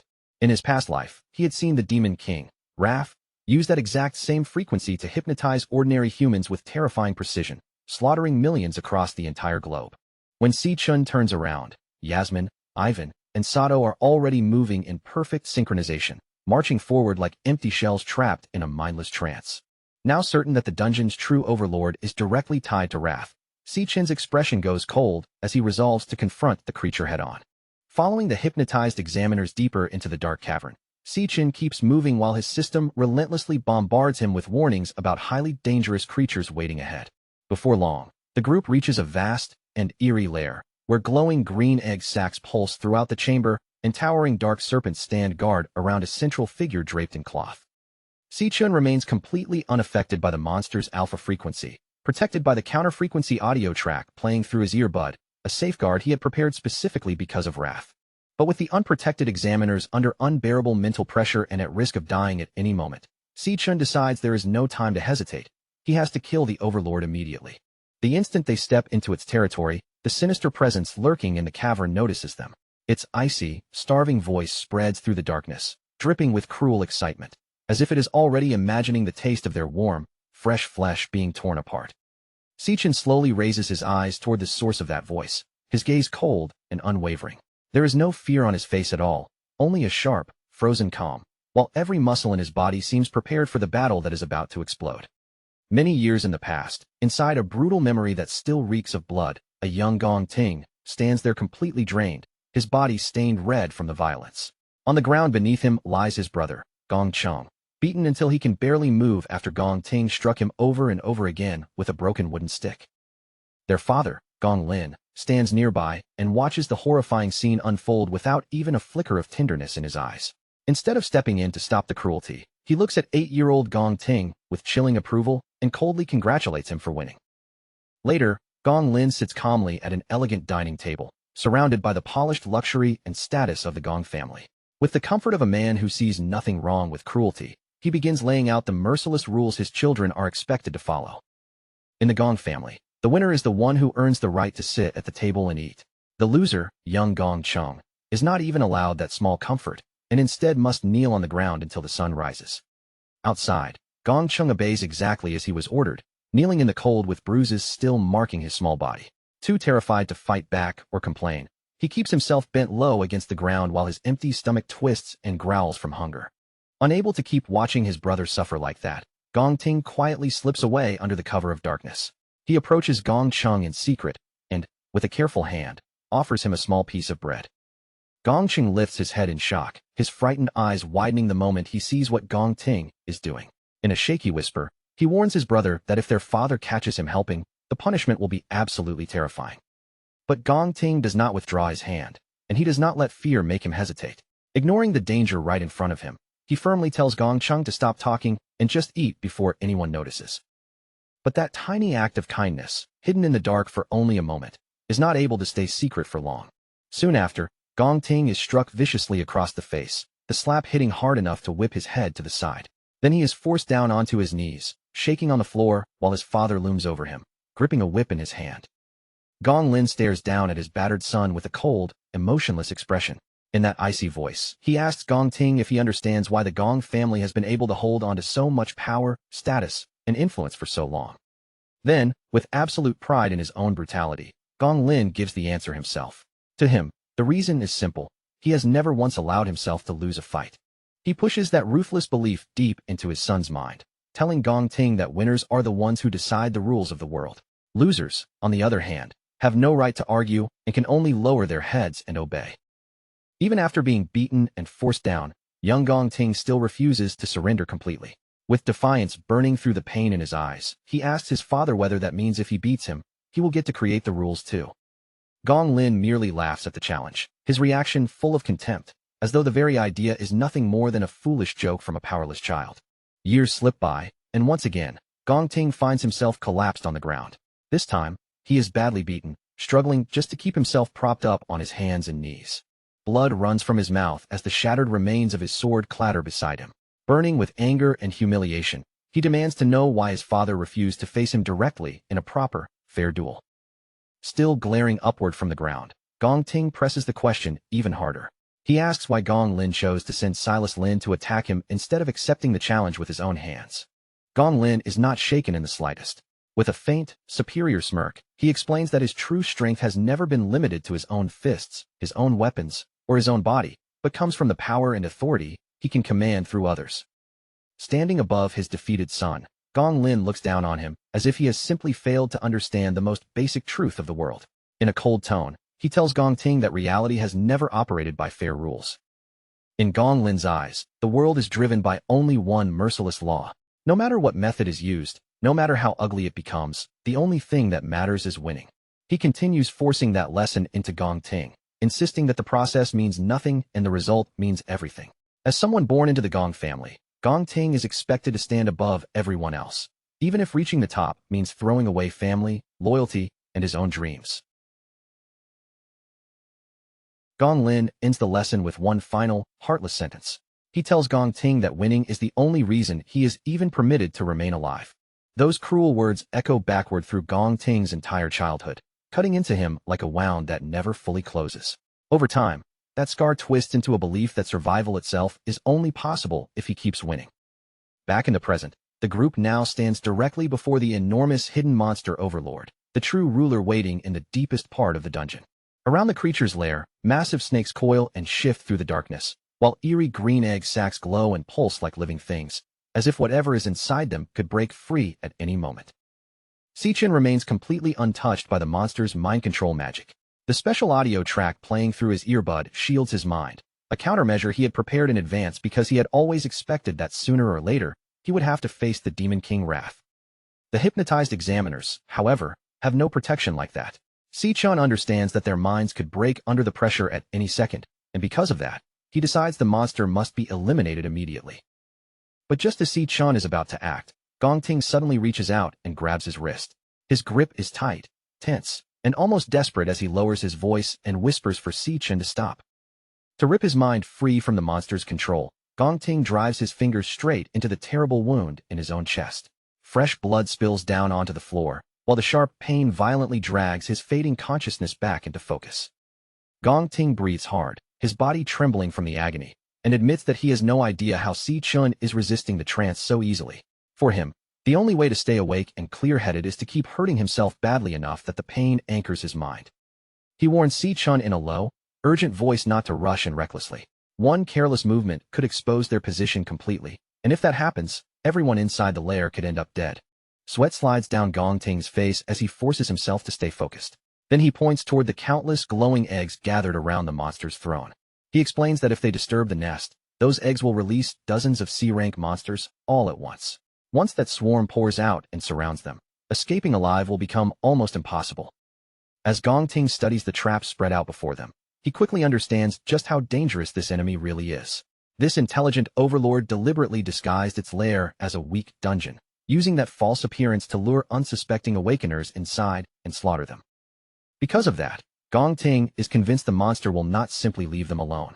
If they remain patient, then sooner or later, it will come closer to check its prey on its own. He immediately lays out a new plan. They should pretend to be caught in the hypnosis, stay completely still, and let the overlord believe its spell is working.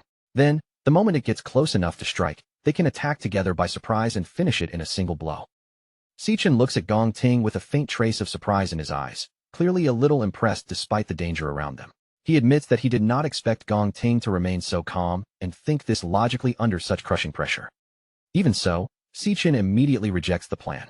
His expression turns serious as he warns Gong Ting that waiting will not work, because this particular monster does not even have to move closer in order to kill them.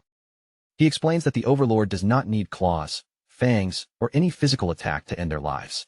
With just a single thought, it can order anyone trapped under its spell to kill themselves. The moment Sichin says this, the hypnotized examiners begin to move, as though the monster itself is proving his warning right in front of them. Each one starts preparing to take their own life.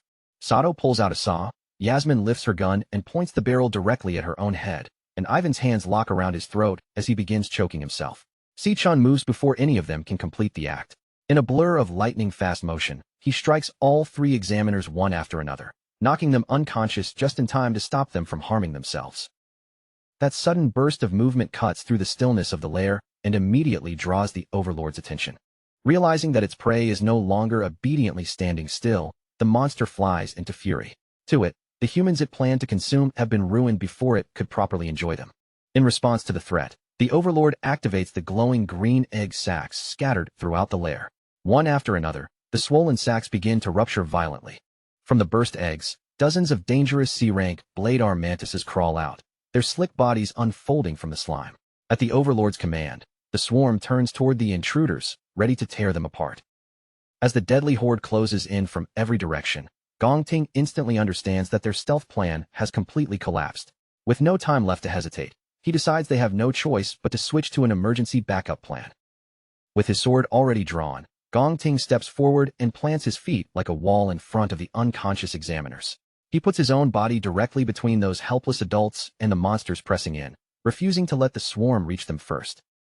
Keeping his eyes locked on the danger ahead, Gong Ting barks an order at Si Chun, telling him to lift the 3 unconscious adults and escape the dungeon immediately. As for the monsters closing in, he makes it clear that he'll stay behind alone and hold the entire swarm back with his own life. For a brief moment, Si Chun just stands there, frozen in place. He is truly shocked that Gong Ting, of all people, would choose something so selfless, willingly throwing himself into certain death just to give everyone else even the smallest chance to survive. Gong Ting doesn't try to make himself sound stronger than he is. He openly admits that there is no way he can defeat a full swarm of C-rank monsters by himself. But even with that truth hanging over him, his voice stays steady as he says he can at least buy Si Chun enough time to get everyone out. The next second, a mantis monster rushes straight toward him with terrifying speed. Gong Ting swings his flaming sword up to meet it, and the blazing blade slams hard against the creature's scythe as he shouts that he will take responsibility for everything. With his teeth clenched tight, Gong Ting's expression twists with guilt. In his mind, this disaster started because he was the one who demanded the tiebreaker duel, and that choice was what dragged everyone into this deadly trap. But the gap in raw strength is far too obvious. The mantis monster's physical power completely surpasses what Gong Ting can withstand, and the force of its strike crushes through his defense instantly, sending him flying backward as if he weighed nothing. Gong Ting drives his sword deep into the ground, using the blade like an anchor to stop himself from sliding back any farther. Breathing hard and forcing himself to stay upright, he stubbornly insists that because all of this is his fault, he has to be the one to make it right. Si Chun steps forward, his expression slowly changing as he looks at Gong Ting again. In that moment, he admits that he had completely misunderstood what kind of person Gong Ting truly was. As his system begins shifting his class, Si Chun reminds Gong Ting that he wasn't the only one who accepted that duel. Gong Ting may blame himself, but the decision belonged to both of them, so the responsibility cannot fall on Gong Ting alone. In the very next instant, Si Chun completes his transformation into his level 24 lightning assassin class. A sharp blade made of golden electricity gathers in his hand, crackling and flashing with a dangerous light that cuts through the darkness around him. With mantis demons closing in from every side and the giant overlord's buzzing presence pressing down from ahead, golden lightning begins flowing through Si Chun's entire body. Even in the middle of that deadly pressure, he calmly says that he has a plan. Gong Ting, still bleeding heavily from his injuries, reacts immediately. His face tightens as he rejects the idea of staying here and fighting, knowing their current situation is far too dangerous to gamble on a direct clash. He warns Si Chun that the Overlord is not on the same level as the rest of the swarm. From the pressure it gives off, Gong Ting guesses it must be at least B rank, and if things are even worse, it could be a terrifying A rank monster. With urgency cutting through his voice, Gong Ting tells Si Chun to take the unconscious examiners and run right now. In his eyes, continuing the fight is suicide, and escaping is the only realistic option they still have left. Si Chun admits that the monster ahead of them is absolutely a nightmare to deal with. But then he points out the fatal flaw in Gong Ting's plan. The dungeon gates have already been sealed shut, because if the exit were still open, the Imperial Guild's rescue teams would have stormed in long ago. Gong Ting's eyes widen in disbelief as the meaning finally sinks in. They are not simply surrounded by monsters anymore. They are completely trapped inside the dungeon with no open way out. Si Chun keeps his gaze fixed on the silent overlord standing ahead of them. He studies every tiny movement, every trace of pressure from the creature, trying to find the safest path through this deadly situation. He thinks through the danger carefully. If this monster really is a rank, then its combat strength should be close to the phantom main Lion King he once faced inside the Dreadspire. Then, without the slightest warning, the swarm suddenly launches its attack. One mantis demon leaps forward with its heavy scythe raised high, bringing the weapon down with brutal force. Si-chan meets the attack head-on, lifting his lightning dagger and blocking the blow with surprising ease. At that exact moment, another mantis drops down from above, aiming for Si-chan's blind spot. Gong Ting's face tightens with panic, and he immediately shouts for Si-chan to watch out. Before the creature can complete its attack, Si-chan and Gong Ting move almost perfectly together. Their glowing blades flash across the battlefield at the same time, and each of them cuts down an attacking mantis demon in a single instant. But that brief opening disappears almost as soon as it appears. A moment later, a massive swarm of mantis demons screeches violently, their voices ripping through the air as they rush straight toward the two of them. Gong Ting clutches his bleeding chest, his teeth clenched from pain and frustration. Seeing that many monsters charge all at once, he realizes that it is only a matter of time before he and Si-chan are completely overwhelmed.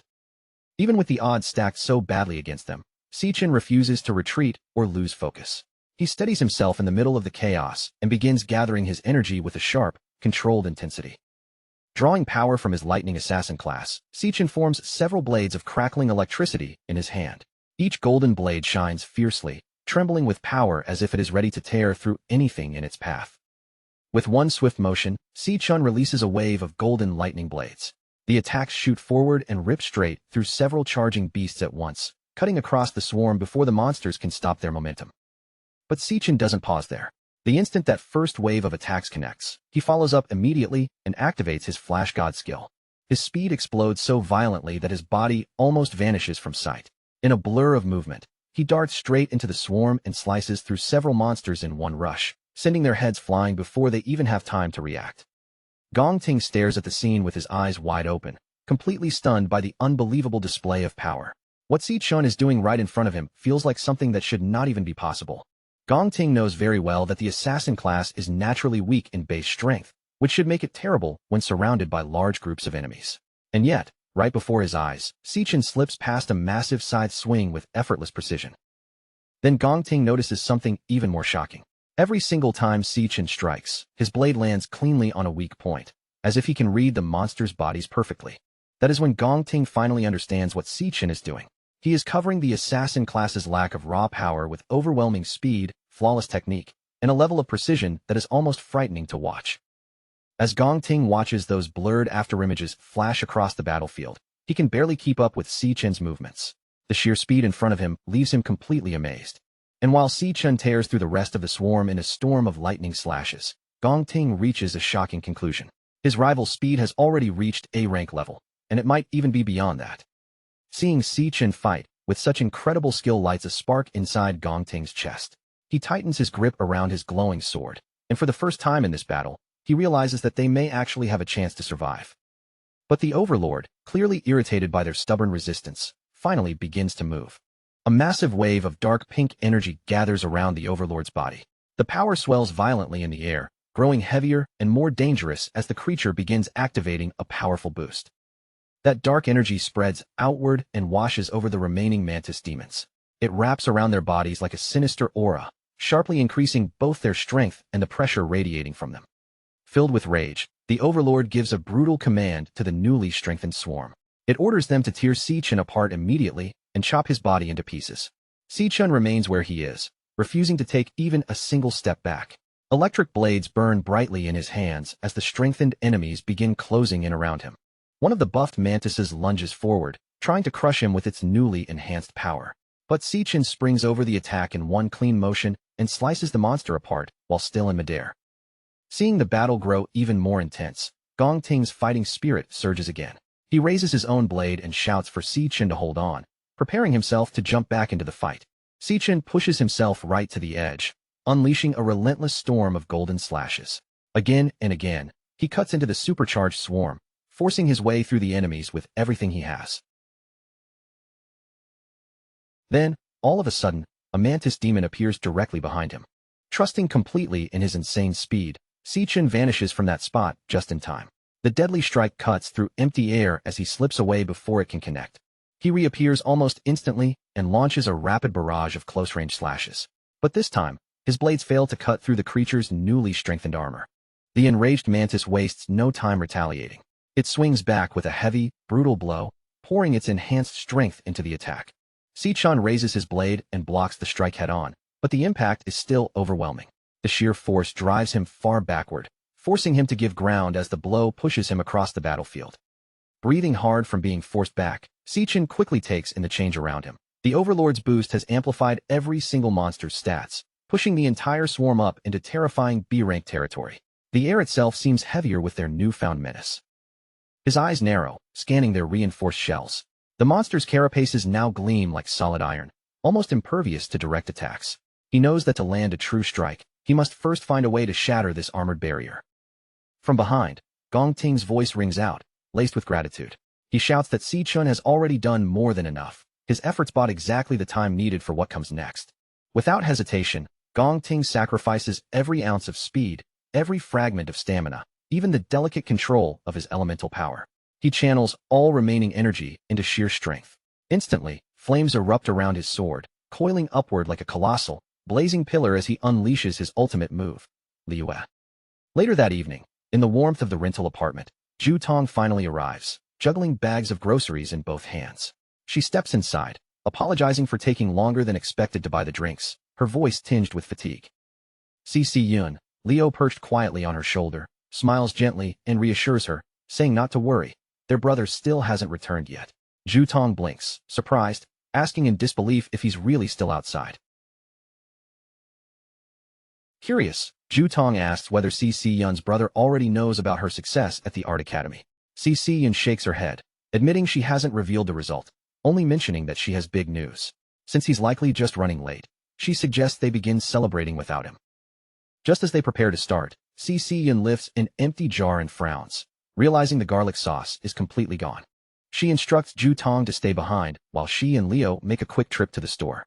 Taking the opportunity, she plans to pick up extra snacks too, ensuring their celebration will be properly indulgent when she returns. A short while later, CC Yun emerges from the nearby convenience store, bags in hand, stepping out onto the quiet street. Leo, safely tucked inside her backpack, nibbles contentedly at his food, peeking out only occasionally with bright eyes. CC Yun chuckles softly, brushing a hand over him and calling him her little angel for staying so quietly hidden the entire time. She praises the cub warmly, telling him he's been such a good boy and promising that next time, she'll buy him cookies as a reward. Unbeknownst to her, shadowed figures lurk in a nearby alley, eyes fixed on her every movement. One man, standing beside a hooded partner, holds up a picture of CC Yun and reports into his radio that they have located their target, then asks if they should attack immediately. A crackling voice responds through the radio, instructing him to wait and follow her until she is safely out of the street camera's range. The man nods silently and resumes his watchful surveillance from the alley. As CC Yun continues along the street, the faint thud of heavy footsteps follows closely behind, each step matching her pace with deliberate precision.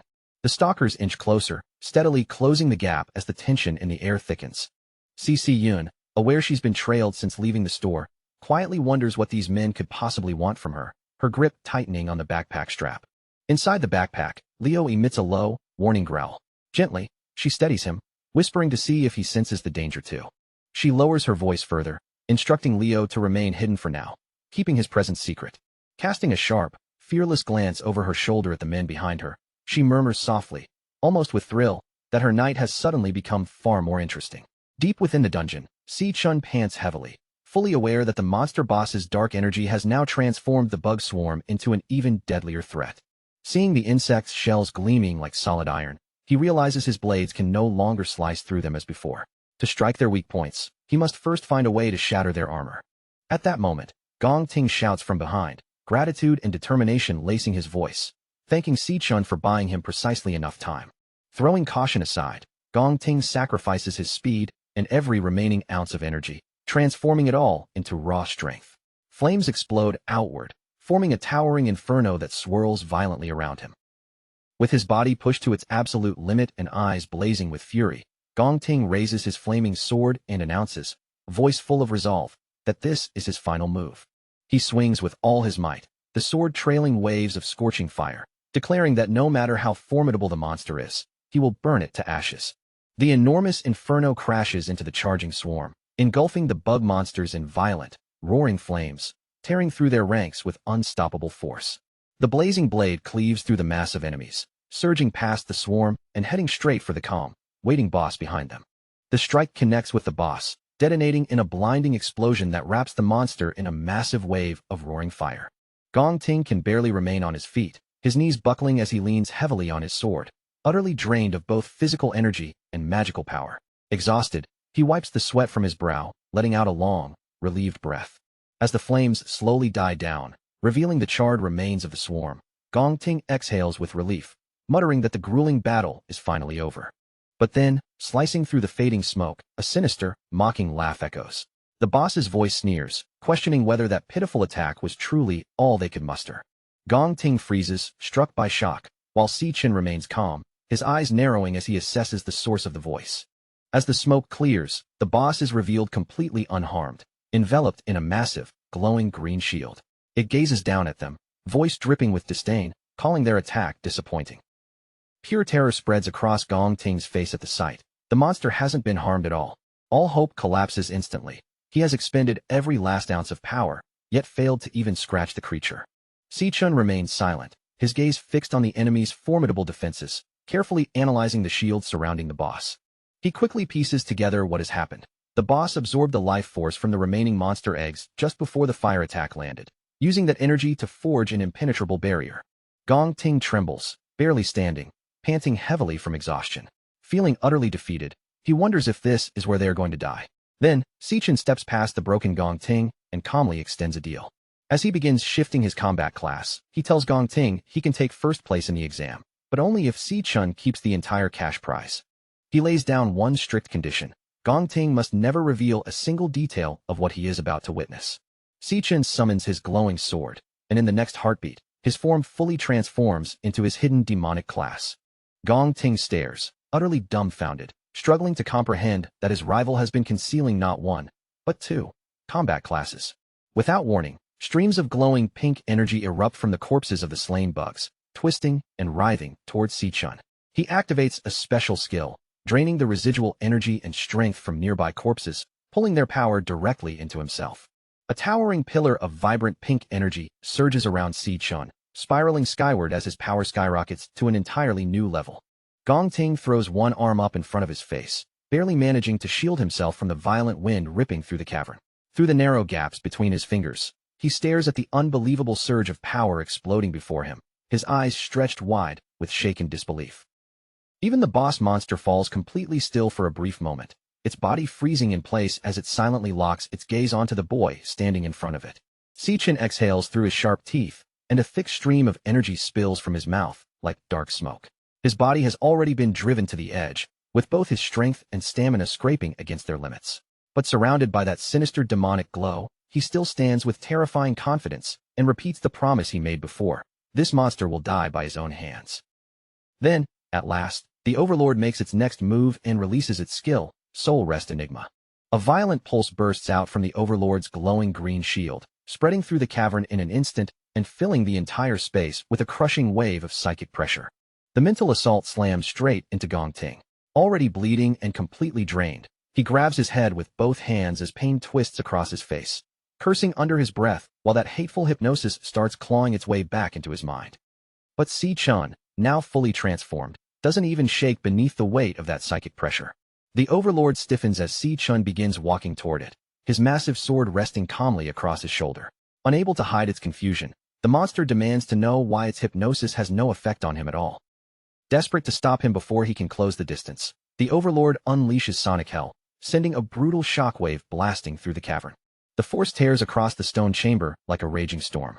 Si-Chin plants his feet and holds his ground without giving up a single step, while Gong Ting is crushed under the pressure, bending over in pain as a strained cry escapes him.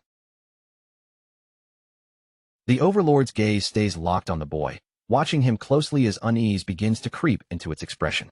Si-Chin simply stares back, his glowing eyes cutting through the darkness with a cold, fearless intensity.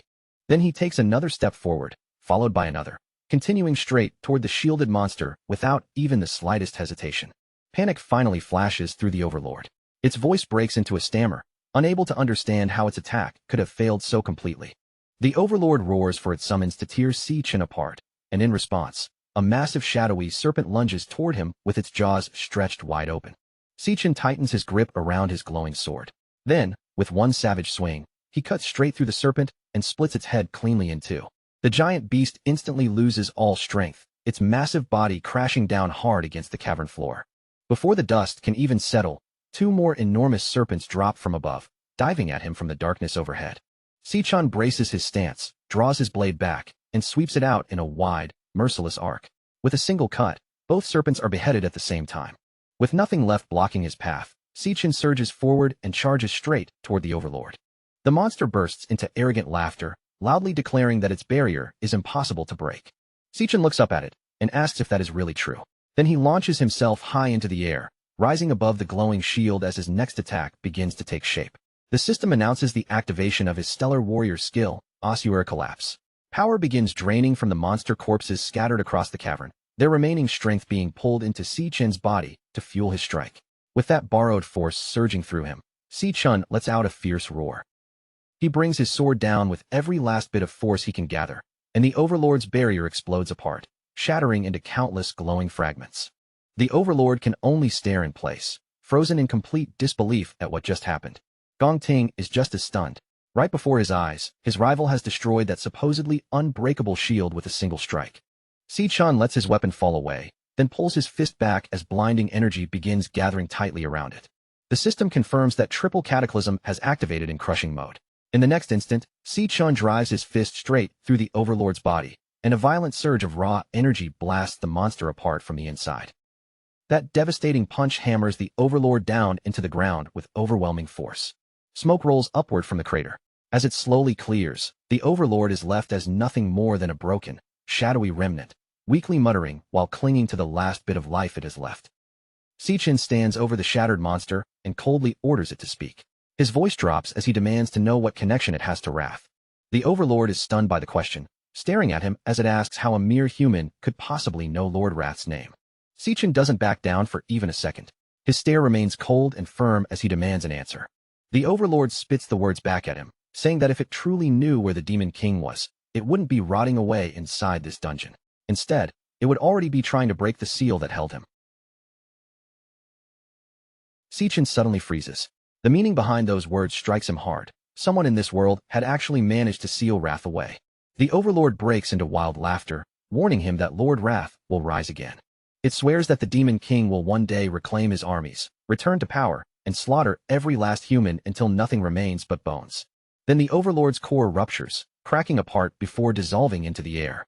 Si-chan reaches out as the system activates, pulling in and devouring the monster's glowing green essence. The system confirms the absorption. Si-chan gains a new Flower Mage class known as Phantom Sorcerer, along with the Overlord's psychic attacks and barrier abilities. His level rises all the way to 25, and as part of the reward, he also receives 3 rare black scale snake galls. As Si-chan reviews the details of his new class, the pieces begin falling into place.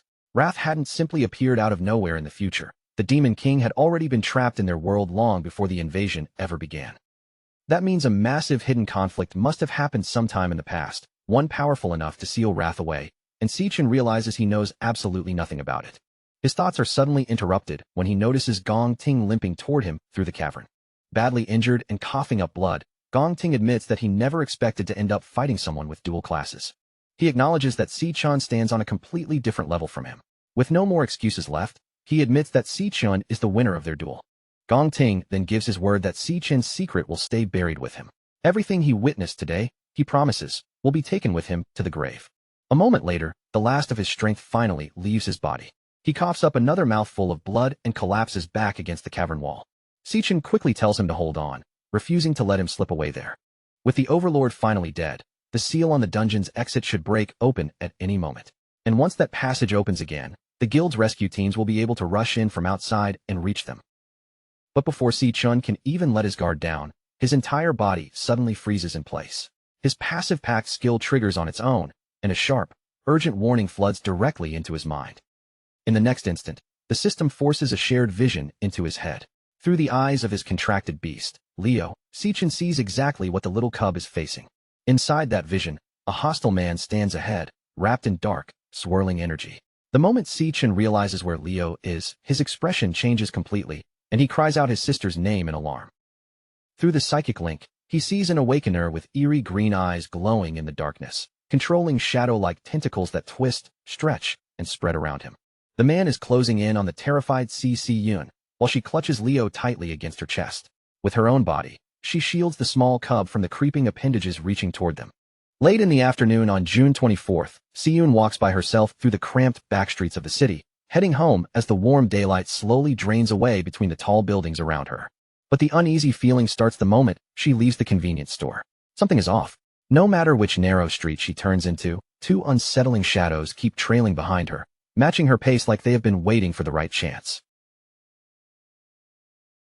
Just a short distance behind her, two rough-looking thugs follow with smug, crooked grins spread across their faces, and the worst part is that they barely even bother pretending their intentions are harmless.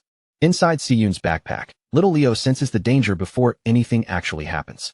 The tiny cub gives a quiet, protective growl, and when Siyun feels the bag shift against her back, she calmly murmurs to him, asking if he can feel those dangerous men nearby too. Even then, Siyun refuses to panic. She steadies the backpack with one gentle hand, keeping Leo from moving around too much, and softly tells her little partner to stay hidden inside no matter what happens next. Instead of shrinking back in fear, Siyun glances over her shoulder with a sharp, fearless look in her eyes. Honestly, a small part of her almost seems pleased that they chose to follow her, because what had been shaping up to be a boring evening has suddenly become much more interesting. Her survival instincts kick in without hesitation. If someone is following you, the first thing to do is get somewhere crowded. So without wasting another second, Siyun hurries down a flight of stairs and heads straight toward the busy market district. At this hour, the restaurant street is packed from end to end, overflowing with hungry customers, rushing workers, bright storefronts, and waves of people moving through the narrow road in every direction. Siyun takes full advantage of the dinner rush. She slides into the thick crowd as naturally as if she belongs there, weaving between shoppers and diners until the stalker's clear view of her begins to break apart. Behind her, the two thugs quickly start losing ground. The man in the beanie grows visibly irritated, pushing people aside with his shoulder and forcing his way through the crowded street, desperate to catch up before she slips away completely. But Siyun's escape strategy is far too clean for them. Every turn she takes, and every body she passes behind makes it even harder for the men to keep their eyes locked on her. Then, at the exact moment the crowd pulls their attention away for even a tiny second, Siyun vanishes from their sight, slipping out of the flow of people as if she has disappeared into thin air. The two thugs stop dead in the middle of the street, completely stunned by how quickly they lost her. A second later, panic rushes over them, and they whip around, searching every face, alley, and corner for any sign of where she went. Meanwhile, Siyun has already broken away from the noise and lights, darting into a quiet, isolated alley where she can hide for a brief moment and catch herself. She pauses there, breathing hard, then carefully turns her head and checks behind her. Once she confirms the creepy stalkers are no longer following, the tight tension in her face finally loosens with relief. But just as Siyun begins to think she has truly shaken them off, a heavy footstep suddenly echoes from directly in front of her. Her whole body freezes.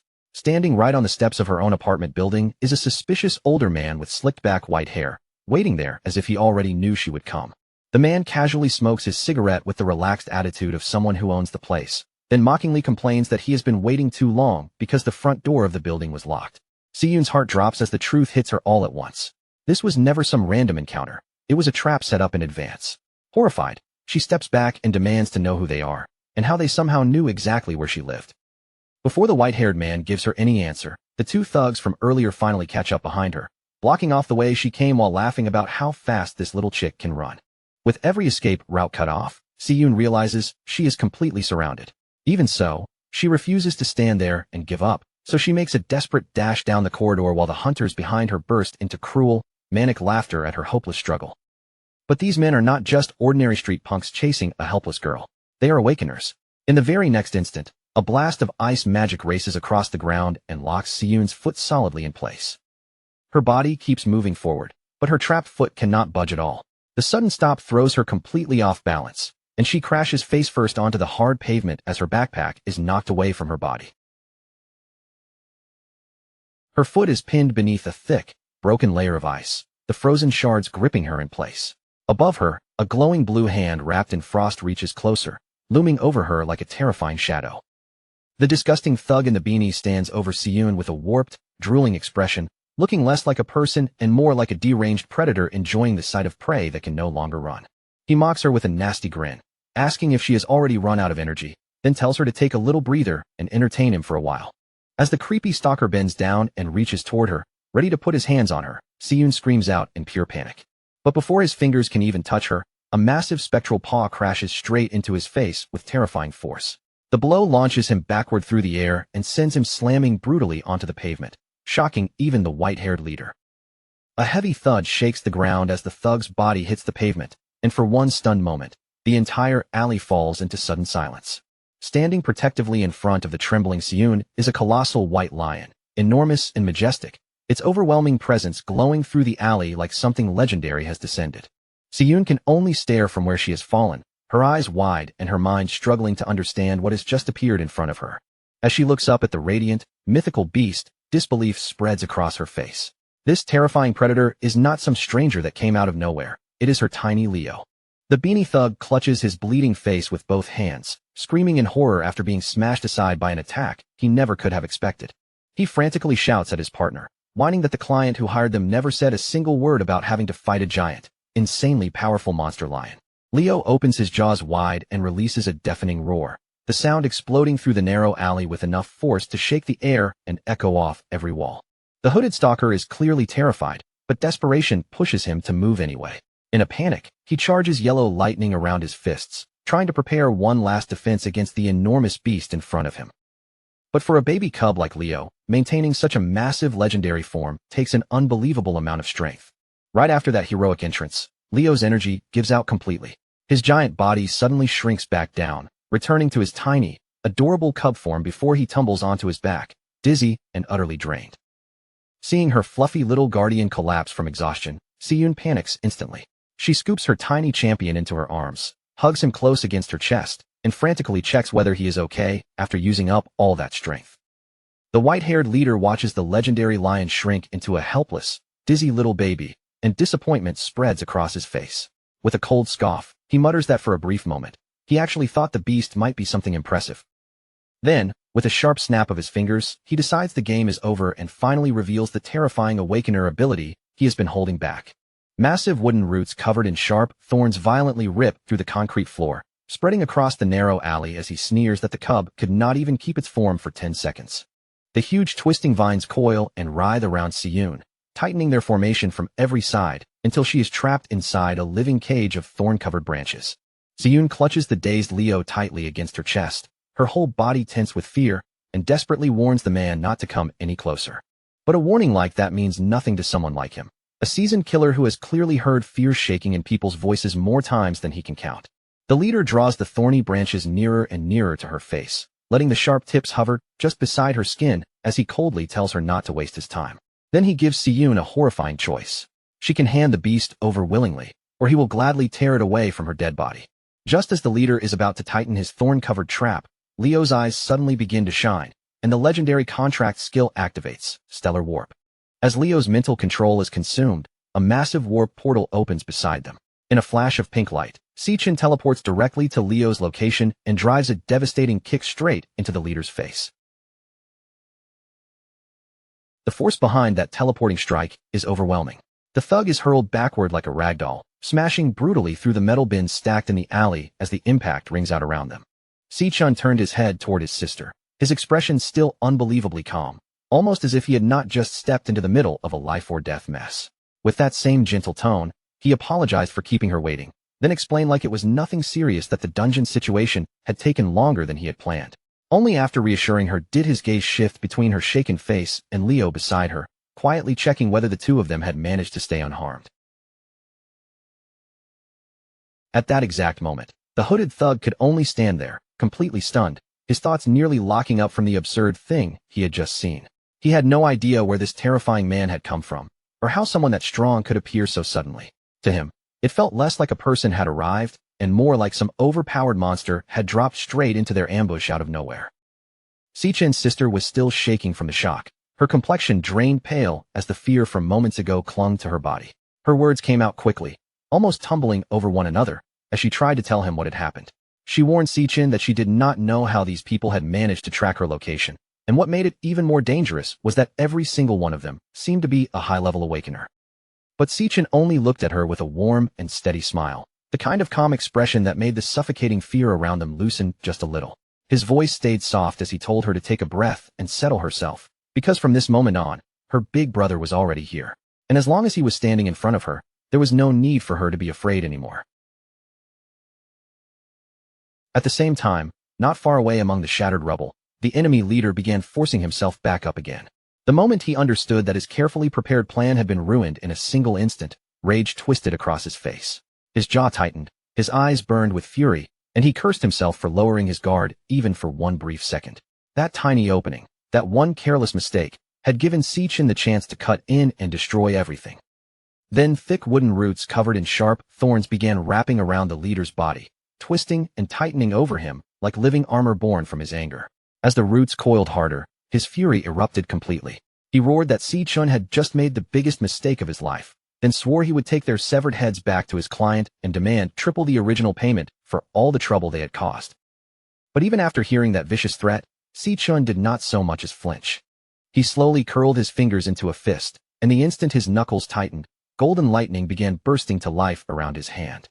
Sharp crackles flashed through the air, wrapping his fist in violent sparks as the atmosphere grew heavy around him. Without looking away from the enemy in front of him, Sichin calmly told his sister to move behind him and stay there, promising her in a steady voice that this fight would end very quickly. Sichin's mind drifts back to the days when he was still a child. In a filthy, dust-filled alleyway, his small body is getting beaten around mercilessly, slammed into the ground while dirt and gravel scrape against his skin from every direction. Standing at the center of the group is his orange-haired cousin, the one leading the entire assault. With a cruel grin stretched across his face, the boy keeps barking at Sichin to remember his place and stop acting like he belongs above the rest of the family. Several thugs pin young Sichin flat against the filthy pavement, holding down his arms and shoulders while trying to crush not only his body, but his spirit along with it. But there was one thing those bullies failed to account for completely. They forgot about his sister. Out of nowhere, young Si-Yun rushes straight into the alley, gripping an oversized metal pipe with both hands. Her tiny figure trembles with anger as she screams at the gang to get their filthy hands off her brother immediately. The orange-haired cousin doesn't look intimidated in the slightest. He bursts out laughing, openly mocking the idea that this little girl actually thinks she can save anyone by herself. The second Sichin sees the gang turning their attention towards Si-Yun. Panic flashes across his face. Struggling violently against the thugs restraining him, he desperately screams at his cousin not to go anywhere near her. He reminds him again and again about the promise he made before, the one where he swore he would never touch Si-Yun no matter what happened. But the smug cousin only laughs harder. Without a shred of guilt, he casually admits that the promise was nothing more than a lie from the start. With arrogance written all over his face, he boasts that today is finally the day he's going to teach this unbearable family a lesson they'll never forget. But while the ringleader keeps running his mouth and enjoying the moment, he completely lets his guard down, and that mistake costs him dearly. Taking advantage of the distraction, young Sichin suddenly notices a heavy brick lying nearby. In one explosive motion, he snatches it off the ground and smashes it straight into the face of the thug holding him down, the sickening impact instantly shocking everyone in the alley. At that moment, young Sichin is absolutely furious. Rage burns violently in his eyes as every ounce of fear disappears from his face. Clutching the blood-stained brick tightly in his hand, he charges directly toward his cousin without even the slightest hesitation. The arrogant orange-haired leader instantly goes pale. Watching Sichin sprint toward him with pure killing intent written all over his face, the boy's confidence completely crumbles. Sichin swings the brick with brutal force and slams it directly into his cousin's face for breaking his word. The impact sends the bully crashing violently onto the hard concrete pavement. Bleeding heavily and sobbing on the ground, the defeated cousin shrieks in absolute terror, screaming that Sichin is a complete psychopath. Breathing heavily after the fight, young Sichin finally lets the brick fall from his hand. Then he slowly turns toward the trembling Si-Yun and gently tells her everything is okay now, reassuring her that she doesn't need to be scared anymore. Back in the present day, Sichin calmly tells Si-Yun to stay hidden somewhere safe and out of danger. Without the slightest trace of worry in his voice, he assures his sister that he'll finish dealing with these people in no time at all. Unwilling to let their target get away, the stalkers immediately rush straight toward him, weapons ready as they charge in to cut him down. Holding little Leo tightly in her arms, Si-Yun panics instantly. She frantically warns her brother that these aren't ordinary people, but three extremely dangerous awakeners who have clearly lost their minds. In her eyes, there's no possible way he can fight all of them alone at the same time. The hooded thug takes the lead, charging forward while pulling back a massive fist crackling violently with lightning energy. As he closes the distance, the thug screams at Si-chan, mocking him for just standing there motionless without even trying to defend himself. But before the attacker can even process what happened, Si-chan counters instantly with a single devastating punch. The blow sends the thug flying headfirst into the concrete wall with terrifying force.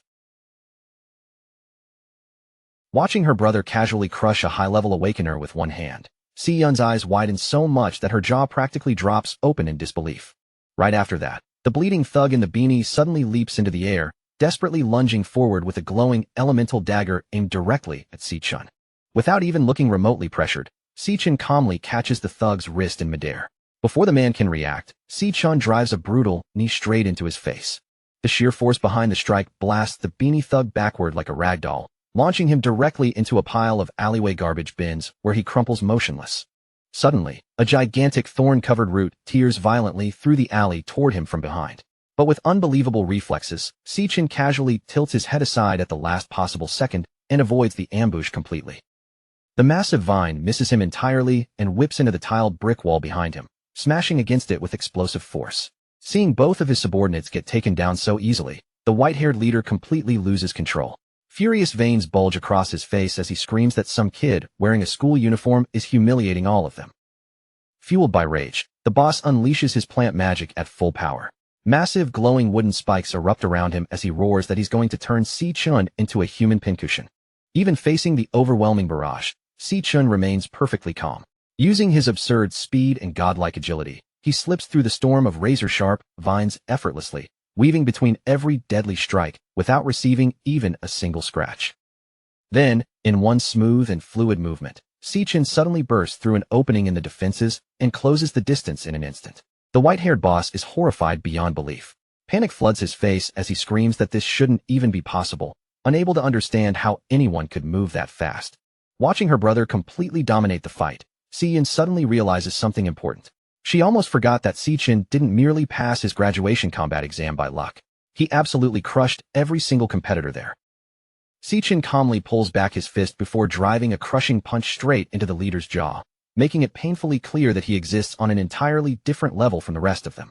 The impact is so overwhelming that the white-haired boss gets launched backward like a missile, smashing violently into the alley wall behind him. And just like that, the white-haired leader collapses onto the pavement unconscious, bleeding heavily and utterly defeated. Meanwhile, over by the overturned trash bins, the beanie thug still hasn't moved an inch and remains completely unresponsive. Not far away, the hooded thug sits slumped lifelessly against the wall, fully unconscious as well. In less than a minute, the entire threat has been wiped out completely. After casually brushing the dust from his clothes, Si-chan turns toward his sister and tells her to take little Leo and head straight home, where it's safe. With a relaxed smile on his face, he reassures her that he'll just dump these clowns at the local guard station real quick and be back at the apartment before she even notices he's gone.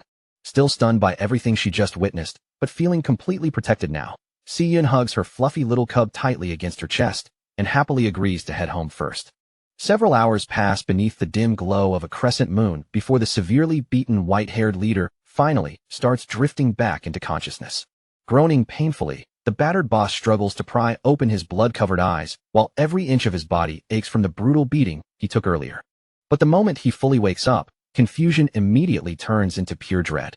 He realizes that he and his two subordinates have been stripped of all their weapons and tightly tied back-to-back around a concrete pillar, while Si-chan stands nearby staring directly at them in silence.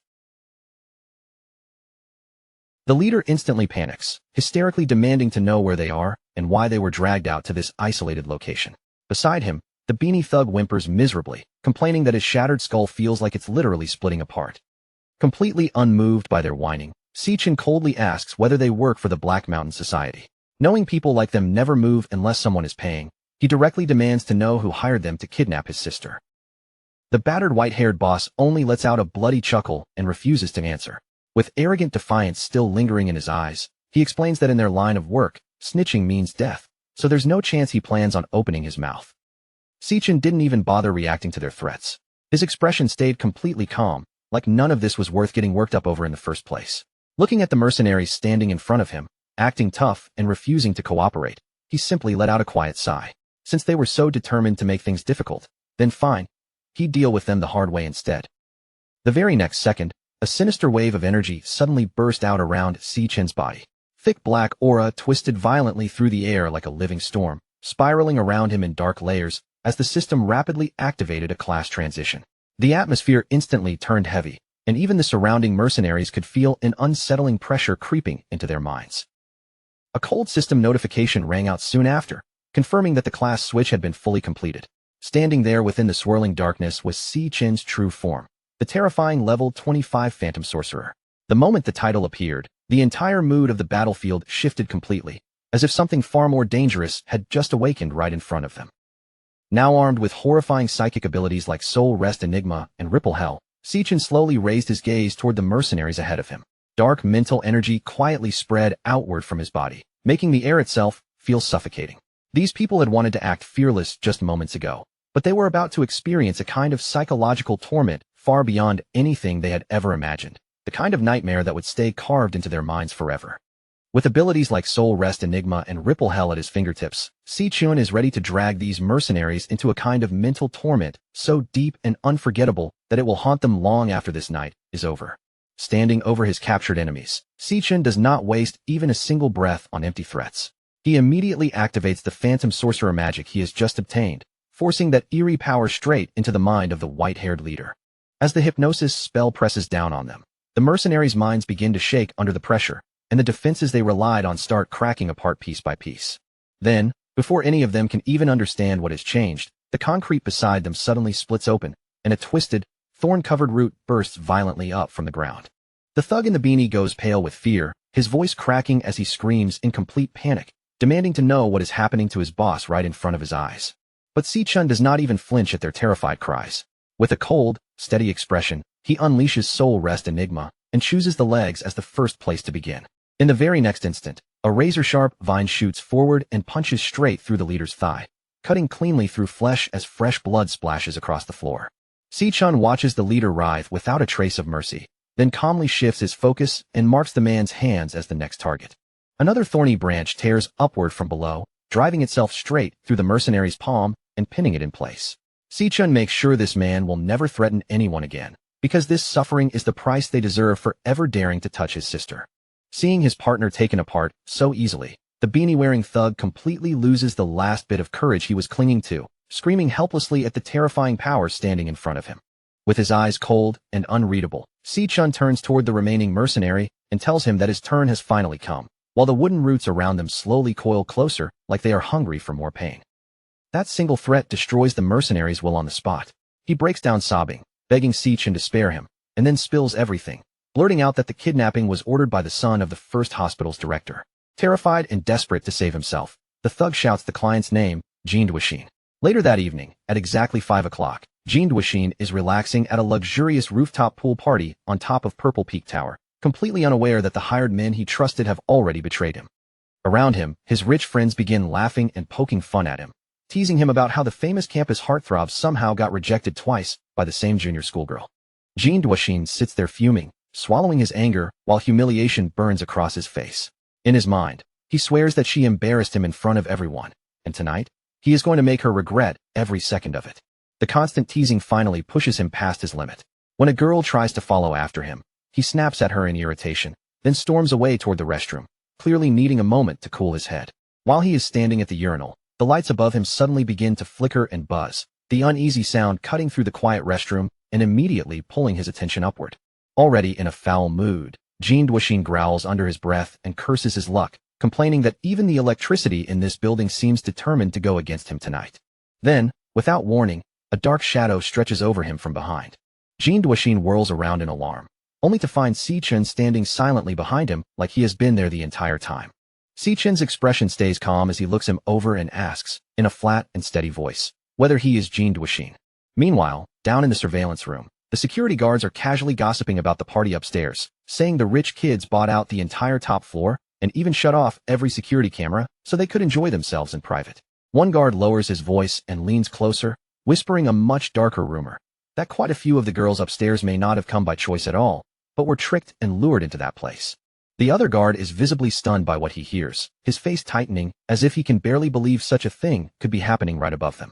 The first guard confirms it with a grim look, explaining that not long ago, One student took her own life after being abused at one of those parties, only for the wealthy parents involved to bury the entire scandal beneath a mountain of hush money. He warns his co-worker not to be fooled by expensive clothes, handsome faces, or polished manners, because once the doors close, these spoiled heirs are no better than animals. Back in the restroom, Jean Duishin's confidence begins to crumble. He panics, demanding to know who Si-chin is, then threatens to call the police and have this intruder thrown out immediately. Si-chin does not bother answering his question. Instead, he simply takes out a phone with complete calm and places a call right in front of him. The color drains from Jean Duishin's face when his own phone suddenly starts ringing, and the incoming call on the screen shows the name of his mercenary contact, Blackie. Holding Blackie's phone in his hand, Si-chin fixes Jean Duishin with a sharp glare, silently confirming the truth, that this spoiled heir is the one who ordered the attack on his sister. Jean Duishin trembles in horror and demands to know what happened to Blackie, but Si-chin answers without words, crushing the phone effortlessly in his hand as crackling lightning tears it apart. Fear completely overwhelms Jean Duishin. He stumbles backward, screaming for the monster in front of him to stay away, while desperately demanding to know what kind of person he has provoked. In the blink of an eye, Si-chin attacks, sending Jean Duishin flying straight through the restroom's glass window with brutal force. The glass explodes outward around him, shards scattering through the air like rain as the spoiled heir crashes down toward the pool deck below. Jean Duishin lands hard on the floor, battered and bleeding, and immediately begins shrieking for help, begging anyone nearby to come save him. Then his frantic eyes drift toward the pool area, and what he sees there makes his blood run cold. Every single guest from his party is already down, some floating face down in the water, others slumped over around the deck, all of them unconscious. Si-chin steps out onto the pool deck after him, his entire figure wrapped in a dark and oppressive aura that makes the air around him feel heavy.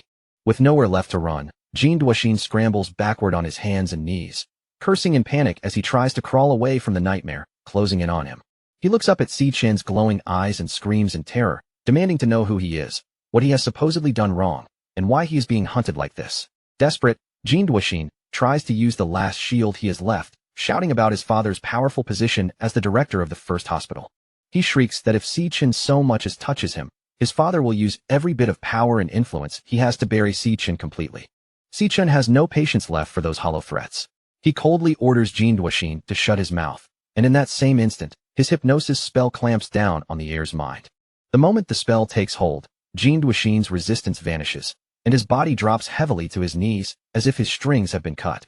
Si-chin looks down at him like he is nothing more than a puppet and gives a chilling command, ordering him to pick up one of the sharp pieces of broken glass.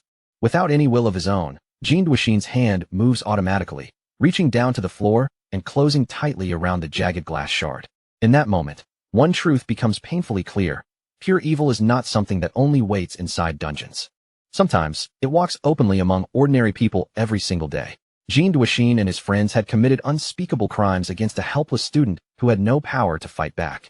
These spoiled brats used their endless money like a shield, covering up what they had done while pushing that poor girl deeper and deeper into despair until she finally took her own life. And when the tragedy happened, they did not feel guilt or face justice. They simply leaned on their family's power and influence, making sure none of the blame ever reached them. Jean Duishin had gone so far as to fake the autopsy report, carefully twisting the truth until the whole murder looked like nothing more than a heartbreaking accident. And with that smug confidence only money could buy, he even bragged that the world was ruled by people with deep pockets. This was the very same monster who had thrown an enormous sum of money at the mercenaries, coldly paying them to destroy Si-yun's life and make sure she suffered by whatever cruel method they could think of. But this time, Jean Duishin had crossed a line he never should have touched. He had aimed his malice at the sister of the wrong man. Now, under Si-chin's hypnotic control, his fingers tightened around that razor-sharp shard of glass, and little by little, he lifted it toward his own throat. Si-chin's decision was already set in stone. No matter who stood behind the danger threatening his sister, he would track them down one by one and erase them completely, even if he had to become the judge, the jury, and the executioner with his own hands. Even if that path forced him to step into the filthiest, darkest corners of the world, Si-chin would not flinch, would not turn back, and would never hesitate when Si-yun's safety was on the line. Then, with his gaze cold and unwavering, Si-chin gave his puppet the final order, commanding him to bring everything to an end. Even if the path ahead forces him to step through the deepest, darkest corners of the world, Si-chin will not slow down, turn back, or hesitate for even a single second. With that cold resolve settled in his eyes, Si-chin gives his puppet a simple order, commanding it to bring everything to an end right there. After the savage tiebreaker battle inside the wild dungeon finally comes to a close, Si-chun stands victorious above his wounded rival, Gong Ting. Looking down at him with steady eyes, he calmly explains that the dungeon overlord has already been killed, the exit is now open, and Gong Ting only needs to endure a little longer until the rescue team reaches him. Gong Ting, still battered and struggling through the pain, makes a firm promise to Si-chun. He says that once they escape this place alive, he will tell everyone the truth with his own mouth, that Si-chun was the one who saved all of them. But even after surviving such a brutal fight, there is no room for celebration, and the danger has not truly passed yet. At that very moment, Si-chun's senses suddenly sharpen, as if something has brushed against the edge of his mind. Through the mental connection he shares with his beast, Leo, a terrifying image flashes before him. The sinister mercenary Blackie is moving closer and closer to his younger sister, Si-yun, and every step brings him nearer to her. The instant Si-chun understands that Si-yun is in real danger, his expression tightens, and he immediately activates his Stellar Tamer ability, Stellar Warp. Pouring his mental energy into the teleportation, Si-chun vanishes from the cave in an instant, leaving Gong Ting staring wide-eyed at the empty space where he had just been standing. Only then does Gong Ting fully realize that Si-chun is not merely some ordinary dual-class user. His rival is somehow using multiple classes at the same time, making Gong Ting wonder just how many impossible secrets Si-chun has still kept hidden. A short while later, the heavy sound of rushing footsteps pounds through the dungeon tunnels.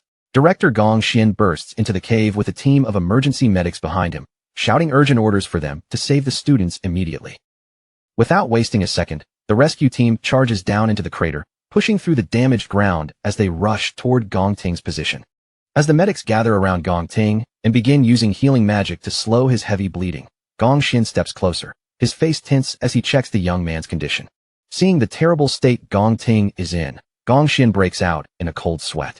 He points out that the dungeon boss possessed horrifying B-rank strength, and tells Gong Ting that surviving a direct clash with such a monster is nothing short of a miracle. Nearby, the other medics hurry from survivor to survivor, confirming that Sato Woda's condition has stabilized, and that he has been purified. Yasmin Kai is physically safe as well, but her eyes remain unfocused, and all she can do is mutter in a broken daze about the mental nightmares she barely endured. Gong Xian soon realizes that Si-chun is nowhere to be seen. When the search teams report that they cannot find any trace of him, the director assumes the boy must have panicked and run off, so he orders his men to spread out and search the surrounding area. The more Gong Xian looks at the chaos around him, the more furious he becomes, and he places the blame for the entire disaster directly on the inspection agency's incompetence. Burning with anger, Gong Xian declares that Gong Ting's injuries are all their fault. He swears that once they return, he will make sure every single inspector responsible loses their position. On the other side of the bloody scene, Gong Ting's sharp-minded father, Gong Lin, observes everything in silence, and a faint smirk slowly appears on his face.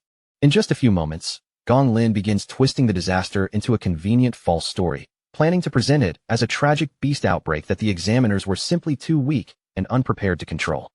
In Gong Lin's version of events, when everyone had fallen into despair and no one else could handle the crisis, his heroic son Gong Ting would be the one who stood up and saved them all.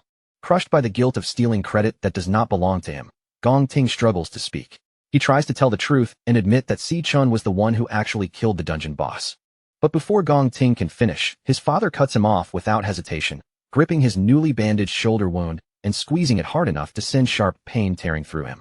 Leaning close, Gong Lin whispers a chilling warning into his son's ear.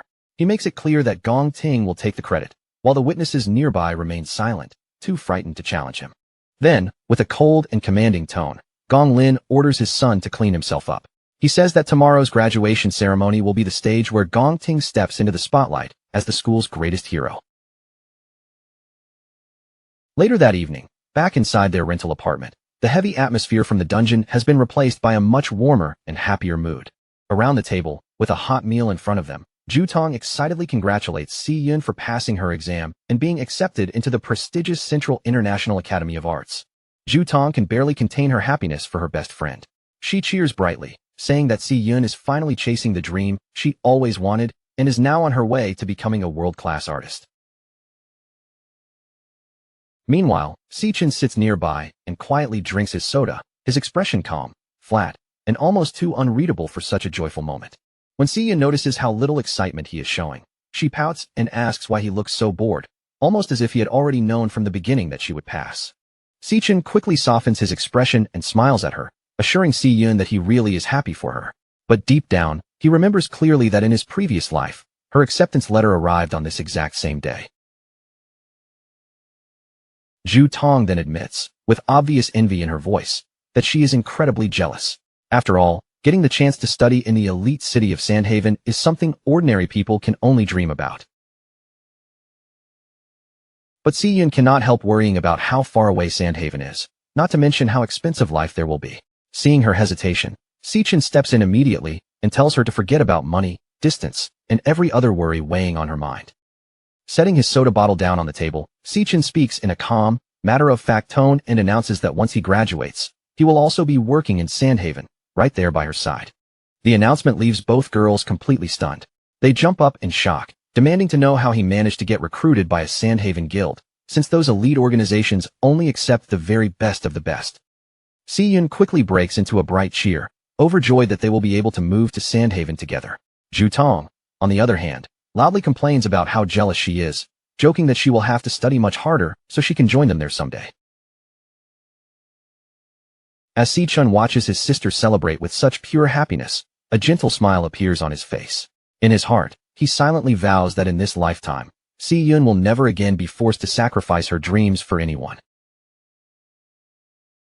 Later that night, Si-Chun stands under the quiet shower, letting the water wash over him as the exhaustion of the long and dangerous day slowly drains away. As the water falls, he thinks over everything he has accomplished. His enemies have been dealt with, the stalkers threatening his sister are gone, and the pressure of the graduation exam has finally come to an end. Even better than that, the secret arrangement he made with Gong Ting is unfolding exactly the way he wanted.